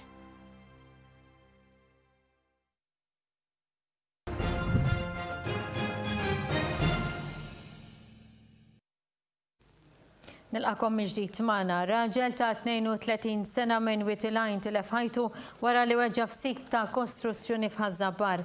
L-inċident seħħ fil-21 ta' Mejju illi għadda meta r-raġel waqgħet fuq parti minn struttura ta' krejn waqt li beda jagħmel xogħol ta' kostruzzjoni f'sit fi triq ix-Xajra Ħażabbar. Fis-qarrija l-Pulizija qalet li wara ġimagħtejn jissilet għal ħajtu ir-raġel sfortunatament tilef ħajtu aktar kmieni illum. Fl-aħħar sigħat saru ftit aktar minn 500 test li minnhom ħareġ pożittiv każ għal COVID-19. Bħalissa hawn 25 każ attiv. Il-total ta' nies infejqa huma ta' 596. Mindu feġġet il-pandemija saru kważi 76,000 test għal coronavirus. Wara l-ftuħ ta' 69 Child Care Center fil-jum tal-ġimgħa millum fetħu 37 Child Care ieħor. Il-ftuħ ta' dawn iċ-ċentri riżulta f'żieda ta' aktar mid-doppju fin-numru ta' tfal li attendew dawn iċ-ċentri. Wara nhar il-ġimgħa nfetħu 69 ċentru għal ħarsien ta' tfal, illum infetħu 37 ċentru ieħor sabiex it-total ta' ċentri miftuħa għall pubbliku tela għal 106. Il-numru ta' tfal qed jattendu dawn iċ-ċentri żdied mal-ftuħ ta' 37 ċentru ieħor, hekk kif meta mqabbel mal-ġimgħa preċedenti kien hemm żieda fl-attendenza ta' kważi 1000 tifel u tifla, żieda ta' iktar mid-doppju. Ħabbar dan il-Ministru għall-Edukazzjoni Owen Bonnici waqt żjara fiċ-ċentru għall-ħarsien ta' tfal Manuċċa fiż-Żejtun. Illum ġejt inżur iċ-Child Care Center li jmexxi l-Kunsill Lokali taż-Żejtun magħruf bħala Manuċċa fejn sajt nara l-proċeduri tajbin ħafna li qed jiġu segwiti biex inżommu s-sigurtà tat-tfal. Aħna bħala gvern impenjati li nkomplu ngħinu li Child Care Centers f'pajjiżna sabiex ikomplu jaqdu din il-funzjoni importanti li huma jaqdu. F'dan iċ-ċentru kienu evidenti l-prekawzjonijiet li ttieħdu skont il-linji gwida li nħarġu mill-Awtorità tas-Saħħa wara konsultazzjoni mal-stakeholders ewlenin.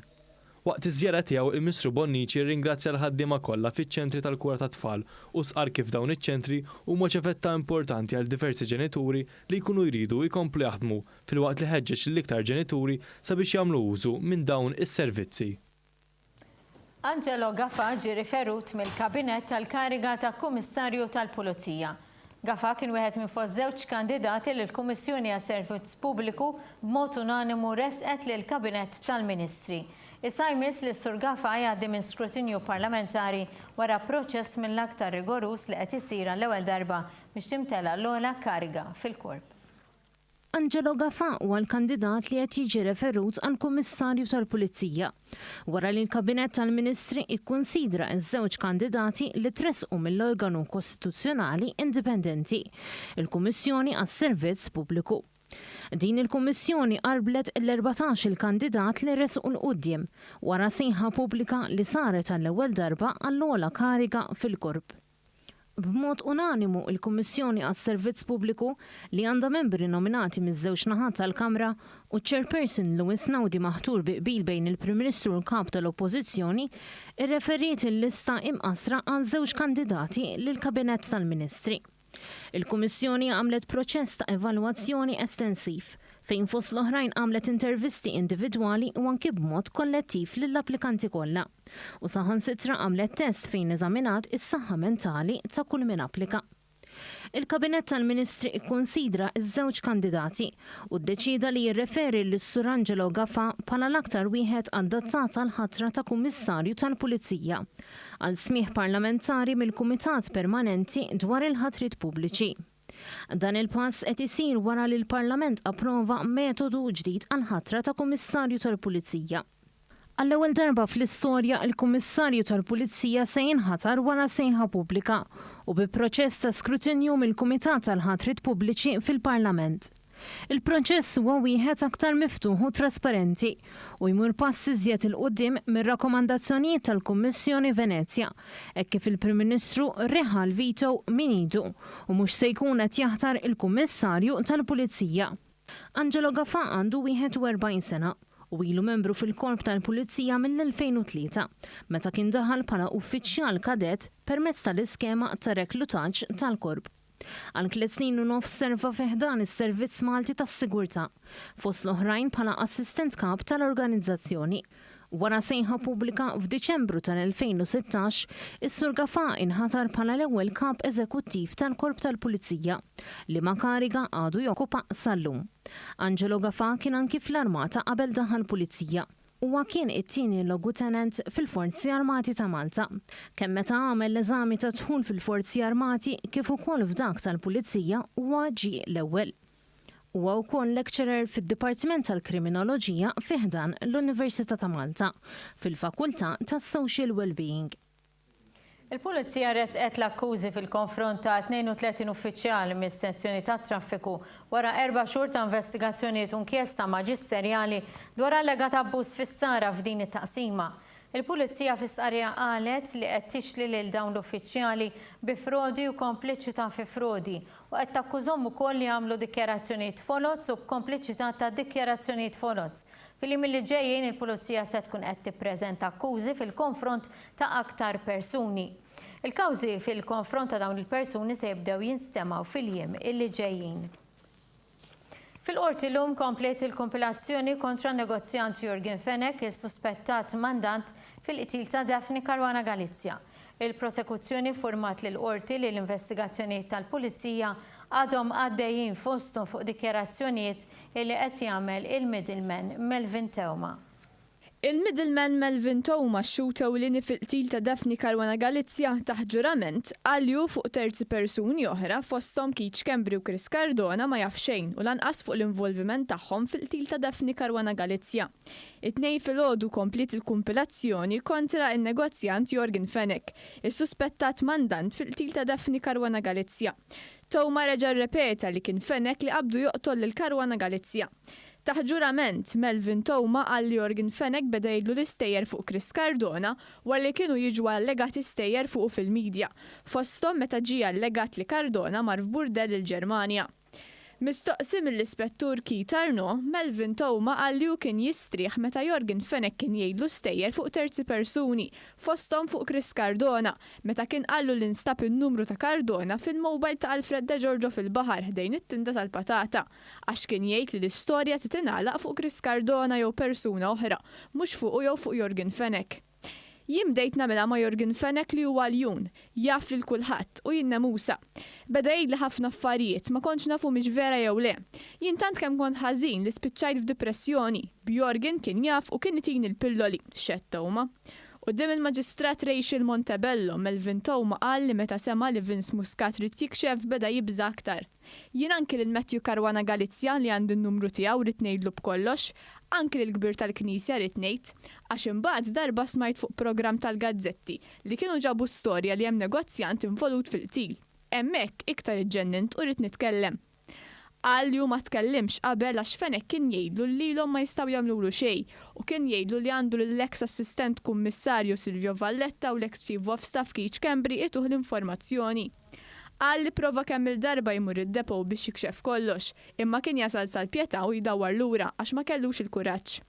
Melvin Teuma qal li meta ġie arrestat fuq ħasil ta' flus, beda jsaqsi sabiex ikellem lill-ispettur Keith Arno għax kien sema fl-aħbarijiet li qed jinvestiga l-każ u li tikxef kollox dwar il-qtil ta' Daphne Caruana Galizia. Taħt ġurament, Melvin Teuma qal li qabel ġie arrestat f'Novembru li għadda mill-ispettur Nicholas Vella fuq akkużi ta' ħasil ta' flus, qalqulu kont li kellu l-HSBC u rċieva ittra li ma setax jixtri appartament f'San Ġwan u li kien se jselfu l-flus Fenek biex jixtri l-appartament. Qal li kulħadd beda jgħidu li ġej l-inkwiet u se jinvestigawh. Teuma allega li Johan Cremona kien qallu li se jġiblu statement bil-mistoqsijiet li se jsaqsuh il-pulizija, imma fil-verità xejn ma ġara u ħadd ma taħ xejn. Bi Cremona qallu wkoll li l-ispettur Raymond Aquilina huwa mill-aħjar. Qal li l-ħadd qabel ġie arrestat kellu argument ma' Jürgen Fenek għax kellu jgħidlu meta u fejn se jiġu jarrestawh il-pulizija, imma ħadd ma taħ xejn. B'Teuma xed li Jürgen Fenek qal li meta kont se niġi arrestat kien se jmur barra d-depo u jieħu tew il-pastizzi jistenni ħireġ. Imma minn flok waqt li jien kont ġejt arrestat, Jürgen Fenek mar dawra bid-dajsa. Melvin Toma qal li darba kien qal lil Jorgen Fenech biex ikellem lil dak ta' Ħalluqa, referenza għall-eks kummissarju Lawrence Kutajjar. Hawnhekk irrakkonta li l-ħabib tiegħu Edwin Brincat magħruf bħala l-ġojja mar ikellem lil dak ta' Ħalluqa fuq ċitazzjoni. Brincat qallu li l-eks kummissarju kien saqsih jekk Melvin Toma għandu xi recordings wara l-qtil ta' Daphne Caruana Galizia. Bl-ispettura Arnon forma lil qorti li Brincat kien ġie arrestat ukoll. Toma qal li darba li Johan Cremona kien qallu li hu għandu l-kummissarju Kutajjar jaqbes għalih, imma dan ma kienx veru. Toma qal li huwa għalhekk biex jiblaffja għax hu la jaf u lanqas qatt tiltaqa' mal-eks kummissarju qabel ġie arrestat. L-ispettur Keith Arnaud qal lill-qorti li kull dikjarazzjoni li jagħmel Melvin Toma qed tiġi investigata. Il-prosekuzzjoni qed titmexxa bil-ispettur Keith Arnaud u l-ispettur Kertzara. Il-Ministeru għall-Intern issospenda b'effett immedjat il-konsulenza ta' Sur Lawrence Kutajjar. Fis-qarjant qal li din id-deċiżjoni tieħdet fid-dawl ta' allegazzjonijiet li kien hemm fl-aħħar sigħat fil-konfront ta' kif aġixxa meta Sur Kutajjar kien Kummissarju tal-Pulizija. Is-Sur Kutajjar iddefenda l-pożizzjoni tiegħu. Minkejja dan il-Ministeru qal li jħoss li għandu jieħu din id-deċiżjoni sakemm ikunu ċarati il-fatti. Fruling, l-Speaker innota kif il-kap tal-Oppożizzjoni Adrian Delija kien skorret meta talab biex membru tal-Kamra ma jibqax jitħallas l-onorarja meta huwa assenti minħabba raġunijiet ta' mart. Rigward l-assenza tal-membru parlamentari Konrad Mizzi mill-Parlament, l-Speaker Anġlu Farrugia spjega li Delija kien skorret ukoll meta sar li t-titjiriet reġgħu qed joperaw mill-ġdid mill-Ingilterra. Is-sede tal-Parlament komplet tinnota li dan l-istess membru parlamentari ma kienx skużat milli attendi l-Parlament minħabba nuqqas ta' titjiriet mill-Ingilterra kif stqar Delija iżda minħabba li jinsab lil hinn minn pajjiżna minħabba raġunijiet ta' saħħa kif jiġdu iċ-ċertifikati mediċi ippreżentati. Waqt li ninsabu fuq l-adba tal-istaġun tas-sajf fejn ħafna bajjiet ikunu mimlija tnedit kampanja għal protezzjoni tal-baħar. Dan fi sfonti li l-plastik qed jifni l-ambjent marittimu. Fil-jum dinji dedikat għal ħarsien tal-baħar tnedit kampanja nazzjonali għal protezzjoni tal-ambjent marittimu biex titqajjem kuxjenza dwar l-użu tal-plastik li jintuża darba biss. Din il-kampanja tħeġġeġ lil pubbliku biex meta jmur jom jieħu miegħu fl-ixkun li jista' jerġa' jintuża ma jużax tazzi, pożati u basktijiet tal-plastik u jarmi l-loqom tas-sigaretti f'kontenituri apposta. Wieħed mill-ambaxxaturi ta' din il-kampanja, Owen Bonnici, saħaq li l-kampanja tinkludi inizjattivi li jistgħu jħallu impatt pożittiv fuq l-ibħra tagħna kif ukoll fuq ħajjet il-Maltin. Pratikament irridu kull wieħed waħda minna nibdew nbidlu naqra drawwiet tagħna, drawwiet sempliċi ta' flok nieħu l-ħobs il-baħar miegħi imdawwar fil-cling film nieħdu ġo burża tal-karti jew kellha nieħdu ġo container li nista' nieħdu d-dar. Bħal daw hemm ħafna. Pass dan sajf ħanamlu d-differenza x-xogħol tagħna huwa li waslu l-messaġġ lin nies barra sabiex kull wieħed waħda minna jagħmel tibdil iż-żar fid-drawwiet tagħhom mhux hekk. Il-medja soċjali se tkun pjattaforma biex jitwassal il-messaġġ ta' din il-kampanja. Bil-Ministru għall-Ambjent Aron Farrugia spjega li din is-sena tunellati kbar ta' plastik se jispiċċaw fil-baħar minħabba prattiċi ħżiena ta' rimi. Għalli dan jammonta l-80% tal-iskart kollu li jakkumula fuq il-bajjiet u fl-ibħra Ewropej. Din hija t-tieni edizzjoni tas-sajf u bekk se nagħmlu ħidma kbira ta' tarif u allura clean up campaigns ukoll biex inwasslu il-messaġġ tagħna li l-pubbliku ġenerali il-familji jistgħu jagħmlu użu differenti milli single use plastics. Huwa saħaq li tul is-sena li għaddiet inġabru madwar 25 kilogramma ta' filters tas-sigaretti waqt 5 attivitajiet ta' għarfien fuq il-bajjiet ta' 3 sigħat. Millum wara li sar l-iżvilupp meħtieġ fis-sistema tal-produzzjoni ta' teknoloġija informatika, l-Aġenzija Identity Malta bdiet toħroġ gradwalment il-permess ta' residenza ġdid għal ċittadini minn pajjiżi terzi. L-Aġenzija Identity Malta bdiet toħroġ gradwalment il-permess ta' residenza ġdid għal ċittadini minn pajjiżi terzi. Permess li l-lin mill-bidliet estetiċi se jissarraf f'aktar sigurtà u jagħmilha diffiċli biex jiġi falsifikat. Fil-fatt, il-karta l-ġdida tinkludi bosta karatteristiċi ta' sigurtà, fosthom billi l-informazzjoni personali se tkun laser engraved fuq kard apposta fi proċess li jagħmilha diffiċli immens biex tkun imbabsa mingħajr ma tħalli traċċi ċari.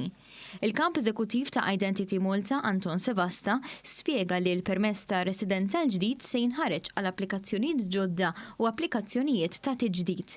Il-permessi li hawn fl-idejn palissa se jibqgħu validi sad-data tal-iskadenza tagħhom indikata fuq il-karta stess. Bħala parti mill-ħidma ta' Identity Malta kontra l-falsifikar ta' dokumenti tal-identità wara illi fisem Malta ħadna l-premju tal-aqwa passaport reġjonali għal din is-sena. Issa wasalna wkoll biex inniedu il-dokument ta' residenza l-ġdid format uniformi li ħajkun l-istess wieħed madwar l-Ewropa kollha. Is-Segretarju Parlamentari Alex Muscat faħħar l-isforzi ta' Identity Malta li qed taħdem bla qiegħda biex tipproteġġi l-identità ta' dawk kollha li jażlu lil Malta bħala l-post ewlieni ta' residenza u xogħol tagħhom. Il-cards kollha ta' residenza qed jingħataw livell ta' protezzjoni iktar ġdid. Qed nużaw teknoloġija li għandna available f'pajjiżna sabiex id-dokumenti kollha ta' residenza f'pajjiżna ikunu ferm iktar sikuri milli kienu sa issa. L-istati membri kollha tal-Unjoni Ewropea irridu jkunu konformi mal-karta l-ġdida sa Lulju ta' din is-sena. Il-karti l-ġodda se jinħarġu wkoll lill-ċittadini tar-Renju Unit, kemm lil dawk li bħalissa qed jgħixu f'Malta kif ukoll wara l-perjodu ta' tranzizzjoni minn Brexit. Naddu issa l-aħbarijiet mix-xena internazzjonali fejn fin New Zealand ma tfaċċaw l-ebda każijiet ta' coronavirus għal ġimagħtejn filwaqt li f'Londra ma ġew irrappurtati l-ebda mwiet. Il-Prim Ministru ta' New Zealand, Jacinda Ardern, ħabret li r-restrizzjonijiet kollha tal-pajjiż se jitwafqu għajra l-frontieri li ser jibqgħu magħluqa. Dan wara li fl-aħħar ġimagħtejn ma feġġew l-ebda każijiet ta' coronavirus fil-pajjiż. Ardern tennit li d-distanza soċjali m'għadix obbligatorja u mhux ser ikun hemm limitu fuq attivitajiet tal-massa. Il-Prim Ministru ta' New Zealand stenniet li l-isforz kollettiv bħala pajjiż wassal għal dan il-mument, iżda xorta waħda appellat għal kawtela. Intant f'Londra fl-aħħar 24 sija ma ġew irrappurtati l-ebda mwiet u l-pubs ħajftħu fit-22 ta' Ġunju. F'New York bdew jitnaqsu ir-restrizzjonijiet, b'aktar minn 400,000 persuna bdew jirritornaw lura għax-xogħol. Is-servizz ta' aħbarijiet tagħna jintemm hawnhekk infakkarkom illi eżatt wara ikompli il-programm Pjazza flimkien ma' Karl Stanjo Navarra u l-mistiedna tiegħu. Il-kumplament ta' lejla tajba. Insellmikom.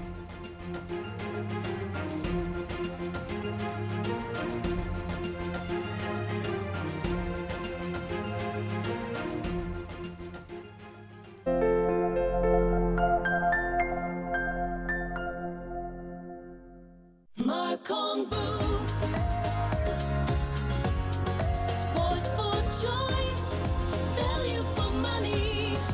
One-stop shop for everyone's needs. Marcon Group.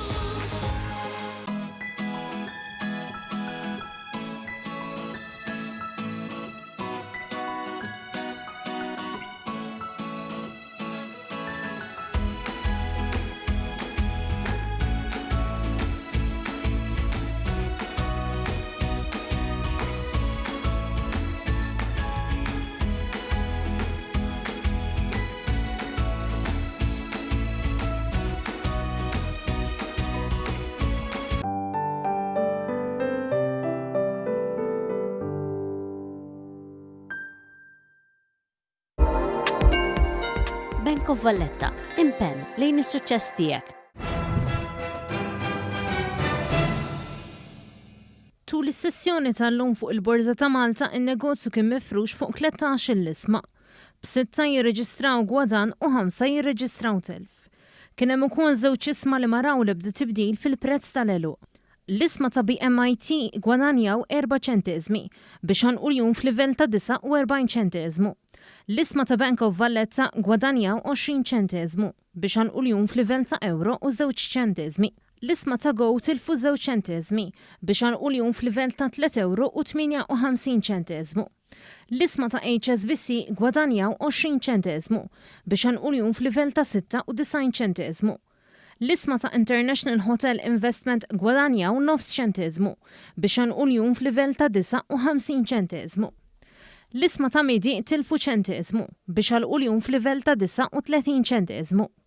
L-isma ta' MedServ gwadanjaw 8 ċenteżmi biex ħanquljum f'livell ta' 62 ċenteżmu. L-isma ta' Malta International Airport gwadanjaw 100 ċenteżmu biex ħanquljum f'livell ta' 5 euro u 85 ċenteżmu. L-isma ta' Malta Properties Company gwadanjaw 2 ċenteżmi biex għal kuljum f'livell ta' 60 ċenteżmu. L-isma ta' Tinja Mall gwadanjaw 2 ċenteżmi biex għal kuljum f'livell ta' 82 ċenteżmu. L-isma ta' Trident tilfu ċenteżmu biex għal kuljum f'livell ta' euro u 45 ċenteżmu.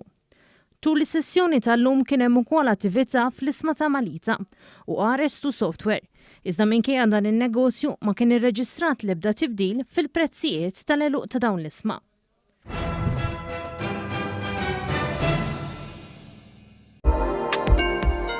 Bank of Valletta, impenn lejn is-suċċess tiegħek.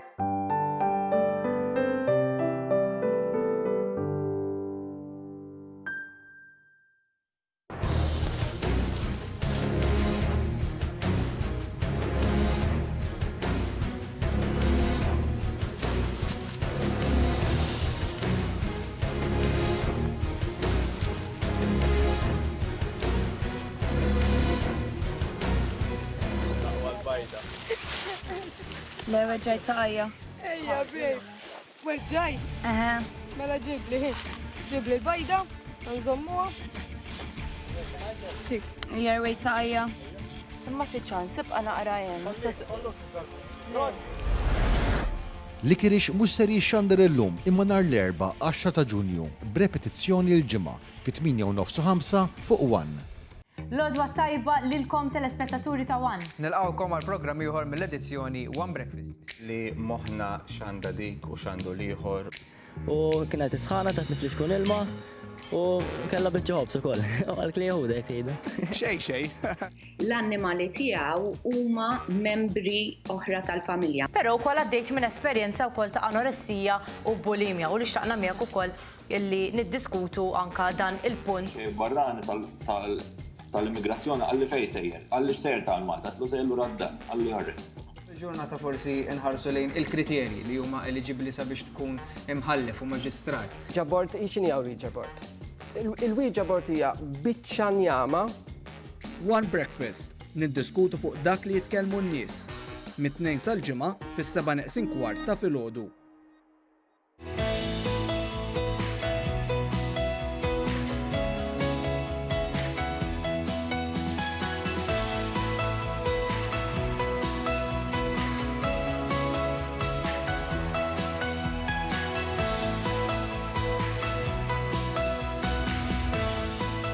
Espresso, l-għażla ta' filgħodu mit-2 sal-ġimgħa fl-10 fuq 1.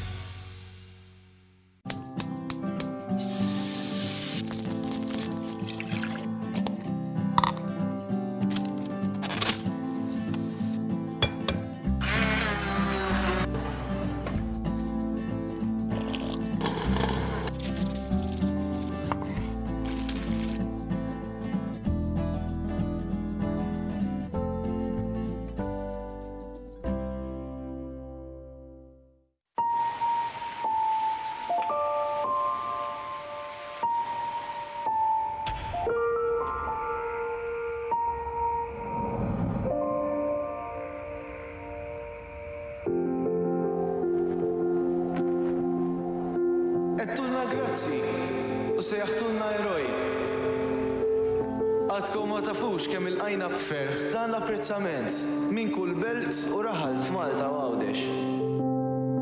Imma llum il-grazzi tagħna tmur lilkom għas-sens ta' responsabilità u appoġġ kontinwu. Rajtuna nitgħalmu wara xi ftit twal, ejjienu mħassbin.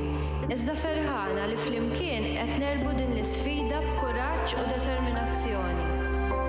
Nafu għax ixtħanna, qegħdin fuq quddiem bir-riski kollha biex inħarsu dik li kull wieħed waħda minnha għandu l-aktar għall-qalb, is-saħħa. Fix-xogħol tagħna kuljum qed nissiltu magħdu li ma jidirx. Iġġilidnieh b'kull mezz biex dak li kexkex popli oħra mexniex aħna f'pajjiżna. Intom parti mis-soluzzjoni. Aħna kburin li nipproteġu lilkom u issa li l-pajjiż beda triq għan-normalità u milta nixtieq li s-suċċess tagħna tagħmluh tagħkom. U toħsib xulxin f'dan il-mument li qatt mexna bħal. Bkejna flimkien meta smajna bl-imwiet. U fraħna ma' kull aħbar ta' fejqan. L-istress fuq huwa kbir, iżda nassiguraw li hija ferm ikbar il-kburija li qed niftħu paġna ġdida bla ma nirriskjaw li nitilfu dak li ksibna flimkien. Se nkomplu nagħmlu l-almu tagħna biex il-lokalitajiet tagħna jkunu iktar siguri u notfa. Bis-saħħa tagħkom Malta se tibqa' il-mudell u l-eżempju għal pajjiżi oħra.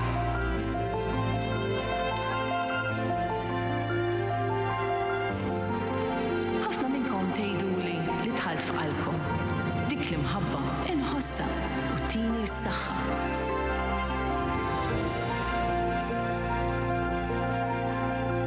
Meta jgħaddi kollox, daqs kemm intom mhux se tinsew dak li aħna minna għalikom, aħna mhux se ninsew dak li għamiltu intom għalina u għal pajjiżna.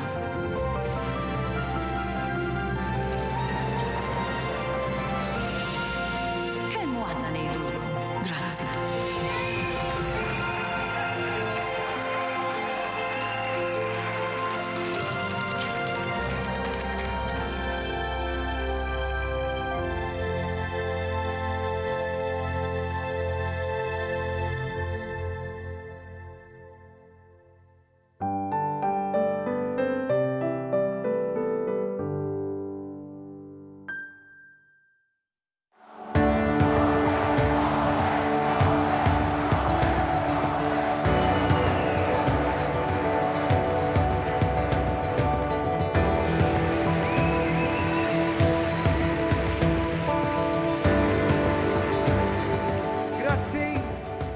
Dejjem kontu miegħi għaliex dejjem hemmilt fikom. Dejjem hemmilt fikom. U llum irridkom tkunu protagonisti miegħi biex flimkien immexxu lil dan il-pajjiż il qudiem.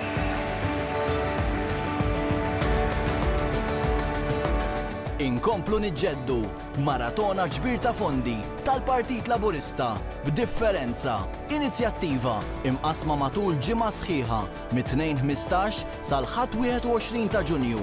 Ingħaqad magħna, kun parti minn din l-inizjattiva sabiex flimkien inkomplu niġġeddu.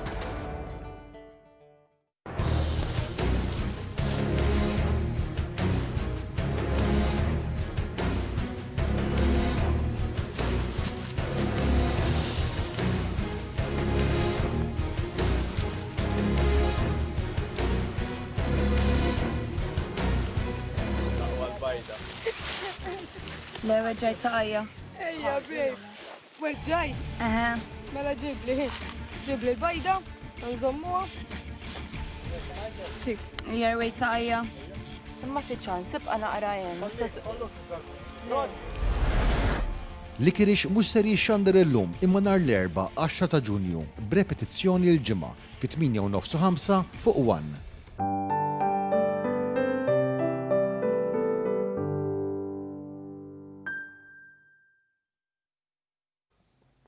Edin live minn One Complex fil-Marsajna Karl Stani Navara u jibda t-tieni program speċjali mis-sensi la pjazza.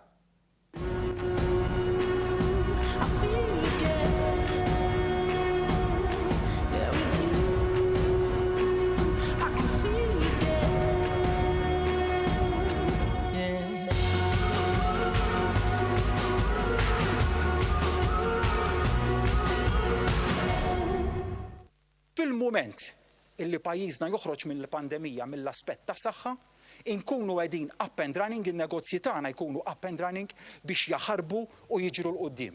U jerġa' jkollna tkabbir ekonomiku li esperjenzajna f'dawn l-aħħar snin. Dak il-mument issa wasal. U għaliex konna bil-għaqal u għaliex nidejna dawk il-pakketti u miżuri inċentivi finanzjarji, illum qegħdin f'qagħda li ser inniedu dan il-pjan ta' riġenerazzjoni għall-ekonomija tagħna li permezz tiegħu se nagħmlu il-pass li jmiss biex niġu lura għan-normalità sħiħa.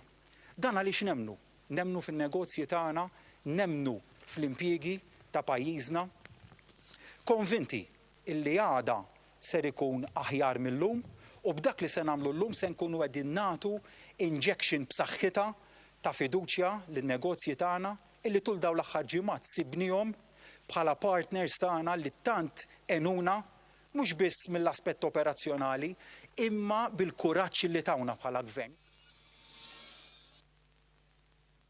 Insemmilkom, mis-serata tajba, pjan għal riġenerazzjoni ekonomiku ta' pajjiżna wara l-emerġenza COVID-19. Pjan illi jissejjaħ għal għada aħjar. Nsaħħu lill-familji u negozji Maltinu fil-fatt kif stajtu segu mid-diskors tal-Prim Ministru Malti illum hemm prova oħra illi dan huwa l-uniku moviment politiku fil-pajjiż illi kapaċi li jwettaq pjan ekonomiku serju bħal dan. Merba fil-studio tagħna lil Silvio Xkembri, Ministru għall-Ekonomija, għadu kif indirizza konferenza ta' barijiet fejn tħabbru sensiela ta' miżuri importanti, Deborah Xkembri u Gino Kawki. Serta tajba lilkom. Ħan nisimgħu parti oħra mill-Prim Ministru Malti Robert Abela ftit tal-ħinilu. Dan il-pjan ta' riġenerazzjoni b'saħħtu li se nkunu qegħdin innedu llum fih 3 pilastri ewlenin. L-ewwel pilastru huwa li issa li jerġajna ftaħna in-negozji tagħna wara li numru minnhom kien magħluq minħabba l-miżuri restrittivi ta' saħħa, sejrin nieħdu miżuri biex innaqsu l-ispejjeż tagħhom u nkomplu nagħmluhom il-kuraġġ biex jimxu l quddiem. It-tieni pilastru huwa li nagħtu spinta lid-domanda domestika. Permezz ta' tielet pilastru ser nagħtu sosten dirett lill-industrija ta' pajjiżna fil-waqt li ninċentivaw u nippremjaw ix-xogħol.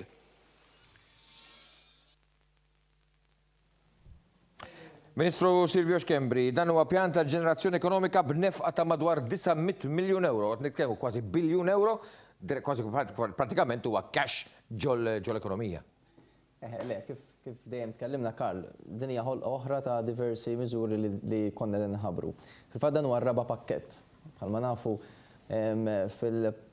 fix-xhur fil-ġimgħat li għaddew, xhur li għaddew ħabbarna 3 pakketti oħra. Dak iż-żmien il-pakketti kienu intenzjonati sabiex kemm jista' jkun issalvagwardjaw l-impjiegi. U fil-fatt nistgħu ngħidu li dak laħqu l-iskop tagħhom għaliex il fuq minn 90% tal-impjiegi ġew salvati u għadhom sostnuti sal-lum il-ġurnata. Issa rridu mmorru lil minn dak il-mudell li ta' wage supplement iżda rridu mmorru iktar mudell li nkomplu nkabru nqajmu nerġgħu nirriġeneraw l-ekonomija tagħna. Fil-waqt li xorta nibqgħu nsostnu n-negozji tagħna bil-wage supplement, ġifieri fil-fatt ħabbarna llum li sal-aħħar ta' Settembru dawk l-azzjenti kollha li huma direttament involuti fit-turizmu, ġifieri qed ngħidu hotels, qed nitkellmu il-gwidi, qed nitkellmu l-language schools u oħrajn, dawk ħajbqa' jkollhom il-wage supplement kif inhu. Għandek imbagħad ammont sostanzjali ieħor ta' ħwienet li minkejja li fetħu li d-domanda tagħhom tiddependi minn domanda domestika, eżempju innaf bħal tax-xahar tal-dwiefer u minkejja li ħabbarna numru ta' miżuri b'saħħithom li ħassaħħilhom id-domanda domestika, xorta nibqgħu ngħinuhom. Ovvjament mhux bl-istess saħħa kif konna ngħinuhom qabel, mill-lat ta' wage supplement ħajkunu qegħdin trasferiti fuq dik ngħidulu NXB, però il-miżuri l-oħra li ħabbarna jobsqu bil-qabda l-ammont ta' differenza fil-wage supplement. Mela, permetti li ftit, Ministru. Mela, jekk jogħġbok direttur, il-Prim Ministru jerġa' jitkellem jispjega dak li jgħid li huma miżuri li se jkunu katalisti biex naħarbu niġru l-qudiem. Miżuri li se jkunu fost diversi oħrajn li sar inħabbru llejla katalisti biex naħarbu niġru l-qudiem. Issa l-aktar ħaġa importanti joħorġu mill-miżuri u nisimgħu il-Prim Ministru jitkellem fuq uħud mill-miżuri l-aktar importanti. Se jkollna aktar minn 20,000 negozju li se jirċievu is-somma ta' se jkollna aktar minn 20,000 negozju li se jirċievu is-somma ta' 2,500 euro biex tintuża l-ħlas tal-kera minnhom kif ukoll is-somma ta' mhux aktar minn 1,500 euro biex tintuża sabiex jitħallas il-kont tad-dawl ta' dawn in-negozji għax-xhur ta' Lulju, Awwissu u Settembru. Jiġifieri dawn in-negozji barra il-ħlas ta' 2500 euro għall-kera se jkunu qegħdin jirċievu somma ta' mhux aktar minn 1500 euro jew in-nofs tal-kont tad-dawl tagħhom biex jagħmel tajjeb għal kont tad-dawl ta' Lulju, Awwissu u Settembru ta' din is-sena. L-ispiża allokata għal ħlasijiet tal-kont tad-dawl se tkun tammonta għal 30 miljun euro. Mela, Ministru, dawn huwa uħut mill-miżuri sew iktar qudiem sar nikomplu nispjegaw x'inhuma x'hemm ovvjament anki mhux biss in-negozji daw koll il-familji Maltin. Ħanibdew fuq di tan-negozji, dan huwa nifs qawwi importanti. Aktar minn kwistjoni ta' nifs qawwi hija fiduċja li ridna nwasslu dak il-messaġġ li l-gvern jatem biex ikompli jassisti biex iserraħ ras il-poplu Malti, kemm mill-aspett ta' familji, però wkoll mill-aspett ta' negozju. Li l-gvern jatem li ħajt jkompli għamel dak kollu li hemm bżonn ħalli nkomplu nsostnu l-ekonomija tagħna u li eventwalment terġa' tkompli bir-ritmu ekonomiku tajjeb li konna nafuha qabel il-COVID. Ma ninsewx li bħala gvern laburista aħna uritna pajjiż fl-2013 li kellna ekonomija mejta. Illum il-ġurnata diħlin għal din l-isfida li ġabet magħha l-pandemija b'ekonomija b'saħħitha. U għalhekk dawk li anke kien hemm improva jitfa' xi dubju li issa b'dal pakkett ta' miżuri aħna nkunu qegħdin naraw li jew ma nagħmlux budget f'Ottubru jew li ndaħlu xi bataxxi jew hekk li mhuwiex minnu l-każ. Ġifieri kif spjegajna diġà fil-konferenza, aħna ħdimna b'tal mod bil-għaqal li ġemmajna biżżejjed flus ħalli kif konna dejjem ngħidu jekk ikollna bżonn, jekk tiġi sitwazzjoni li jkollna bżonn, ikollna minn fejn aħna inwiżnu l-poplu. Għadkom minn fejn, minn kejja li ma daħħaltux taxxa waħda ġdida li waħda. U allura dak kull messaġġ fl-2013 u tajb li niċċaraw għadi fl-2013 kellna dejn fil-pajjiż proporzjonat mal-GDP tal-fuq minn 70%. Mamma mia. U kellna excessive deficit procedure. Fis-7 snin li għaddew, Gvern Laburista mhux tal-li ma żedx it-taxxi, tal-li naqqas it-taxxi u daħħal ħafna aktar benefiċċji ġodda. Illum il-ġurnata dik iċ-ċifra tad-dejn toqrob iktar lejn l-40%. Allura għandna dak il-buffer biżżejjed biex aħna nkunu nistgħu nsostnu d-deficit għal din is-sena mingħajr ma nżidu t-taxxi u fl-istess ħin nerġgħu nqajmu r-ritmu ekonomiku. U dak hu bil-mod kif qed naħdmu, ġifieri fejn qabel fil-passat aħna għaddejna wkoll minn sfidi ekonomiċi fil-passat riċenti, ma ninsewx fil-kriżi finanzjarja kien hemm Partit Nazzjonalista fil-Gvern. Ma ninsewx kif kien indirizzat dak iż-żmien. Dak iż-żmien kien mar fuq il-poplu Malti u għawċi u għallhom jiena ta' din il-kriżi li hija ferm inqas ukoll minn din li għandna llum, ħantikom 5 bozzos biex nifrankalkom l-ispejjeż. Illum ma naħsibx li tajna 5 bozzos, illum tajna pakket b'saħħtu ħafna ta' fiduċja, però wkoll injezzjoni diretta fl-ekonomija Maltina. Mela, a proposito ta' injezzjoni diretta, bil-ma niġi għal Gino Kawki kif ukoll għal Deborah Xkembri, il-Prim Ministru tkellem ukoll dwar l-industrija tal-kostruzzjoni.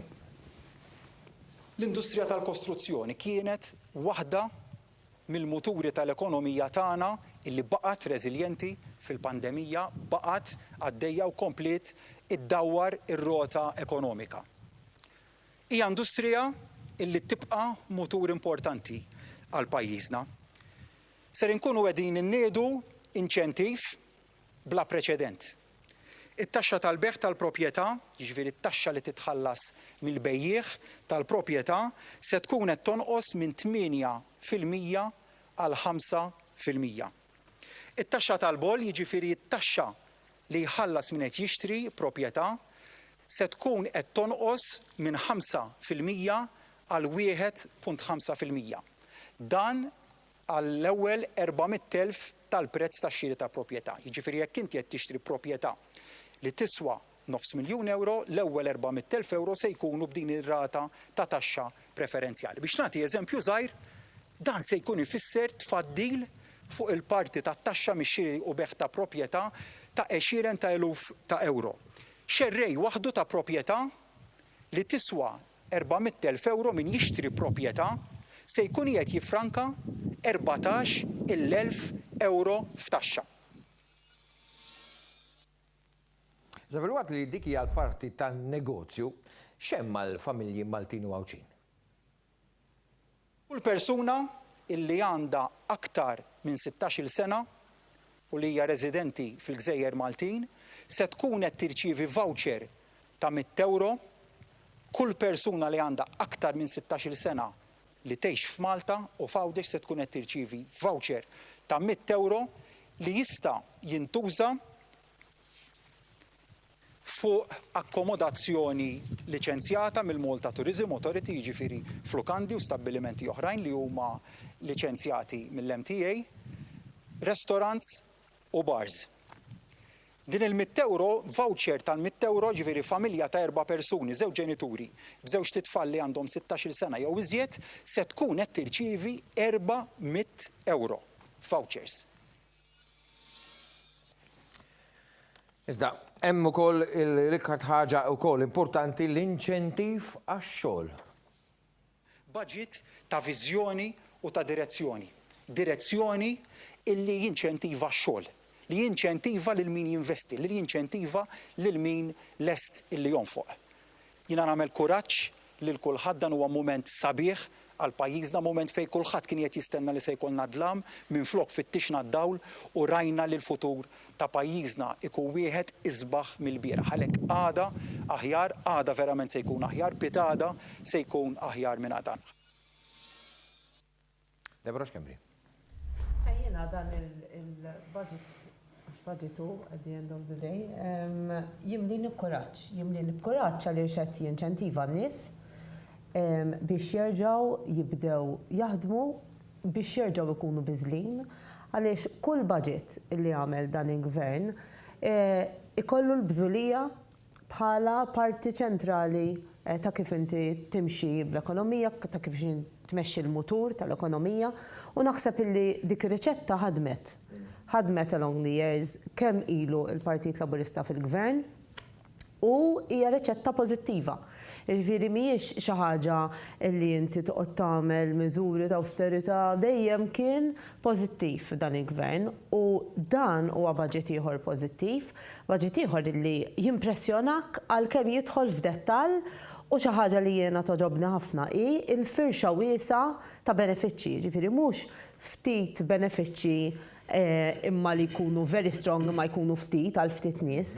Il-firxa hija wiesa biex igawdi kulħadd għaliex xi ħaġa l kulħadd biex inti kulħadd jerġa' jibda joħroġ jonfoq joħroġ. Il-Malti jekk ittieħ ix-xogħol jaħdem u jekk ikollu l-flus jonfoq. Però jrid ikollu tmexxija li fih ikollu fiduċja. Irid ikollu tmexxija tajba l-pajjiż u naħseb illi erġajna għal darb'oħra l-ewwel nett il-Prim Ministru beda baptism of fire għaliex mal-ewwel xarej pandemija mondjali u spiċċajna jiġifieri f'sitwazzjoni fejn rari rajna bħala qabel u naħseb illi anki b'dan il-budget ħireġ minna u with flying colours u naħseb illi ninżaw il-kappell kemm lill-Prim Ministru u lill-Gvern illi reġa' għal darb'oħra minn problema joħroġ mhux biss soluzzjoni imma jaf ikun pożittiv u jieħodha bħala opportunità. Għaliex nistgħu naraw fejn illum għandna nies illi ħajħarsu lejn dan il-budget u taf xiex kont se nixtri pereżempju proprjetà s-sena d-dieħla, naseb nibda biex nixtriha din is-sena. Jaqbillu. Għax jaqbilli. Issa meta inti jkollok budget, meta inti jkollok gvern li qed iħares b'dan il-mod lejn kif imexxi l-ekonomija biex jagħti spinta l-ekonomija, u mbagħad kollox jibda jmexxi wieħed il-ieħor, hija katina. Jiġifieri naħseb li kien għaqli ħafna dan il-gvern bil-mod ta' kif għamel dawn il-miżuri across board biex jinċentiva letteralment in-nies. Min ikun se jagħmel oġġett ma joqgħodx jittituba, ma joqgħodx ħalli għal darb'oħra. Aħna qbud għamilha ħalli jien ukoll nieħu ftit mill-benefiċċji. U fil-waqt li inti tkun qed tieħu dak il-benefiċċju tkun qed feel good factor li huwa contagious, il-contagion tal-pandemija nadduh sens ta' fiduċja u feel good factor biex indawru r-rota. Naħseb hija wkoll l-attitudni tal-Malti hija l-attitudni tal-Malti. Però sta kif għalhekk għatlek fil-pandemija ara ikun pożittiv, ara fi ħares lejn isma' iva rridu noqdu ġewwa imma ejja nieħdu gost ukoll ngawdu l-familja ħalli issa malli jerġa' jibda x-xogħol nerġgħu intu għax-xogħol.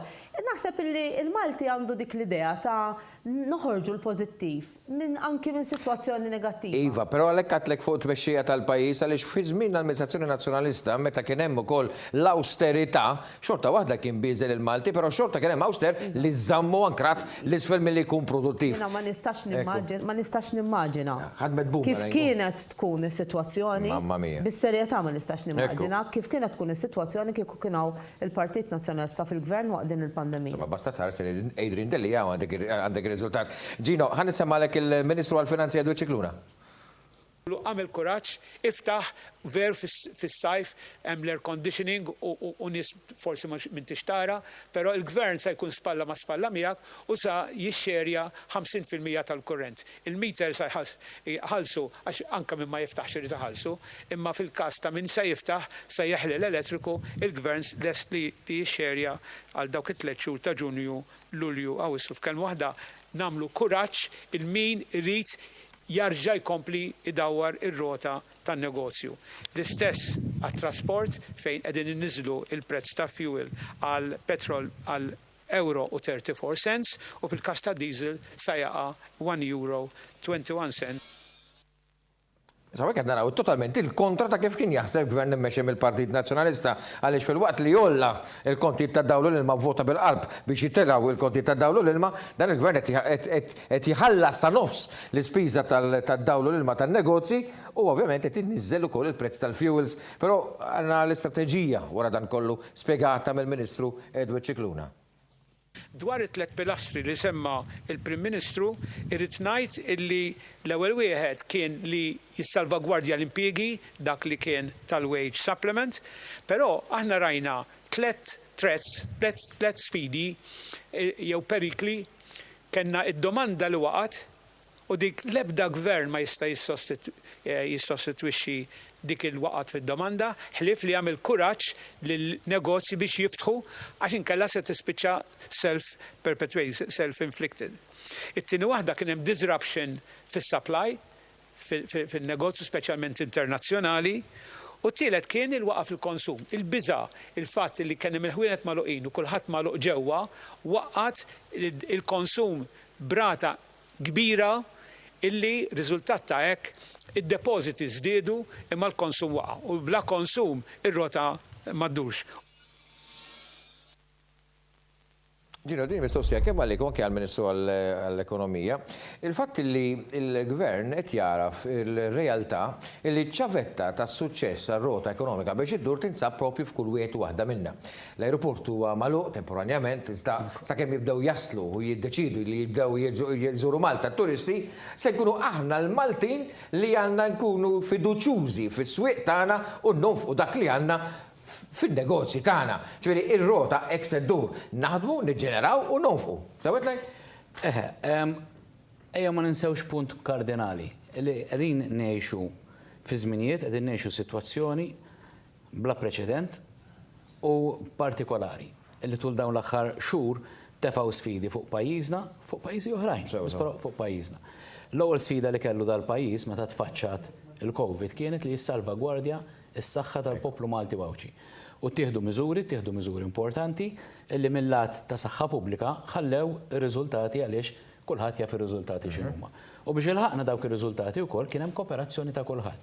Tal-pubbliku bispero anke tan-nies illi kellhom in-negozji tagħhom, illi ma qagħdux jgħidu jien ħanitlef id-dħul tiegħi, raw illi biex joqogħdu josservaw ċerti struzzjonijiet ħalli nissalvagwardjaw s-saħħa tal-Maltin u l-Awċin, in-negozji tagħhom niżlu x-xater u għalquhom. It-tieni nett il-Gvern l-ewwel miżuri li rridu nissalvagwardjaw l-impjiegi, irridu ngħinu lil dawk l-employers illi qegħdin isawfru għaliex id-dħul tagħhom ħajħu daqqa biex insostnuhom ħalli ma jeħlux il-ħaddiema, ħalli l-ħaddiema ma jitilfux l-impjeg tagħhom. Imma issa li ħirġin minn din is-sitwazzjoni kif qal il-Ministru Cicluna stess, issa wasal iż-żmien li rridu nibdew nerġgħu ndawru r-rota. U r-rota ddawwara billi issostni lil dawk is-sidien tal-businesses li l-ewwel nett ikomplu jimpjegaw in-nies magħhom, ikomplu jżommu lill-impjegati tagħhom għaliex dawn fuq kollox paga li tfisser għejxien għall-familji Maltin u Lawċin. U t-tieni nett irridu nsostnu lill-familji Maltin u Lawċin biex ikollhom l-spending power ħalli joħorġu u jerġgħu jibdew iżidu l-konsum. Ir-rota ddur, bekk ħaddur ir-rota. Ġifieri rajna pjantu dawn l-aħħar xhur ta' kif inħadmu l-affarijiet. L-ewwel nissalvagwardjaw is-saħħa tal-poplu Malti Wawċi, it-tieni l-impjiegi issa wasal biex nieħdu ħsieb l-ekonomija. Mhijiex sitwazzjoni faċli, jiena il-Ministru hawnhekk ma' ġembla għandu biċċa xogħol ibsa ħafna qudiemu għaliex li l-ekonomija tagħna toħroġ ukoll u jalla toħroġ kif ħarġet is-settur tas-saħħa mill-ekonomija tagħna toħroġ b'saħħitha minn din il-kriżi mondjali hija sfida kbira oħra. Ħafna pajjiżi oħra dom laqqas jafu minn fejn ħajibdew. Aħna diġà bdejna nuru it-triq minn fejn irridu nibdew ħirġin u jalla nirnexxu f'dak il-pott. Ħajkonna problemi, iva ħajkonna problemi, ma jfissirx li kulħadd ħajtlaq jiġri mill-lum għal-għada, semmejna l-ewwel is-settur tat-turiżmu. Ejja nkunu realistiċi, is-settur tat-turiżmu qudiemu għandu xhur ibsin ħafna. U għalhekk ħadd pjaċir il-miżura li tħabbret illejla illi charity begins at home. Ejja nkunu aħna l-Maltin illi ngħinu lil dawk illi tul is-snin taw ħafna lill-ekonomija Maltija għaliex xogħolhom huwa fit-turiżmu, ir-restoranti, il-lukandi. Ta' inċentiv biex il-poplu Malti jkun dak li jgħin lil da' settur illi ħajkun qed jiffaċċja żminijiet diffiċli. Imma kif semmejt inti tajjeb ukoll, irid ikun hemm setturi oħra illi sakemm it-turiżmu jirpilja u dan ħajjieħu żmien tiegħu, irid ikun hemm setturi oħra li jagħmlu tajjeb għal dak in-nuqqas li ser ikonna mis-settur turistiku. Jiena nemmen illi s-settur tal-infrastruttura, s-settur tal-proġetti ħajkun wieħed mill-aktar importanti biex dak il-vojt tat-turiżmu fl-ekonomija Maltija nimlewh u allura rridu ninċentivaw lil dawk li jinvestu f'dak is-settur ħalli jagħmlu aktar kuraġġ u jkomplu jinvestu, rridu naraw aktar proġetti u aktar infrastruttura għaliex waħda tittamel tajjeb għall-oħra. Ġifieri il-pjan qiegħed hemmhekk u ngħidu ħaġa oħra wkoll illi il-Maltin bil-għaqal dejjem kienu bil-għaqal u bil-għaqal kif? Li baqgħu bil-għaqal. Bejn Jannar u April kienu miġmuha fil-banek 900 miljun. Meta tara dik il-figura tgħid ma kif? Għaliex hemm l-għaqal tal-Maltin. U nemmen li bl-għaqal tal-Maltin ħankunu qegħdin noħorġu minn dis-sitwazzjoni. U jiena naħseb issa forsi il-Ministru jispjega għaliex jekk fimt sew jiena daw il-flus, daw id-900 miljun illi ħabbar illum il-Gvern m'hemmx 1 cent minnhom illi ġej mill-Unjoni Ewropea. Fil-waqt li ħadd ieħor għadu qed jistenna n-negozjati fuq il-pakketti ta' għajnuna tal-Unjoni Ewropea. Aħna flusna. Aħna tlaqna bi flusna. U dak huwa punt importanti li l-Ministru forsi jiċċara u jispjega. Is-saħħa tagħna. Imma ejjew naħdmu l-kol flimkien, jiena nemmen li f'dis sitwazzjoni li għandna l-ar ħaġa li nistgħu nagħmlu li nħallu l-amat politiku ifixkilna. Ejjew nkomplu naħdmu bħala poplu għaliex minn dis sitwazzjoni nistgħu noħorġu tajjeb blaqal bil-bżulija u b'attenzjoni. Mela, minna fitiħor se jkollna wkoll reazzjonijiet mill-korpi kostituiti għal dak li għandu x'qassam ma' dak li tħabbar mill-Prim Ministru propju l-lejla. Insellem ukoll is-semmija ta' One Radio li jinsabu qegħdin jiseguna permezz ta' simulcast kif ukoll dawk kollha qed jiseguna permezz tal-Facebook Live fuq il-paġna tal-Facebook tal-One.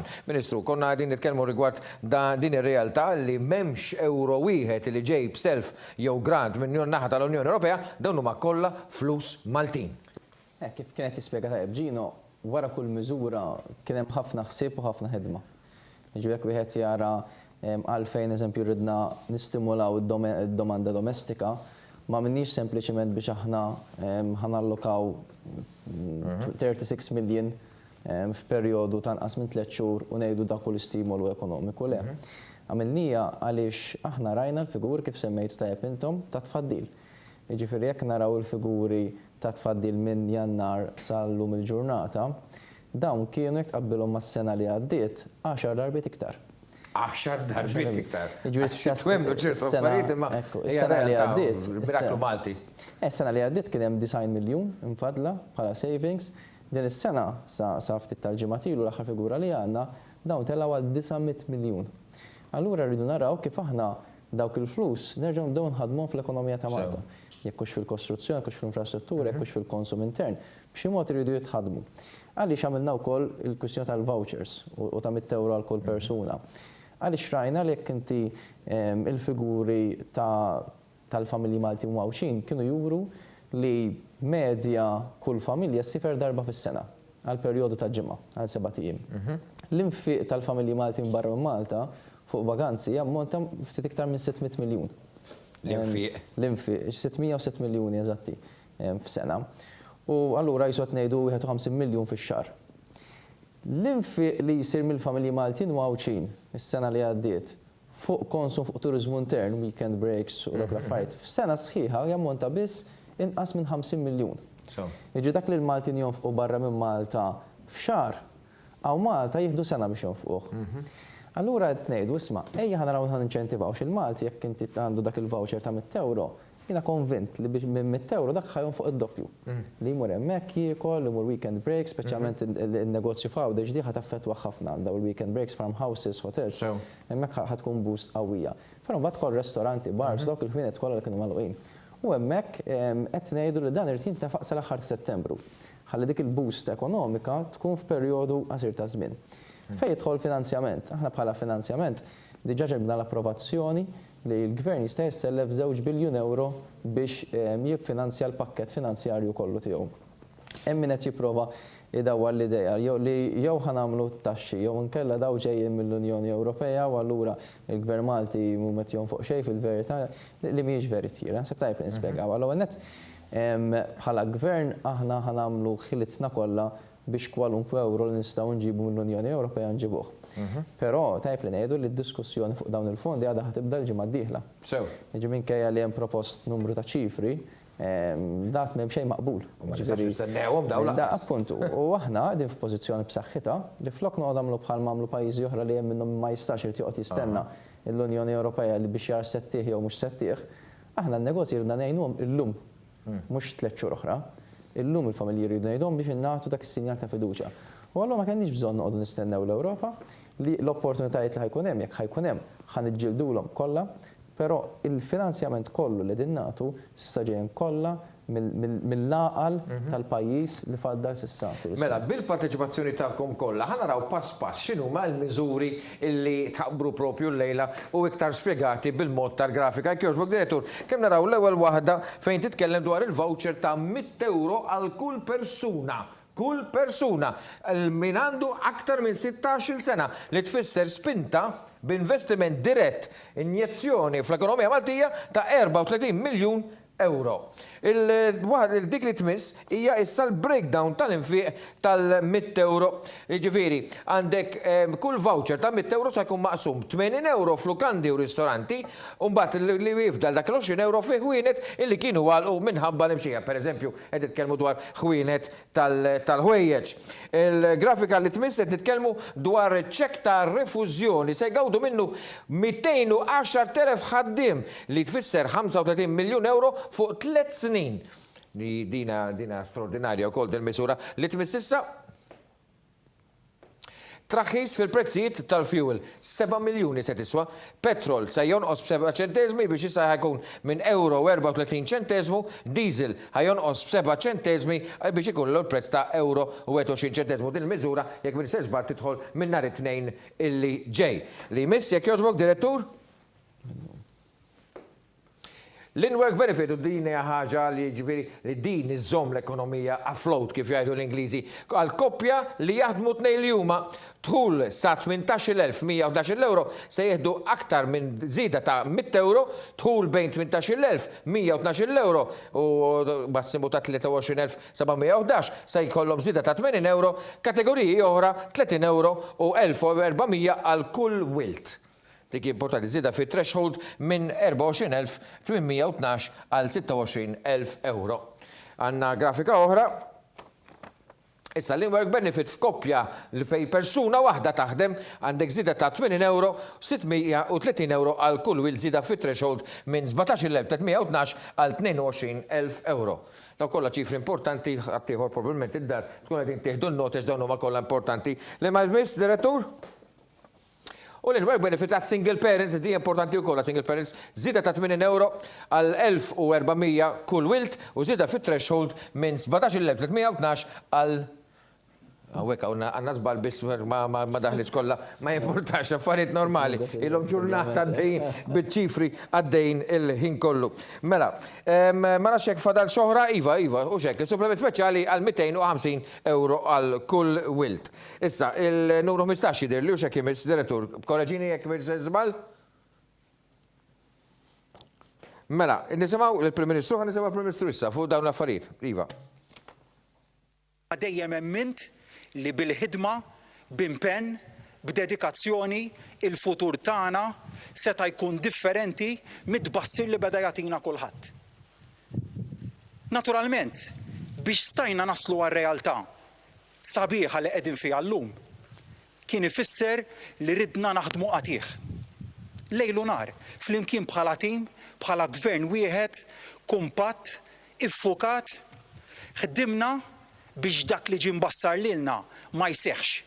U minflok il-futur sabiħ tagħna nimmodellaw ħaħna skont ix-xewqat tagħna, skont ix-xewqat ta' pajjiż, skont ix-xewqat tal-industrija tagħna, tan-negozji tagħna, tal-poplu b'mod ġenerali. Li ried illi bħalma dejjem għexna il-futur tagħna ikun kuljum aqwa mill-bieraħ. Ma tixtiequ tisimgħu ftit reazzjonijiet li ġew mill-korpi kostitwiti ħanibdew minn Matthew Xwireb li huwa skużani, Matthew Xwireb jidher li Matthew Park, skużani, mill-Assoċjazzjoni ta' Ristorantiera li hija Union żgħira dwar ta' speċifikament dwar ristorantiera nisimgħu il-kummenti tiegħu. Bħala assoċjazzjoni tal-stabilimenti tal-catering napprezzaw ħafna il-commitment tal-gvern. Dak kien budget teknikament li tgħidlu li l-gvern pro-business, let's generate business, jiġifieri l-inċentivi li ħoloq għall-istabilimenti tal-catering tagħna, restaurants u l-membri tagħna intlaqgħu pożittivi ħafna. L-ikbar concern li kellna bħala stabilimenti tal-catering kienet is-sussidju tal-pagi sa' Settembru.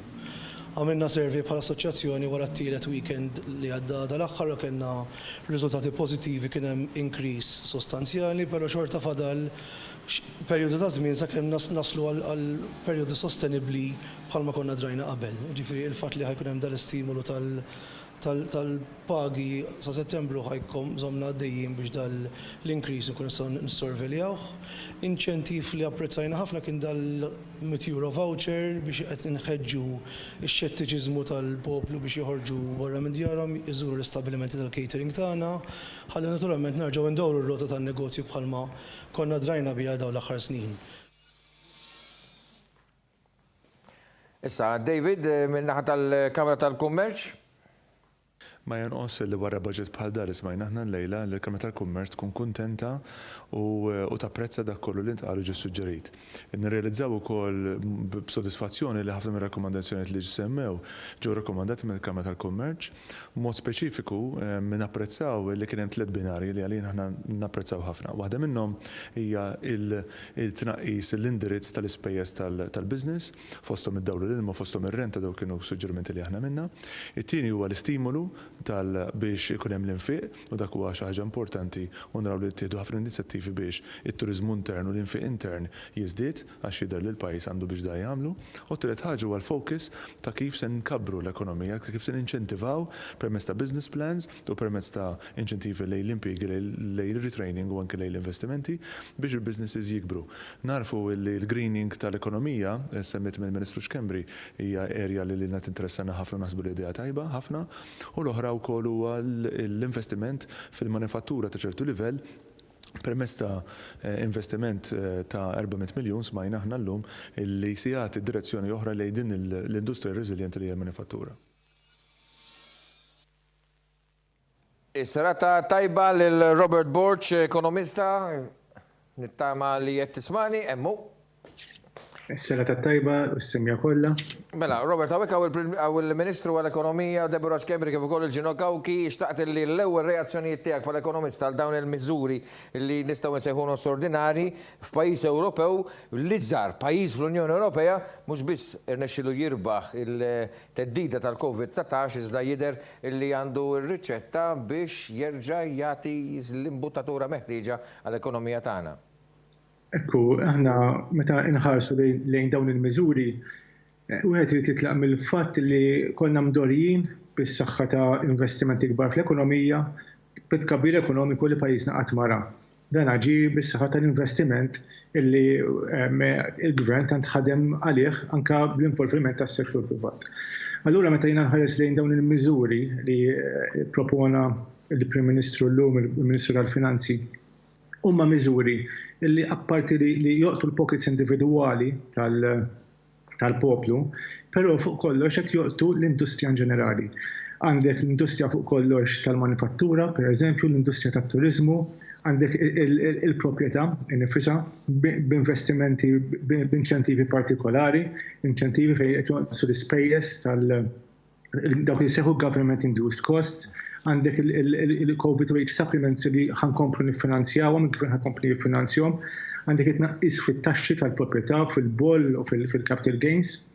Għandek ukoll tisħiħ ġenerali fl-industrija fejn għandek il-likwidità li il-gvern ħajkompli isaħħaħ anke bid-differiment ta' ċerta taxxi, anke bil-garanziji tal-banek u anke għajnuniet speċifiċi biex isir ir-re-engineering tal-industrija tagħna, għajnuna fuq business plans, għajnuna planning aktar fit-tul fejn jidħol investiment ġenerali tal-manifattura, anka bil-kreazzjoni kif smajna ta' manifattura li tkrea value added akbar. Fi kliem ieħor, Robert, jekk tismani, il-gvern sar letteralment il-business partner tan-negozjant.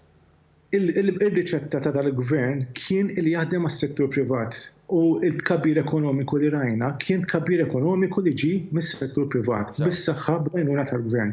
U dan ġi għax il-gvern ikkrea fiduċja fl-ekonomija, mhux biss tkabbir ekonomiku, rajna wkoll tnaqqis fid-deficit.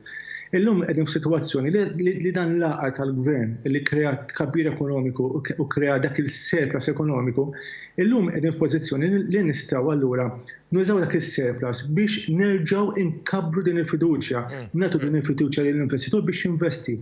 U dan fl-aħħar mill-aħħar ser iwassal mbagħad għal l-affarijiet li joqtu lill-poplu b'mod iktar sottili. Jiġifieri fl-aħħar mill-aħħar ħajwassal, dan ħajwassal li ħankomplu nsaħħu l-impjiegi fil-pajjiż. Għandek industri li għandhom nifisom maqtuħ illum it-turizmu ħankomplu nagħtu għajnuna għax il-gvern għandu minn fejn jagħti din għajnuna. U wkoll ħanoqtu wkoll pockets partikolari il-catering fil-pajjiż pereżempju fejn ħanatu inċentiv anke vouchers innovattivi biex żgur jintefqu f'perjodu qasir ta' żmien. U apparti minn hekk ukoll qegħdin noqtu l-infiq fil-pajjiż, it-tkabbir ekonomiku tagħna jiġi ħafna mill-domestic demand. U allura dan multiplier effect b'saħħtu biex ir-rota ekonomika terġa' tibda ddur b'saħħitha kif konna mdorrin qabel. Il-fatt li l-gvern diġà għandu reputazzjoni li ma bħala, l-fatt li huwa gvern li kapaċi ikkabbar l-ekonomija, ikkattar il-fiduċja, eċetera. Minn dak li qed tisma' mingħand kollegi tiegħek li jagħmluha ma' industrialisti, ma' nies li jmexxu negozji tagħhom, eċetera. X'inhu s-sentiment hemm barra? Huma beżana, huma kawti, huma ottimisti? Għandna industriji varji, ovvjament l-industrija tat-turizmu għadha f'inċertezza, imma ovvjament wieħed irid jistennew li għax ħajsir minn din il-problema nistgħu ngħidu internazzjonali. Però l-aċċa l-investiment hemmhekk qiegħed. Jiġifieri meta titkellem ma' kollegi f'dan is-settur, fis-settur tas-servizzi finanzjarji pereżempju kemm miżuri li smajna llum f'dan is-settur partikolari bi kreazzjoni ta' industriji ġodda. Il-proprjetà nifisha pereżempju, il-proġetti anke kapitali li baqgħu għaddejjin anke f'dan il-perjodu. Anke smajna bid-depożiti kbar li żdiedu fil-banek. Jiġifieri l-likwidità fl-ekonomija hemm qiegħda. Issa il-gvern qed jinkrea dak l-inċentiv, qed jikkrea dik il-fiduċja biex dik il-likwidità tintefaq aħjar, tintefaq għall-investiment. U l-aċċa l-investiment hemmhekk qiegħed, il-poplu Malti krea din l-ekonomija b'saħħitha u krea din l-ekonomija li hija reżiljenti għax kellu fiduċja li meta ħajinvesti l-investiment tiegħu ħajkun fis-sigur.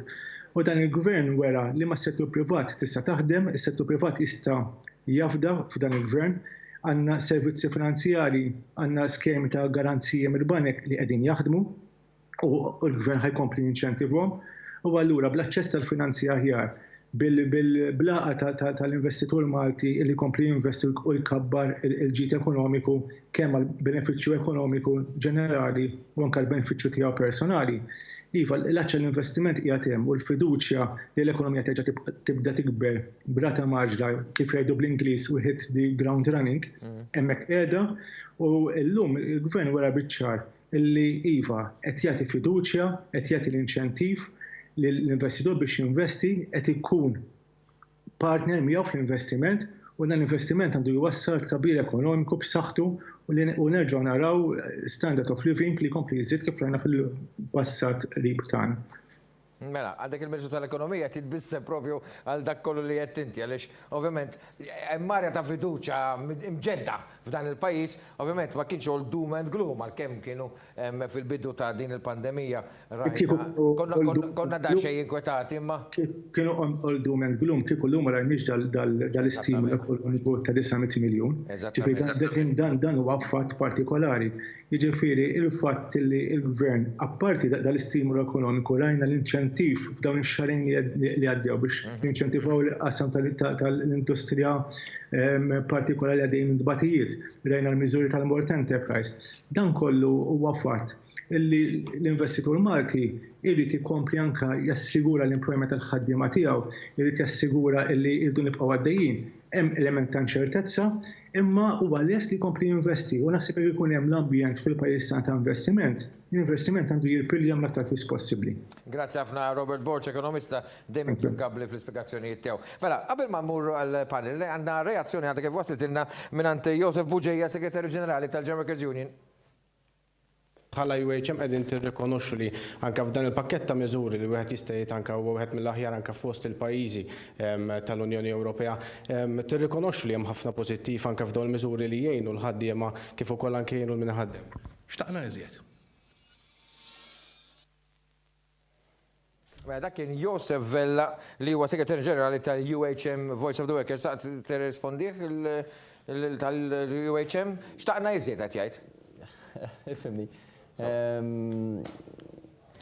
Aħjar ma nikkommentax. Ok. Mela, German Workers Union, Joseph Buġejja. Fil-fatt tal-vouchers, it-traħħis fil-petrol, il-kirjiet, qed jistimula l-ekonomija u l-investiment intern u l-infieq.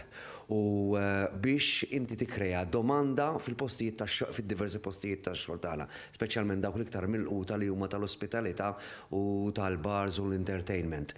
Dan kollu ħajjin biex jerġa' jagħti fiduċja u konfidenza fl-ekonomija Maltija li tant kienet reżiljenti f'dawn l-aħħar 7 snin u b'dan l-investiment li qed isir b'din hija teorija ta' fiduċja li hemm fl-ekonomija Maltija li ħad tkompli s-saħħaħ u taħħa toħloq tikkrea aktar jobs fl-industrija.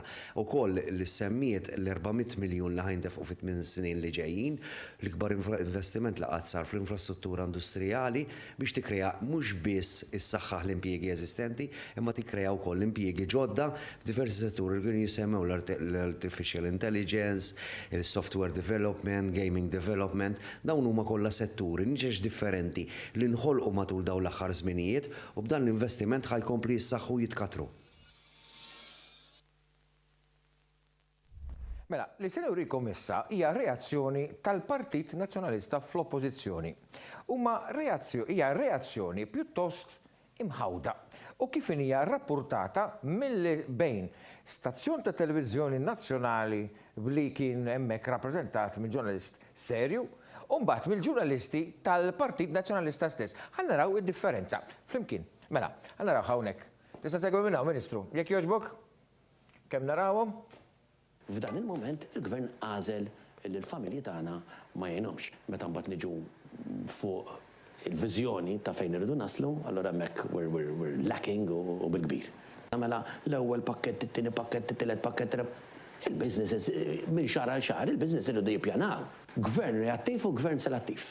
U hekk għadu reattiv, għax pratikament dak fejn jagħmel it-tajjeb għax inkunu għadnilu aħna, għax jagħżel il-ftit u jkun hemm ħafna illi ma jtihom xejn. Mela, dak li konċern dak li għatlek ftit tal-ħinilu, Television Malta tirrapporta lejn li għas-sodisfat li ħafna mill-proposti tal-gvern kienu proposti illi ressa il-Partit Nazzjonalista. Fl-istess ħin net jirrapporta il-familji tal-lew weħedhom. X'taqdek tirreaġixxi? Jien sinċerament ma nafx eżatt xi propan il-Partit Nazzjonalista. Fejtlu l-aspett ekonomiku ma naħsibx li l-aħjar entità li wieħed jirreferi għalija huwa l-Partit Nazzjonalista. Ġifieri ħares lejn il-finanzjament tal-partit tiegħu biss, naħseb ikollu jista' jkollu mera ta' x'kieku xistenna l-pajjiż. Però naħsbina r-reazzjoni tal-korpi kostitwiti jitkellmu weħedhom.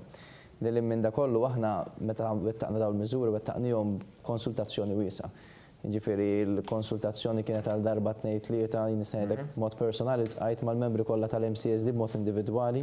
Kellem la oħra tal-Ministru Xikluna mal-MCSD il-ġimgħa li għaddiet, illum stess serġa' tqajna jiena l-Ministru Xikluna mal-MCSD kollha kif koll ma' diversi nies fin-negozju. Li nkun qed nieħdu b'mod kontinwu r-reazzjonijiet tagħhom sabiex naraw kif ħankun qegħdin indirizzaw. U naħseb illum kienet prova ċara ta' kif mhux sempliċiment edna ħabdu nitfaw forsi miljon lem, miljon law. Imma l-miżuri kienu targeted, costed, bil-min ħanorqtu lil-min ħajbenefikaw u x'benefiċċju ħankunu qegħdin nistennew min-naħa tagħhom, jekk hux huma fil-konsum, jekk hux l-istimolu tal-konsum, jekk hux il-mod li ħanupgradejaw l-infrastruttura tagħna, ħalli naraw li hemmhekk ukoll ninċentivaw investiment ġdid lejn pajjiżna. Il-fatt li rridu ngħinu wkoll fl-esportazzjoni, għandna miżuri li ħanejnu n-negozji tagħna li jkunu jistgħu jirriklamaw barra minn xtutna. Il-fatt li ħankunu ngħinuhom biex jagħmlu re-engineering process tal-mod kif jaħdmu. Ġifieri il-pandemija tatna affarijiet pożittivi fejn jitlu eżempju l-iġene b'mod ġenerali dawk irridu naraw li nżommuhom. Kellna kwistjonijiet oħrajn, sitwazzjoni ta' xogħol li ħadmet il-mod ta' teleworking jew remote working. U allura hemmhekk hemm skemi rridu nkomplu nsaħħuhom kif fil-fatt għamilna sabiex fejn hu possibbli nkomplu nsostnuhom. Però mbagħad għandek sitwazzjonijiet oħra li rridu nirkbu fuq din l-isfida sabiex noħolqu opportunitajiet. Jien nista' ngħidlek Karli issa fil-jiem li ġejjin llum ħabbarna dal-miżuri fil-jiem li ġejjin apparti li ħajkun hemm iktar sa spjegazzjoni dettaljata għal kull miżura, ħankunu qed inħabbru proġetti ġodda li grazzi f'dan il-perjodu tant diffiċli tkellimna magħhom u nexxinna nġibu investimenti ġdid lejn pajjiż li eventwalment ħajfisser għal opportunità ta' aktar impjiegi. Mela, Omar Vella, permetti li stennini ftit ħaniġi għalik dal-waqt li xtaqt il-reazzjoni minn Gino Kawki propju fuq dak li għadna kif smajna ftit għal-ħin ilu kemm il-kap tal-oppożizzjoni kif ukoll mill-żewġ unions kbar pajjiżna. Jiena ftit ilu għed dan mhuwiex żmien li nħallu l-amat politiku jieħu l-kontroll tagħna. Tul din il-pandemija sħiħa rajna sens ta' għaqda nazzjonali, konna maqudin mill-lat ta' ġlieda kontra l-Covid mill-lat ta' saħħa u jien nemmen li l-poplu Malti wawċi għadu maqut għax irid issa jerbaħ l-isfida ekonomika. Mill-ħafna reazzjonijiet li smajna jidher li dan li tħabbar il-lejla li hawn min qed isejjaħlu budget, il-gvern qed isejjaħlu pjan ta' riġenerazzjoni. Riġenerazzjoni tal-ekonomija, ħnerġgħu nitfgħu l-enerġija lura fl-ekonomija biex tistartjaw tibda mixel quddiem. Jidher li reġgħet inxtelet fjamma qawwija ħafna u għaw feel good factor. Naqbel miegħek. Għaw feel good factor minn diversi setturi qed jgħidu isma' this is it. Għandna lodda biex nerġgħu nistartjaw. Formula għemmeda. Issa, ovvjament kulħadd għandu dritt tal-espressjoni, kulħadd għandu dritt tal-ħsieb. Imma kulħadd qed jinduna min huwa l-vuċi solitarja f'din is-sitwazzjoni kollha. Jiena rajt ir-reazzjonijiet anke tal-unions. Ovvjament, il-unions l-ewwel interess tagħhom huwa il-well-being tas-settur tal-ħaddiema, il-ħaddiema. Ħaddiema huma kulħadd huwa ħaddiem. Is-sit tal-ħanut huwa ħaddiem. U minkejja li qed jimpjega l-ħaddiema miegħu, huwa ħaddiem ukoll għandu familja jrid jgħixew ukoll. Il-ħaddiema li jaħdmu miegħu jridu jgħixu ukoll. Ma allura għalhekk importanti l-ġid. Jekk ir-rota mhux ħatibda ddur u jekk ħanippruvaw naqtaw qalb il-Maltin u l-Awċin biex din ir-rota ma jdawruhiex, ħajbati kulħadd. Ejjew nħallu l-pożittiv illi qed jinħoloq. Jerbaħna, bin-negattiv maħna ħneħdu xejn. Huwa fil-fatt il-messaġġ tal-lum huwa pożittiv ħafna. Ma iktar pożittiv minn hekk ma tiżax. Wieħed irid iżomm sa aħna llum il-ġurnata bil-mezzi tal-medja li għandna llum il-ġurnata naqraw x'qed jiġri f'pajjiżi oħrajn kif qal ħatajb ħafna il-vot l-Italja. Hemm pajjiżi oħra li għadhom qed jistennew biex jibdew it-taħdidiet il-ġimgħa d-dieħla għax hekk mhux ġejja l-manna mill-Unjoni Ewropea għandhom kriżijiet ħafna ikbar minn dak li għaddew minnha fl-aħħar xhur mill-lat ta' saħħa. Ġifieri il-kriżi ekonomika li jistgħu jolqtu pajjiżi li diġà ntlaqtu ħażin ħafna mill-lat ta' saħħa pubblika jistgħu jkunu devastanti u jistgħu se jfallulhom il-banek, se jfallulhom is-sistema tas-soċjal kollu. Aħna minn dan kollu flok qegħdin naraw id-dlam il-gvern qed jara id-dawl diversi setturi tal-ekonomija u s-settur privat anke kif qal tajjeb Robert donnu l-settur privat ukoll qiegħed jara id-dawl u qed jgħid isma' ejjew nimxu f'dik id-direzzjoni.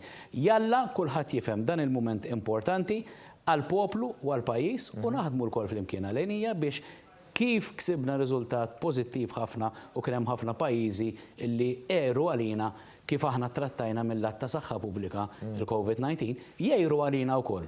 U jgħidu isma' dal-pajjiż mill-lat ekonomiku reġgħu orina the way forward kif għandna nimxu l quddiem. Mela, qabel ma niġelik, Debora, ħankellmu waħda lil Omar. Insellimlek Omar serta tajba. Nsellim lilek ukoll. Tini dak l-ewwel ħsibijiet tiegħek wara li smajt il-konferenza tal-abbarijiet tal-Prim Ministru. Mela jiena nħares leh sija bħala individwu, bħala missier, bħala ukoll persuna li nimpjega n-nies, ovvjament bħala ħaddiem ukoll. U naħseb li minn kull aspett, jekk tarah mod holistiku, jagħti stimolu li sija bħala individwu, sija bħala missier, jiena qed jagħtini opportunitajiet biex jiena noħroġ mid-dar, biex ninċentiva li l-nifsi u nagħmel kuraġġ u nkun nista' narġa' nibni l-fiduċja u narġa' noħroġ, narġa' nuża l-flus tiegħi, narġa' ndaħħalhom fl-ekonomija. Fl-istess waqt dan il-budget, jekk irridu ngħidulu budget, jagħtini wkoll stimulu mill-aspett ta' persuna li nimpjega, illi qed jagħtini wkoll diversi inċentivi kif rajna bi skemi li se jiġu mħabbra biex jiena nimxi il-qudiem u nkun nista' ovvjament nipprogressa sija bħala kumpanija sija anki l-ħaddiema tiegħi. Nixtieq ngħid li dan il-miżuri li ġew mħabbra llum ma jistgħux jittieħdu f'kuntest individwali, imma sija kif semma l-Ministru tal-Finanzi aktar kmieni fil-kuntest tal-budget li kien imħabbar f'Ottubru li għadda u sija anki fil-miżuri li kienu qegħdin jingħataw tul il-proċess tal-COVID f'Marzu u f'April li għadda.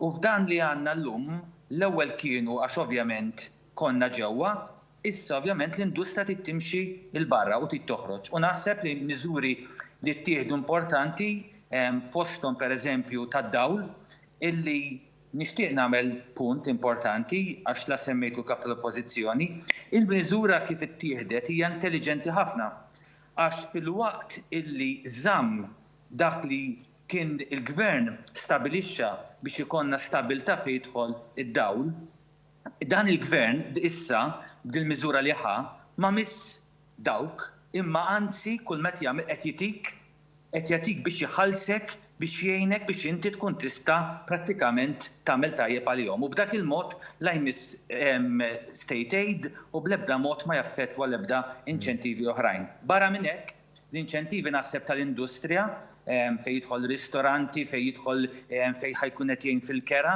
naħseb id-daqqa li qalat dak is-settur li huwa prattikament parti nevralġika tal-ekonomija ta' pajjiżna li għat-turiżmu qed jgħinu bl-aktar mod possibbli u kif għattu tajjeb intom, jekk inti tħares madwarna dak kollu qed isir għax pajjiżna għal żmien twil kellu stabilità ekonomika u għandu minn fejjati. Li kieku m'għandux minn fejjati, ovvjament is-sitwazzjoni tkun totalment differenti kif qed naraw f'pajjiżi oħrajn. U l-miżuri kienu immedjati, gradwali se kellek drip process illi jen biex iddaqqaw l-impatt li pajjiżna subixxa f'dawn l-aħħar xhur, ċertament illi jen biex ma kienx daqshekk kbira, anzi ammont ta' kumpanija salvaw u bajna din nitkellmu. Jiġifieri naħseb l-impatt holistiku kien pożittiv u ta' gvern illi rnexxielu jżomm kalm u b'mod kajman jasal fejn għandu jasal. Grazzi ħafna Omar Vella. Debora, gvern kalm. Naħseb il-fatt li mhux gvern li jela pal-gallerija, imma gvern li jagħmel inċentivi b'intelligenza, naħseb tiddistingwi dan il-gvern mill-oppożizzjoni. Pereżempju, ma nistax nifhem kif Adrian Dalija jiġi jgħid isma' da gvern li ħareġ bl-ewwel set ta' inċentivi bit-tieni set, bit-tielet set, mela x'tagħmel. Mill-inti meta hemm pandemija u ma tafx meta se tispiċċa u ma tafx għalkemm tul trid tagħtihom l-inċentivi tista' tfaqqahom kollha f'daqqa, ma tistax tagħmel hekk għax ma tkunx għaqli. Għax inti l-finanzi tiegħek trid tmexxihom b'intelligenza.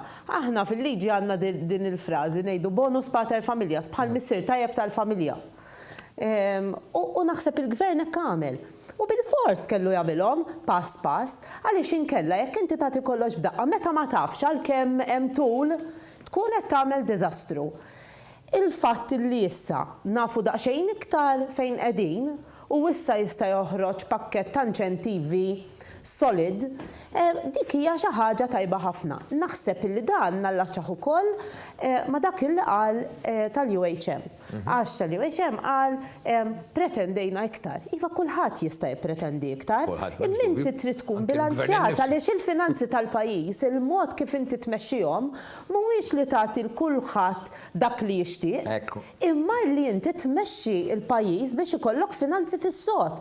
Tagħti kemm tista' biex tinċentiva Iva, da li għamel dan il-gvern, mux li itik il-ħut li għalmek tistat. Din il-famuża li dejjem nejdu. Et jgħidlek mur, oħroġ, ixtri, ħanibdew ndawru l-ekonomija, lil min qiegħed jixtri post ġdid qed jgħidlu iva dis-sena forsi jekk tixtrih dis-sena naqra ħjar għax ħatibbenefika mit-taxxa, lil min ħaddem qed jgħidlu jiena se nħallaslek parti mid-dawlu l-ilma, lin-nies in ġenerali se jgħidhom fil-petrol biex ikunu jistgħu jerġgħu jibdew il-ħajja għan-normali, jiġifieri hemm inċentivi għal kulħadd imma b'mod għaqli, mux jilab għal-gallerija, imma għal xaħġa u koll il-Ministru Xikluna waqt li kien qiegħed waqt il-konferenza. Għal aħna maħnix namlu dan il-budget biex nintoġbu, qed namlu dan il-budget biex immexxu l-ekonomija l-qoddim. U propju fuq dan il-nota ħanwaqfek hemmhekk sa morru ftit pariri kummerċjali kif veġu lura se nitkellmu wkoll għar-reazzjoni tal-ġurnalisti u ovvjament huma osservaturi ta' dak kollu qed jiġi f'pajjiżna. B'hawn magħna dejjem.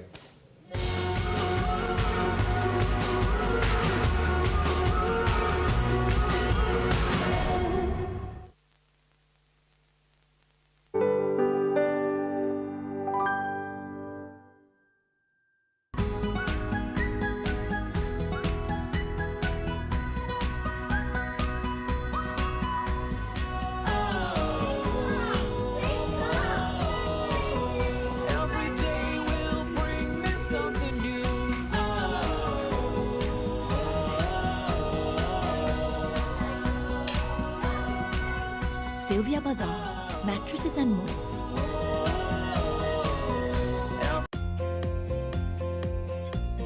Sufanijiet tal-aqwa kwalità, stili u isin varjati li jinħadmu f'materjal differenti bħal ġilda, microfiber u f'kuluri varjati.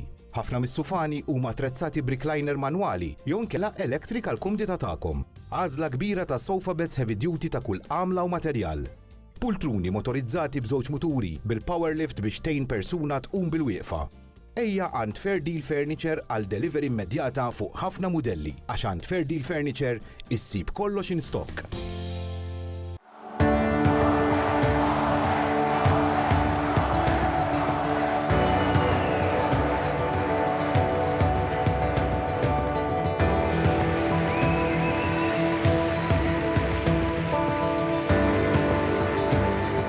Grazzi li minn dejjem kontu miegħi għaliex dejjem hemmit fikom.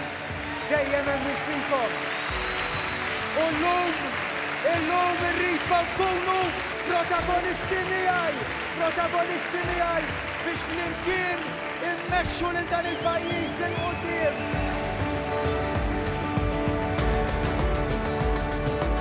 Inkomplu niġġeddu maratona ġbir ta' fondi tal-Partit Laburista b'Differenza, inizjattiva imqasma matul ġimgħa sħiħa mit-2-15 sal-ħadd 21 ta' Ġunju.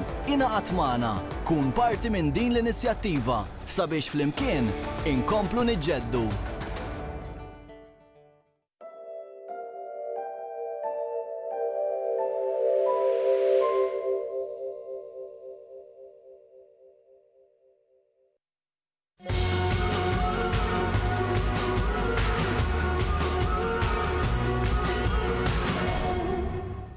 Mela rimarki konklusivi mill-naħa tal-panel tagħna, Deborah konti titkellem qabel ma interrompejtek? Iva naħseb biex nikkonkludu, jiena nħoss li jiena kburija ħafna li noqgħod ġo dan il-pajjiż tant żgħir, imma li jaraf li d-diffikultajiet idawarhom f'opportunitajiet. Naħseb bejn l-esperjenza forsi tal-Ministru tal-Finanzi, Ministru ta' ċerta ta' biktar esperjenza għal-Ministru Żagħżugħ tal-Ekonomija, naħseb illi flimkien illum urewna illi jistgħu jagħmlu tim verament formidabbli flimkien mal-Prim Ministru tagħna biex jistgħu jmexxu din l-ekonomija wkoll il qudiem. U naħseb illi jawgura tajjeb ukoll il-fatt illi da ma jfissirx li għandna budget issa u m'għandniex budget f'Ottubru, ġifieri da qisu Christmas come early. Tinħoss sajjin. Fil-fatt ħafna kommentaw li vera Christmas has come early. Ġino Kawki. Jiena kif qed qabel nappella lill-poplu Malti wawċi li kif konna maqudin biex iffaċċajna din is-sitwazzjoni f'dawn l-aħħar xhur nibqgħu maqudin naħdmu l-kol flimkien ħalli nkomplu noħorġu rebbeħin fuq dan il-sitwazzjoni li ħoloq dan il-coronavirus li sejħulu COVID-19. Nemmen li l-gvern illum ta' direzzjoni ċara u sta issa għal nies fin-negozju, għal Maltin u Lawċin, għal dawk li huma biżla li jieħdu din l-opportunità li tagħna l-gvern biex dak li tagħna llum nagħmlu kapital minnu ħalli fix-xhur li ġejjin inkomplu nerġgħu nibdew inkabru l-ekonomija ta' pajjiżna. Turġu Sinfundo l-Ministru l-Ekonomija, ġurnata twila kienet għalik, Ġurnata twila, però sodisfatt li irnexxielna nisnejt li l-ewwel reazzjoni li għandna nilħqu l-iskopijiet u l-għan ta' dan il-pjan li kif qalu kemm Debora f'Kolġino l-pożittività u l-għaqda mhux biss tal-gvern ma tal-pajjiż. Ħadd kompli twassal biex mhux l-isfida biss tal-Covid imma anke ħafna sfidi oħra li jistgħu jiġu quddiem nkunu qed nelbuhom b'suċċess. Mela, grazzi ħafna lill-Ministru l-Ekonomija Silvio Xkembri, lil Debora Xkembri kif ukoll il-Ġino Kawki tal-kummenti tagħkom u se nkomplu issa bil-programm tagħna għaliex se jinbidel panel ġdid aħna se nibqgħu għaddejna l-ħabta ta' xi 11:nofs għal dastant tfadlilna triq twila l qudiem ukoll biex inżommukom informati dwar dak li ħabbar il-Prim Ministru Robert Abela illejla waqt il-konferenz tal-aħbarijiet fil-Forti Santirmu. Paula Bela mill-GRTU jitkellem u jireaġixxi b'dan il-mod tal-inċentivi mħabbra l-lejla. Aħna dal-istimulu ekonomiku l-għajnieh pozittivament ħafna bħala Kamra tan-Negozji żgħar u medji. Aħna għamilna l-proposti l-Gvern il-ġimgħa għaw 15 ilu fuq il-proposti tagħna ħafna minnhom ġew inclusive tal-pakkett. Għanna l-iktar ħaġa li kienet importanti għalina kienet il-wage subsidy. Il-wage subsidy ħatibqa sa' Settembru. Taf inti l-ħwienet fetħu ma l-ħwienet għadhom kajmani u għadhom n-nies jibżaw joħorġu dal-affarijiet kollha. U allura dik kienet waħda mill-affarijiet importanti għalina. L-istimolu li ħajat il-gvern dawk il-100 euro kull min għandu fuq minn 16 sena dak ħajjin ukoll. Ovvjament inti meta tmur inkol meta kelli voucher qatt ma issarraf il-voucher li għandek dejjem tonfoq daqsxejn iktar u hekk kiena ejja ngħidu li tonfoq id-doppju ta' dak li tak dawk l-istimulu tal-ħwienet ħajmorru tajjeb. Tanti ieħor huwa ta' Tony Zara mill-Assoċjazzjoni tal-Lukandira u Ristoranti.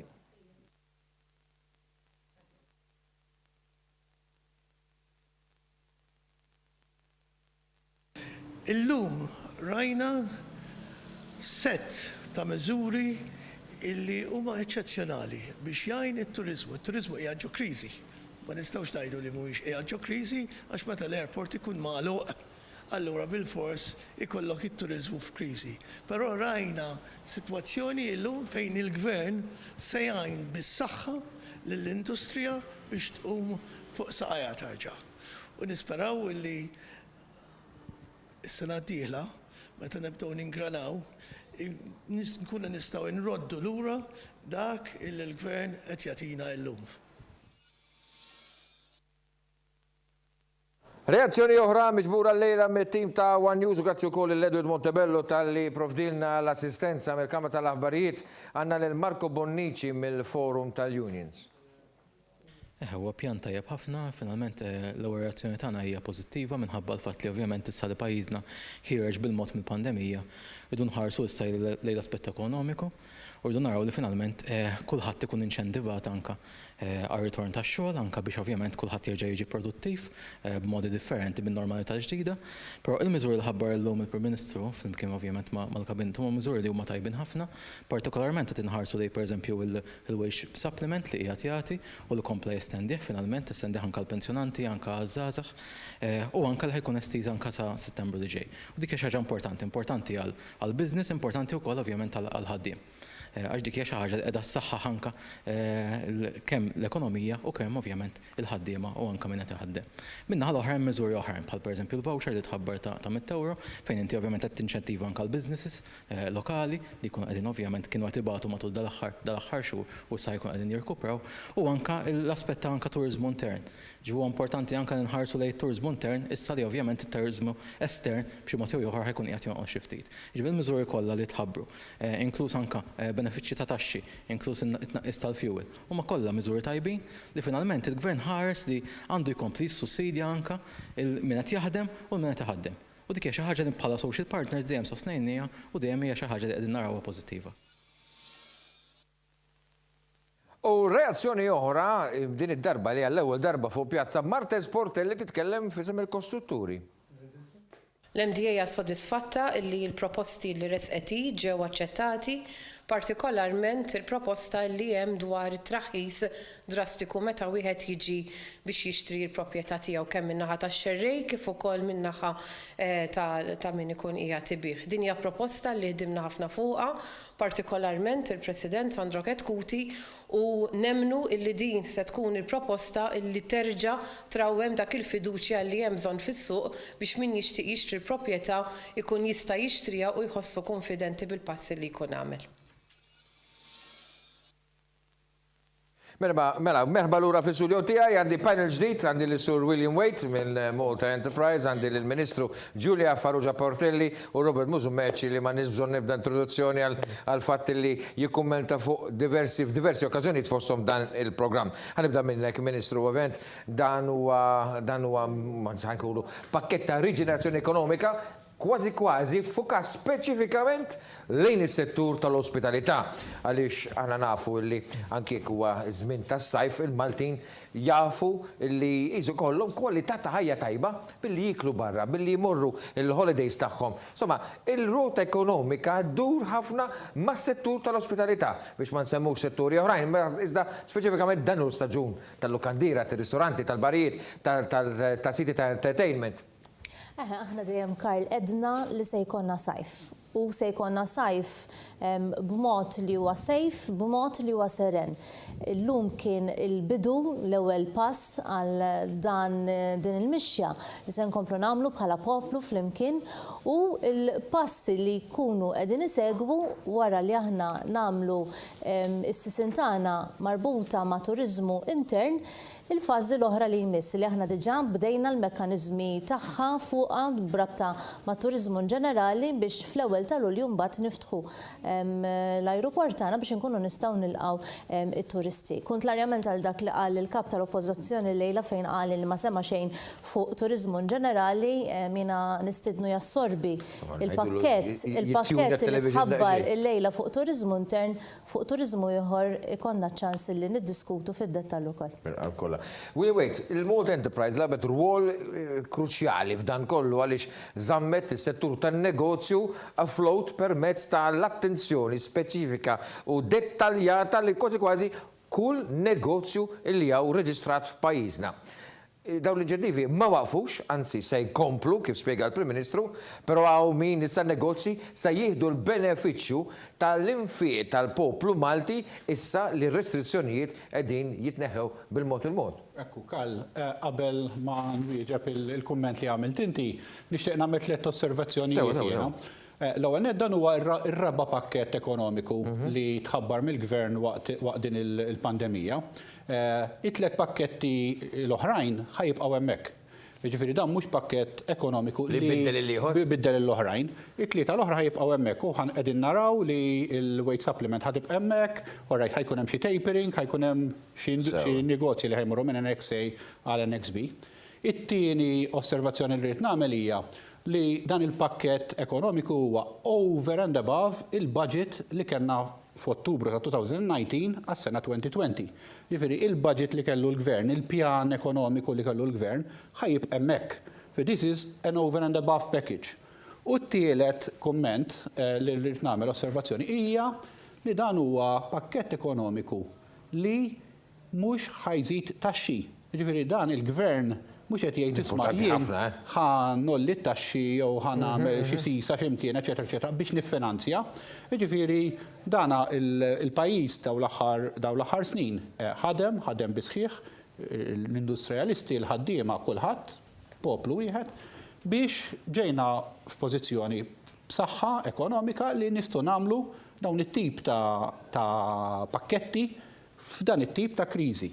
Issa Iva, kif qed inti l-Malta Enterprise ħadmet u ħatibqa' taħdem ħafna fil-jiem li ġejjin biex ovvjament inkomplu insostnu bil-wage supplement, però kif dejjem ngħid aħna mhux biss il-wage supplement, għandna programmi oħrajn għaddejjin. Sa issa kellna xi 23,000 applikazzjoni li bażikament jorqtu lil 100,000 impjegat.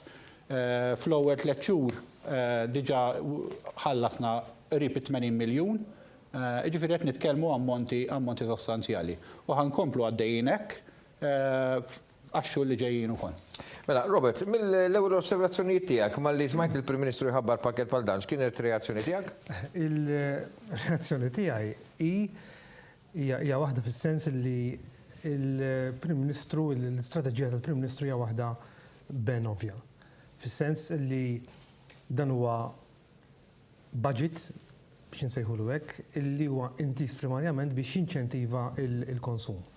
Din hija teorija ekonomika illi hemm diversi ekonomisti li sottoskrivu propju għal din it-teorija fejn inti aktar kemm ikollok konsum l-ekonomija tija il-fuel li għandha bżonn u imbagħad għandek il-ripple effect li jkun jiġi ġenerat anki fil-periferija. Appuntu, ġifi kieku kellna virus, għexna l-isfortuna tal-virus. Fl-aħħar xhur illi ma nasibx li huwa xi eżempju feliċi, però eżempju li wieħed jifhem. Fis-sens illi dan huwa l-mod kif jew għal-inqas huwa wieħed mill-modi ippruvat kif tinċentiva tipprovoka, tipperpetwa il-feel good factor.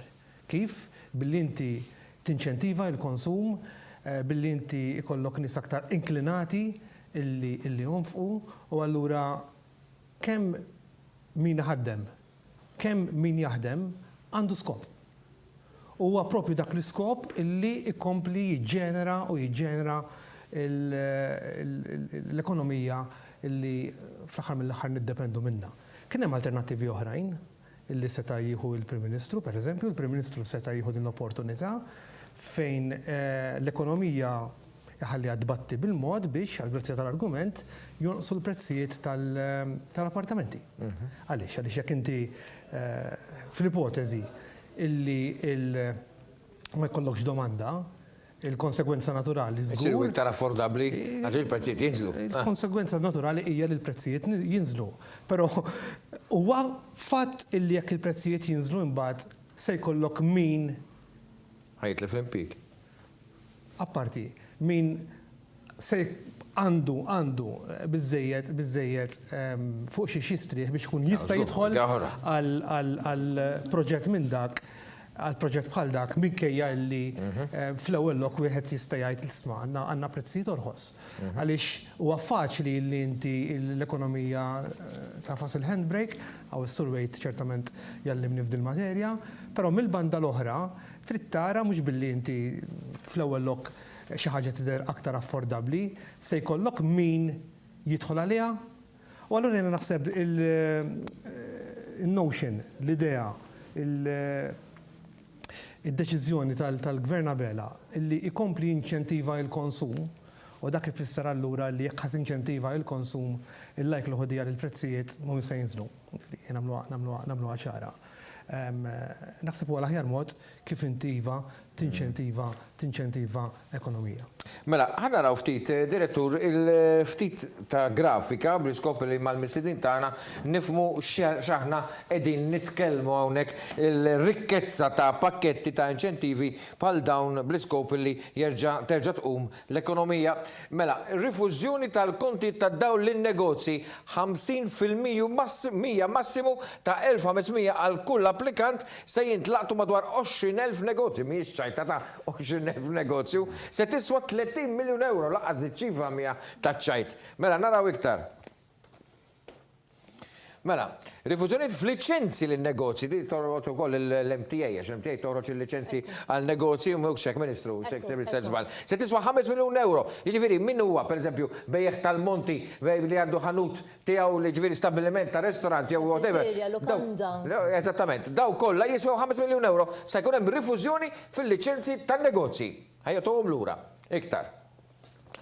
Spejjeż ta' operat fil-kirjiet din hija importanti qatt ma saret f'pajjiżna se tiswa 30 miljun oħra, massimu ta' 2,500 euro għal kull intrapriża. Li jmiss? Kreditu ta' taxxa futjiet 2,000 euro għal kull negozju. Kreditu ta' taxxa 2,500 għal negozji fawdex tal-familja u mmexxi minn mara. Se tiswa 5 miljun euro. Interessanti, immexxi minn mara ukoll, il-Ministru. L-istimulu li dejjem aħna naraw preżenti anke fil-budgets ta' qabel. Li dejjem ikun hemm dak l-inċentiv li mara toħroġ taħdem, li mara ma taqtax qalba, imma wkoll illi anke f'dan iż-żmien ta' sfida jiena ngħid li waqa' fuq ħafna mill-ġenituri, imma b'mod partikolari fuq in-nisa li rajnihom xorta jkunu reżiljenti, li mid-dar irridu joperaw in-negozju tagħhom fl-istess ħin jassistu l-tfal tagħhom bl-iskola li għadna dejjem biha b'din is-sistema aħna tnajxuha kollha bħala ġenituri, imma hemmhekk il-messaġġ b'saħħtu illi aħna nemnu fin-nisa, nemnu f'dak l-investitur li rrid jibda n-negozju tiegħu f'għawdex. Sa mill-2013 il-Gvern nemmen fin-nisa billi ta' dawk l-inċentivi kollha biex ħarġu n-nisa jaħdmu saru finanzjarament indipendenti, bnew ħajjithom, saru nisa ta' karriera permezz ta' mhux biss tal-inċentivi u tapering tal-benefits, iżda wkoll kien hemm child care centers b'xejn, l-edukazzjoni b'xejn ta' tfal, eċetera, trasport tagħhom, l-eżamijiet b'xejn, dawn ukoll affarijiet importanti. William. Li ju sabiħ kall li meta tara dawn l-inċentivi li tħabbru llum, kifet qabel, dawn din jibnu fuq inċentivi li diġà saru qabel, mela dawlu ilma. Niftakar waħda mill-wedijiet elettorali tal-2013 kien li jorħsu dawlu l-ilma, li raħsu. U raħsu b'ammont sostanzjali. U għadni niftakar dak iż-żmien l-impatt li kellu fuq l-industrija. Immedjat. Il-ġimgħa l-oħra tħabbar ukoll il-Gvern ħajjejn lil-first time buyers billi jagħmilhom il-garanzija ta' 10%, jislifhom il-flus mingħajr imaġġ, eċetera, eċetera. Dik mhux illum tħabbret f'dan il-pakkett, din tħabbret ġimgħa ilu, dal-pakkett kompla jibni fuqha. Ftit tal-ġimgħat ilu il-Ministru Xkembri ħabbar ukoll l-extension tal-iskema ta' Malt Enterprise tar-Rent Subsidy Scheme għall-industrija. Illum qegħdin nagħmlu skema fuq skema. L-iskema l-oħra ma telqitx għad hemmhekk. Jiġifieri hawnhekk wieħed jara s-saħħa ta' dawn il-pakketti. Ma jridx jara dal-pakkett f'iżolament, dal-pakkett irid jarah fl-inċentivi l-oħrajn kollha li jeżistu. Dawn huma hemmhekk issa kollha full plat, full mejda qudiemna biex neħduhom. Issa jekk ma ħedduhomx, sta għalina, ma għalhekk qegħdin hemm il-Gvern qed jinċentivak. Ħuduhom daw. Issa dan huwa każ. Qabel konna ngħidu jtik il-qasba biex tista'. Jien naħseb mhux tanna l-qasba biex nistadu wkoll, tefanna l-ħut fil-baħar ukoll biex jinqabad ukoll. Mela dawn importanti għal Ġulja wkoll biex tismagħhom. Joe Muscat mill-Go to Tourism Association jirreġixxi full linja.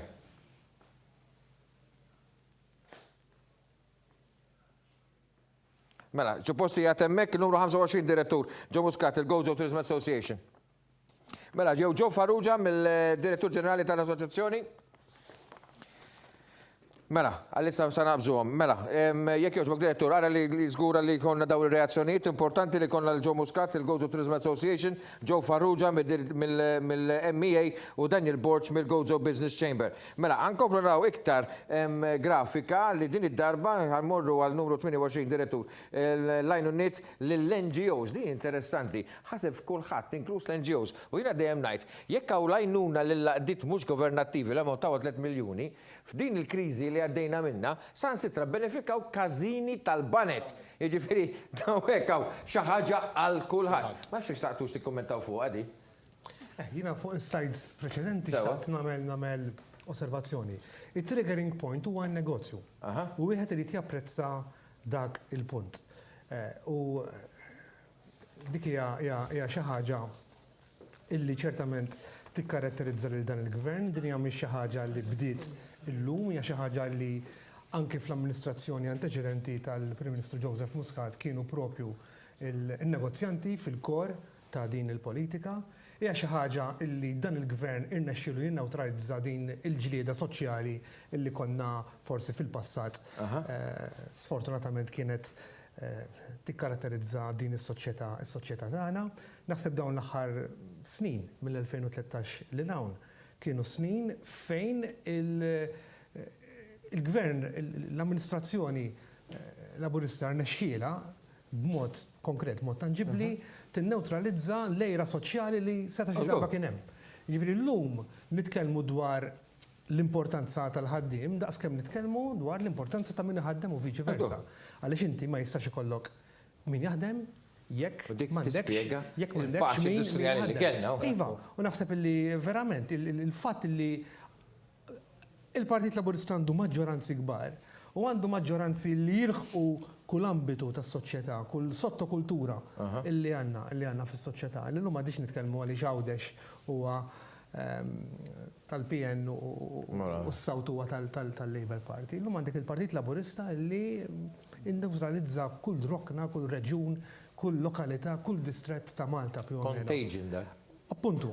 U r-raġuni is-sigrit kien, l-imxija, is-sigrit kien illi għaliex Joseph Muscat u ċertament anki il-Prim Ministru attwali Robert Abela irnexxielhom jinneutralizzaw it-tensjonijiet li seta' kien hemm bejn dejjem huwa aħjar minn negattiv. Ukoll naħseb li dan huwa riżultat tal-fatt li dejjem il-lezzjoni ewlenija li aħna ngħixu biha it-tagħlima tagħna hija li aħna dejjem saqajna mal-art u qrib in-nies. Ġifieri kull ħaġa li fassalna għaliex nafu dak li trid l-industrija, nafu l-sfidi li għaddit minna l-industrija u għanna pjan biex naslu għalih. Ġiri aħna aktar qabel rajna l-stakeholders, l-MHRA, l-Assoċjazzjoni tal-Catering Establishment, li kollha kemm huma iddeskrivew dan il-pakkett ta' miżuri bħala eċċezzjonali. Aħna konna mod kontinwu naħdmu jitfit, nitkellmu, niddialogaw, anka pereżempju mal-laqdiet li jirrappreżentaw dawk li jġibu studenti jistudjaw f'pajjiżna u stakeholders oħra illi ħajjithom hija t-turiżmu. U inti trid tiddialoga b'mod kontinwu biex tifhem l-sfidi, il-hurdles li kien hemm minn l-ewwel jum aħna kienu qed jgħidulna isma' hawnhekk aħna għandna bżonn l-għajnuna, din hija l-inkwiet tagħna. Matthew Patch, smajna il-reazzjoni tiegħu, dan huwa segretarju ġenerali ta' union żgħira, assoċjazzjoni żgħira ta' sidin ta' stabilimenti żgħar, ristoranti żgħar. Issa, huwa bniedem li għandu 3 stabilimenti, ħaddieħor għandu 4. U niftakar li fil-bidunet ta' din il-pandemija kienu se jiġġennu. U l-ħin kollu jċemplu li jgħidu li isma' ara nek nistgħux nitkellmu mal-gvern, forsi nsemmaw leħinna fuq il-programm tiegħek għax ħan niġġennu. Illum semmaw leħinhom jgħidu grazzi lill-gvern li smajtuna. Mhux biss is-settur tar-ristoranti jismawkom ta' kull settur. Illum smajna lil diversi unions li f'eċċezzjoni waħda. Però kulħadd huwa sodisfatt. Ħa nisimgħu lil Lawċin kif jirraġunaw għax Għawdex jekk hawn settur li huwa l-turiżmu li huwa batut ovvjament bir-realtà tal-ajruport li huwa magħluq, Għawdex irnexxielu jibda jirpilja ferm qabel Malta, isimgħu lil dawn. Ara, aħna bħala assoċjazzjoni nafu li l-effetti ta' din il-pandemija kienu bla preċedent. U il-miżuri għadhom kif tħabbru issa sabiex ikomplu jagħtu stimolu l-ekonomija b'mod speċjali anke lis-settur turistiku, inħossu li wkoll huma miżuri li kienu bla preċedent. Ġifieri jekk aħna insemmu illi il-wage supplement ser tkompli sa l-aħħar ta' Settembru. Kif ukoll qegħdin naraw illi qed tingħata għajnuna sabiex titħallas il-kera. Kif ukoll l-1500 euro fir-rigward tad-dawl u tal-ilma, kif ukoll miżura ġdida tal-100 euro voucher biex tintefaq fl-akkomodazzjoni, restaurants jew bars, dawn huma kollha miżuri diretti l-industrija turistika. Huma miżuri li aħna persważi li żgur se jgħinu fin-nuqqas ta' turiżmu li ser naraw ovvjament din is-sena minħabba il-pandemija Covid. Iżda nisimgħu lil Joe Farrugia li huwa direttur ġenerali tal-MEA li hija l-assoċjazzjoni ta' min iħaddem l-Employers Association. Aħna naħsbu li ħafna mill-interventi illi ħajkun hemm huma fuqhom għaliex qegħdin jindirizzaw kemm il-bżonnijiet tan-negozji kif ukoll tal-konsumatur u ħajkunu kruċjali biex fix-xhur li ġejjin, mod partikolari fl-4 xhur li ġejjin inkunu nafu verament kemm ħandumu biex noħorġu minn din il-kriżi. U li l-fatt li għall-konsumatur għandek inċentivi bħal tal-vouchers. Għandek ukoll miżuri li qegħdin jindirizzaw situazzjoni speċifiċi bħal minn tilef id-deposit fuq il-tiġijiet, fuq il-konvenju, affarijiet oħrajn, kif ukoll l-investiment l-infrastruttura għal-negozju ma kollha affarijiet pożittivi. Jekk wieħed isib xi kritika hija il-reduction tal-wage supplement tal-600 tista' tħaffef il-telf ta' impjiegi għax ħafna kumpaniji qegħdin joħorġu flus minn ġewwa, fatt li ħajkollok kumpaniji li ħajġu shifted minn NXA għal NXB.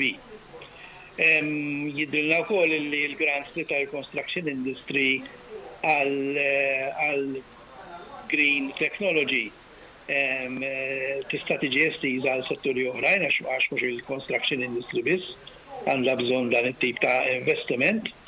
U se takkonsidra wkoll li l-reduction fil-rati tal-enerġija jiġu estiżi għad-djar ukoll għall-konsumatur ukoll. Però overall kif qed huwa pakkett pożittiv u nittama li verament jgħinna biex noħorġu mill-kriżi li qegħdin fiha u li nerġgħu għat-tkabbir ekonomiku li kellna qabel. Mela nerġa' nisimgħu issa mmorru għawdex lil Daniel Borg mill-Gozo Business Chamber. Żgur li hu budget pożittiv li se jinċentiva n-negozji biex ikomplu jaħdmu. Anki il-positive discrimination fil-każ ta' negozji għawċin permezz tal-iskema tal-microinvest li jissemmit. Forsi li xtaqna naraw iktar u għal tħabbru diversi proġetti infrastrutturali u nemmnu li Għawdex ukoll għandu bżonn ċertu proġetti infrastrutturali tajbin li jgħinu biex tabgrejdja anki l-industrial space f'Għawdex. Mela, ħaġa oħra li kienet imħabbra propju l-lejla huwa investiment multimiljonarju. Għadin nitkellmu madwar 400 miljun euro li se jkunu investiti fuq firxa ta' snin u li se jibdew propju minn issa għal dak li nistaqsam ma' investiment dirett tal-gvern f'setturi speċifiċi li hemm bżonn. William. Iva, Karl, dan huwa pakkett ta' 400 miljun li huwa sostanzjali kif edna. Li jinkludi wkoll l-ekstensjoni tal-Life Sciences Park. Aħna diġà għandna viċin Mater Dei u bejn Mater Dei u San Juan Industrial Estate diġà hemm Life Sciences Park it-kabbir tiegħu huwa l-iżvilupp tal-KBIC, il-Cordin Business Incubation Center, li bażikament dawn ħajintużaw minn kumpanniji żgħar u medji speċjalizzati f'ċertu oqsma u ħajattiraw aktar negozji mhux biss Maltin imma anke negozji barranin lejn Malta. Importanti ħafna li biex nattiraw ċertu negozji aħna rrid ikollna jew leġiżlazzjoni legal framework b'saħħitha jew inkella infrastruttura. U qegħdin norqtuha minn żewġ naħat. Rajna fil-passat ukoll anke passat riċenti ċertu legislation ta' manifattura tal-kannabis, per eżempju, però wkoll irid ikollna l-infrastruttura biex nattiraw dak in-negozju minn fejn ikollu biex takkomoda u jopera. Ekku, dawn l-inċentivi li tħabbru propju llum, daw jistgħu jintużaw ukoll biex jiġu attirati businesses oħrajn ġifieri minn barra wkoll. Kall, jiena dejjem ngħid li aħna parti mis-suċċess li kellna fil-passat kien is-suċċess tagħna stess. Nies barranin, nies fin-negozju, jridu ikunu assoċjati mas-suċċess. They don't want, ma jridux ikunu assoċjati mal-failures. Mela aħna kellna ekonomija li kienet qiegħda tisboq kull predizzjoni għall-gżira bħal tagħna. Il-mod kif ġi trattat kemm mill-lat ta' saħħa u kemm mill-lat ta' ekonomija il-COVID-19, din-l-imbirka pandemija, tant kellna kummenti pożittivi internationally li ġbidna l-spotlight fuqna. Ġbidna l-spotlight pożittiv. Allura il-ħajja tagħna ta' nies bħali u n-nies kollha li għandna fil-Malta Enterprise u entrapriżi oħrajn ukoll li xogħolhom huwa li immorru barra minn Malta biex jattiraw lejn Malta, dak il-fatt pożittiv jgħinna ħafna. Apparti da, diġà tikolkom feedback tajjeb mill-swieq internazzjonali minn dak li għandu x'aqsam investituri barranin kif ħarsu lejn il-mod ta' kif Malta irnexxila teleb din l-isfida? Iva, ekki, diġà. Hemm proġetti interessanti ħafna li qegħdin fil-pipeline li waqt dawn it-3 xhur li konna għaddejjin bil-kriżi daħlu ġifieri proposti ġodda, imma mhux hekk biss, anke l-investituri barranin li qegħdin Malta u li kellhom u għandhom fabbriki ġo pajjiżi oħrajn u raw il-gvernijiet ta' pajjiżi oħrajn kif ir-reaction tagħhom u il-gvern Malti. Mela mbagħad dawna jagħmlu comparison, jgħidu mela jekk jien għandi investiment, jekk jien għandi tkabbir, fejn jaqbel li nagħmlu? F'Malta li meta tiġi assiju meta tiġi fi kriżi ħassib gvern, ħassib pajjiż b'saħħtu ekonomikament, b'saħħtu finanzjarjament u jgħinek, jew f'pajjiżi ieħor jgħidlek għala il-bibien total lockdown u wara x'ħad tagħmel. Il-mod għalhekk qed jien, il-mod kif trattajna din il-kriżi. Distingu l-aqal mill-lat ekonomiku u mill-lat ta' saħħa, mill-lat ta' health, bla preċedent, bla preċedent. Rob, staqtek t-reagġi għal dan, pero t-tini minuta, kemm li batal ftit pariri pubbliċitari. Ipomana.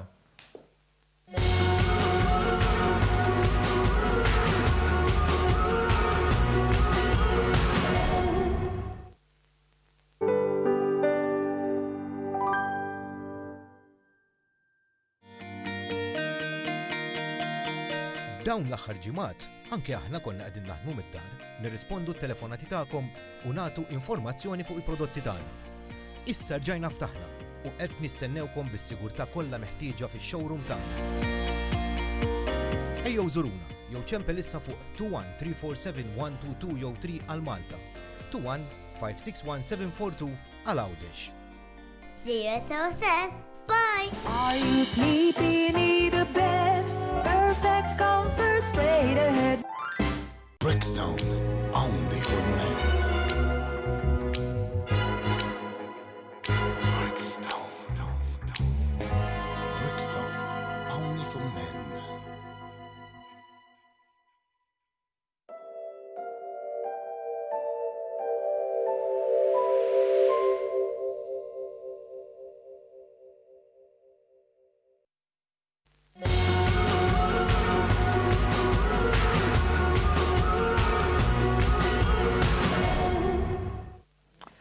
Mela, merba l-ura din isegwu sal-axħar parti ta' dan il-program speċjali li naddejn issa minn program speċjali li beda fil-6 tal-lejla biex mbagħad għaddejna l-press conference tal-Prim Ministru Robert Abela, morna l-aħbarijiet u komplejna mbagħad sa dan il-ħin flimkien mal-mistednin tagħna nkomplu naraw aktar grafika fejn din id-darba se nitkellmu dwar dak li l-gvern ħabbar il-lejla rigward il-wage supplement. Forsi nista' naraw il-numru 31 jekk jogħġbok, Direttur?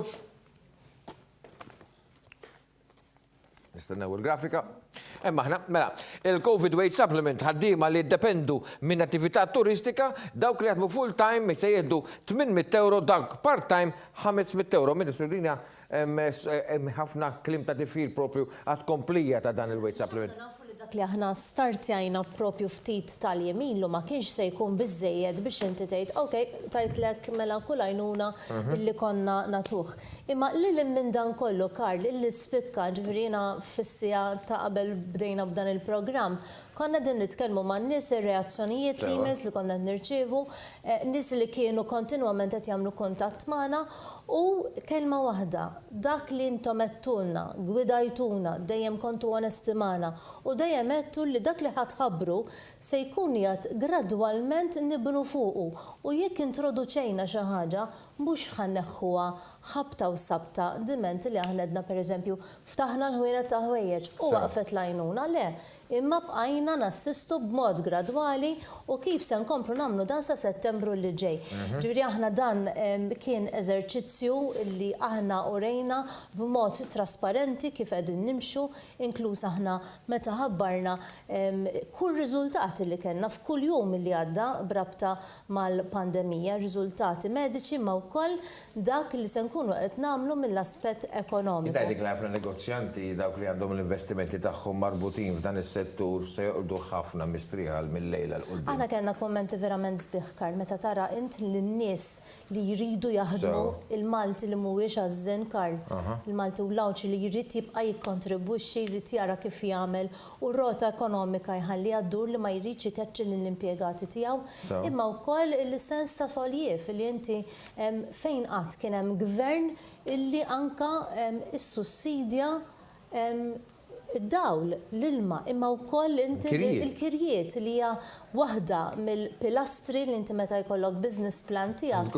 Inti dik hija waħda mill-cost, mill-fixed cost illi għandek. Lajt jew ma lajt il-ġurnata tal-għajxin tiegħek. Dik trid tinqata' l-istess bħal liċenzji. Ġifier ma ninsewx aħna l-Awtorità Malti għat-Turiżmu għandek minn cafeteria, restaurant, imma wkoll il-B&Bs, guest house u lukandi li inti fil-bidu tas-sena titħallas il-liċenzja tiegħek. 5 miljun euro li dawn kollha aħna se nerġgħu nirritornawhom fil-bwiet ta' min investa, ta' min verament jemmen fil-Malta u għawdex tagħna li jridu jiġu umu mill-ġdid fuq saqqa. Issa parti din il-wage supplement għal full time ta' 800 euro, part time ta' 500 euro għal dak ħaddiema li dependu minn attività turistika, hemm ukoll parti oħra. Jekk jogħġbok direttur? Kemm inbidluha diki COVID wage supplement ħaddiema mhux relatati mal-industrija turistika, il-full time jieħdu 400, il-part time 250 ovvjament għax dawn huma settur tal-ekonomija li issa reġgħu bdew joperaw. Issa din hija l-iktar importanti li għalija ġej issa biex jitkellem ma' Robert Musumeci dwarha jekk jogħġbok, direttur. Mela, taqis fit-taxxa tal-bol fuq proprjetà minn 5% għal 1.5%. Xi tfisser din, Robert? Mela, f'pajjiżna għandna sistema ta' tassazzjoni.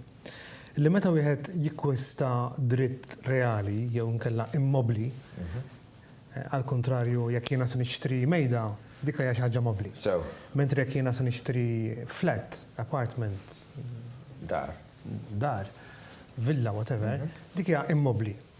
U fejn għandek trasferiment tal-immobli, allura il-liġi ta' tassazzjoni tagħna timponi taxxa. Hemm eżenzjonijiet għaliex jekk pereżempju inti se tiret, dak huwa wkoll trasferiment ta' immobli. Id-dar tal-ġenituri tiegħek, allura jekk inti wilt hemmhekk eżenti. Però id-default tax rate meta inti se tixtri proprjetà, il-default tax rate għal min se jixtri hija dik ta' 5%. Mentri min se jbieħ hemm range ta' tax rates li varjaw minn 8 sa 10%, però dik l-aktar komuni hija dik ta' 8%. Dak li ħabbar il-Prim Ministru llum u spjegatu anke ben tajjeb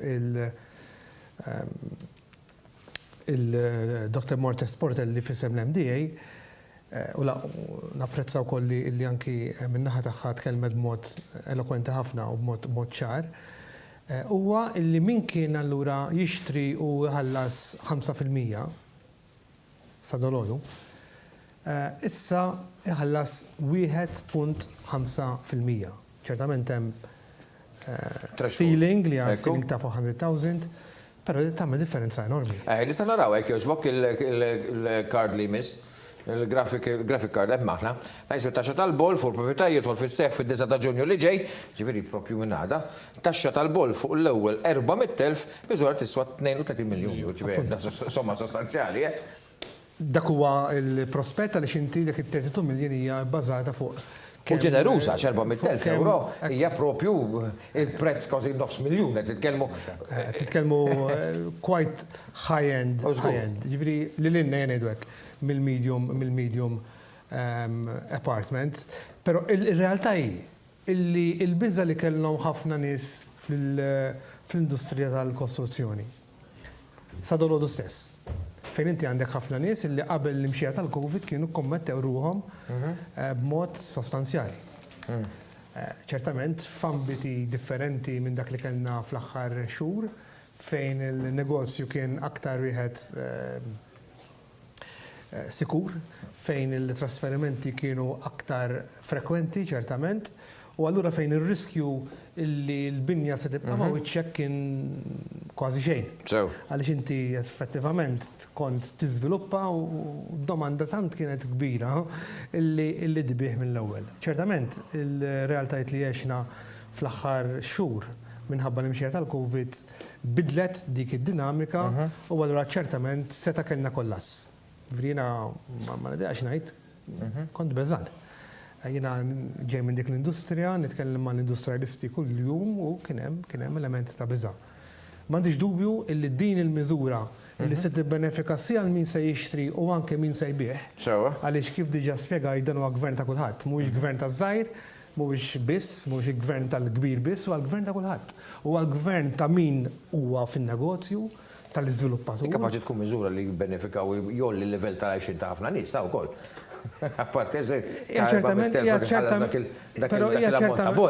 Saret affordabli għal kategorija ġdida ta' nies. Hija ċertament miżura illi jekk ma xejjinx il-biża li kien hemm li l-industrija se tieqaf li kellek nies fin-negozju illi daħlu għal commitments kbar. Ta' nifs ġdid ieħor. M'għandix dubju. Ta' nifs sija l-iżviluppatur, illi dan huwa gvern favur l-iżviluppatur, mhuwiex kontra l-iżviluppatur, u ta' nifs ukoll lil min potenzjalment qiegħed hemm u jixtri daru. Ekku. Issa, propositu min jixtieq jixtri daru għal koppji li jixtiequ jiżżewġu proprio din is-sena ma setawx kellhom ovvjament jagħmlu posponiment, rifużjoni f'posponimenti ta' tiġ sa massimu ta' 2,000 euro l kull koppja, miżura li se tiswa madwar 2 miljuni. Serħan tal-moħħ propju hemm. Dawk il-koppji li minħabba dak li ġara tilfu d-depożitu. Mhux kulħadd kellu ċans jew l-opportunità li jieħu flusu lura jew li nkella jgħidlek isma'. Ejja ħaċċaqla id-data ta' tiġu tużah perjodu ieħor kien hemm deposits li ntilfu f'dan il-każ se jkun il-koppja da tkun koperta sa massimu ta' 2,000 euro. Jiena xtaqt Karl qabel forsi nagħlqu dan il-programm nitkellem fuq il-pass li jmiss. Aħna smajna illi se jkollna sajf, se jkollna turizmu intern, nerġa' nirrepeti l-appell tal-Prim Ministru biex il-Maltin u l-Awċin jagħmlu l-btala tagħhom f'pajjiżna. Kemm huwa importanti li nkunu solidari, kemm huwa importanti li aħna nuru konfidenza fl-industrija tagħna illi sostni eluf ta' impjiegi f'pajjiżna. Imma mbagħad il-pass eċitanti li jmiss. Forsi mhux kulħadd ħanota ta' dan id-dettal partikolari li l-Prim Ministru fid-diskors tiegħu llum qal illi se jkun hemm fond ta' miljuni ta' euro biex aħna ikonna kampanja aggressiva fuq turizmu, marketing permezz tal-Awtorità Maltija Turizmu, l-Air Malta kif ukoll il-linji oħra li jridu joperaw u li se jkunu s-sinsla issa biex nibdew il-paġna li jmiss fit-turizmu. Se jkollna ċans li nitkellmu fuq dan fil-jiem li ġejjin.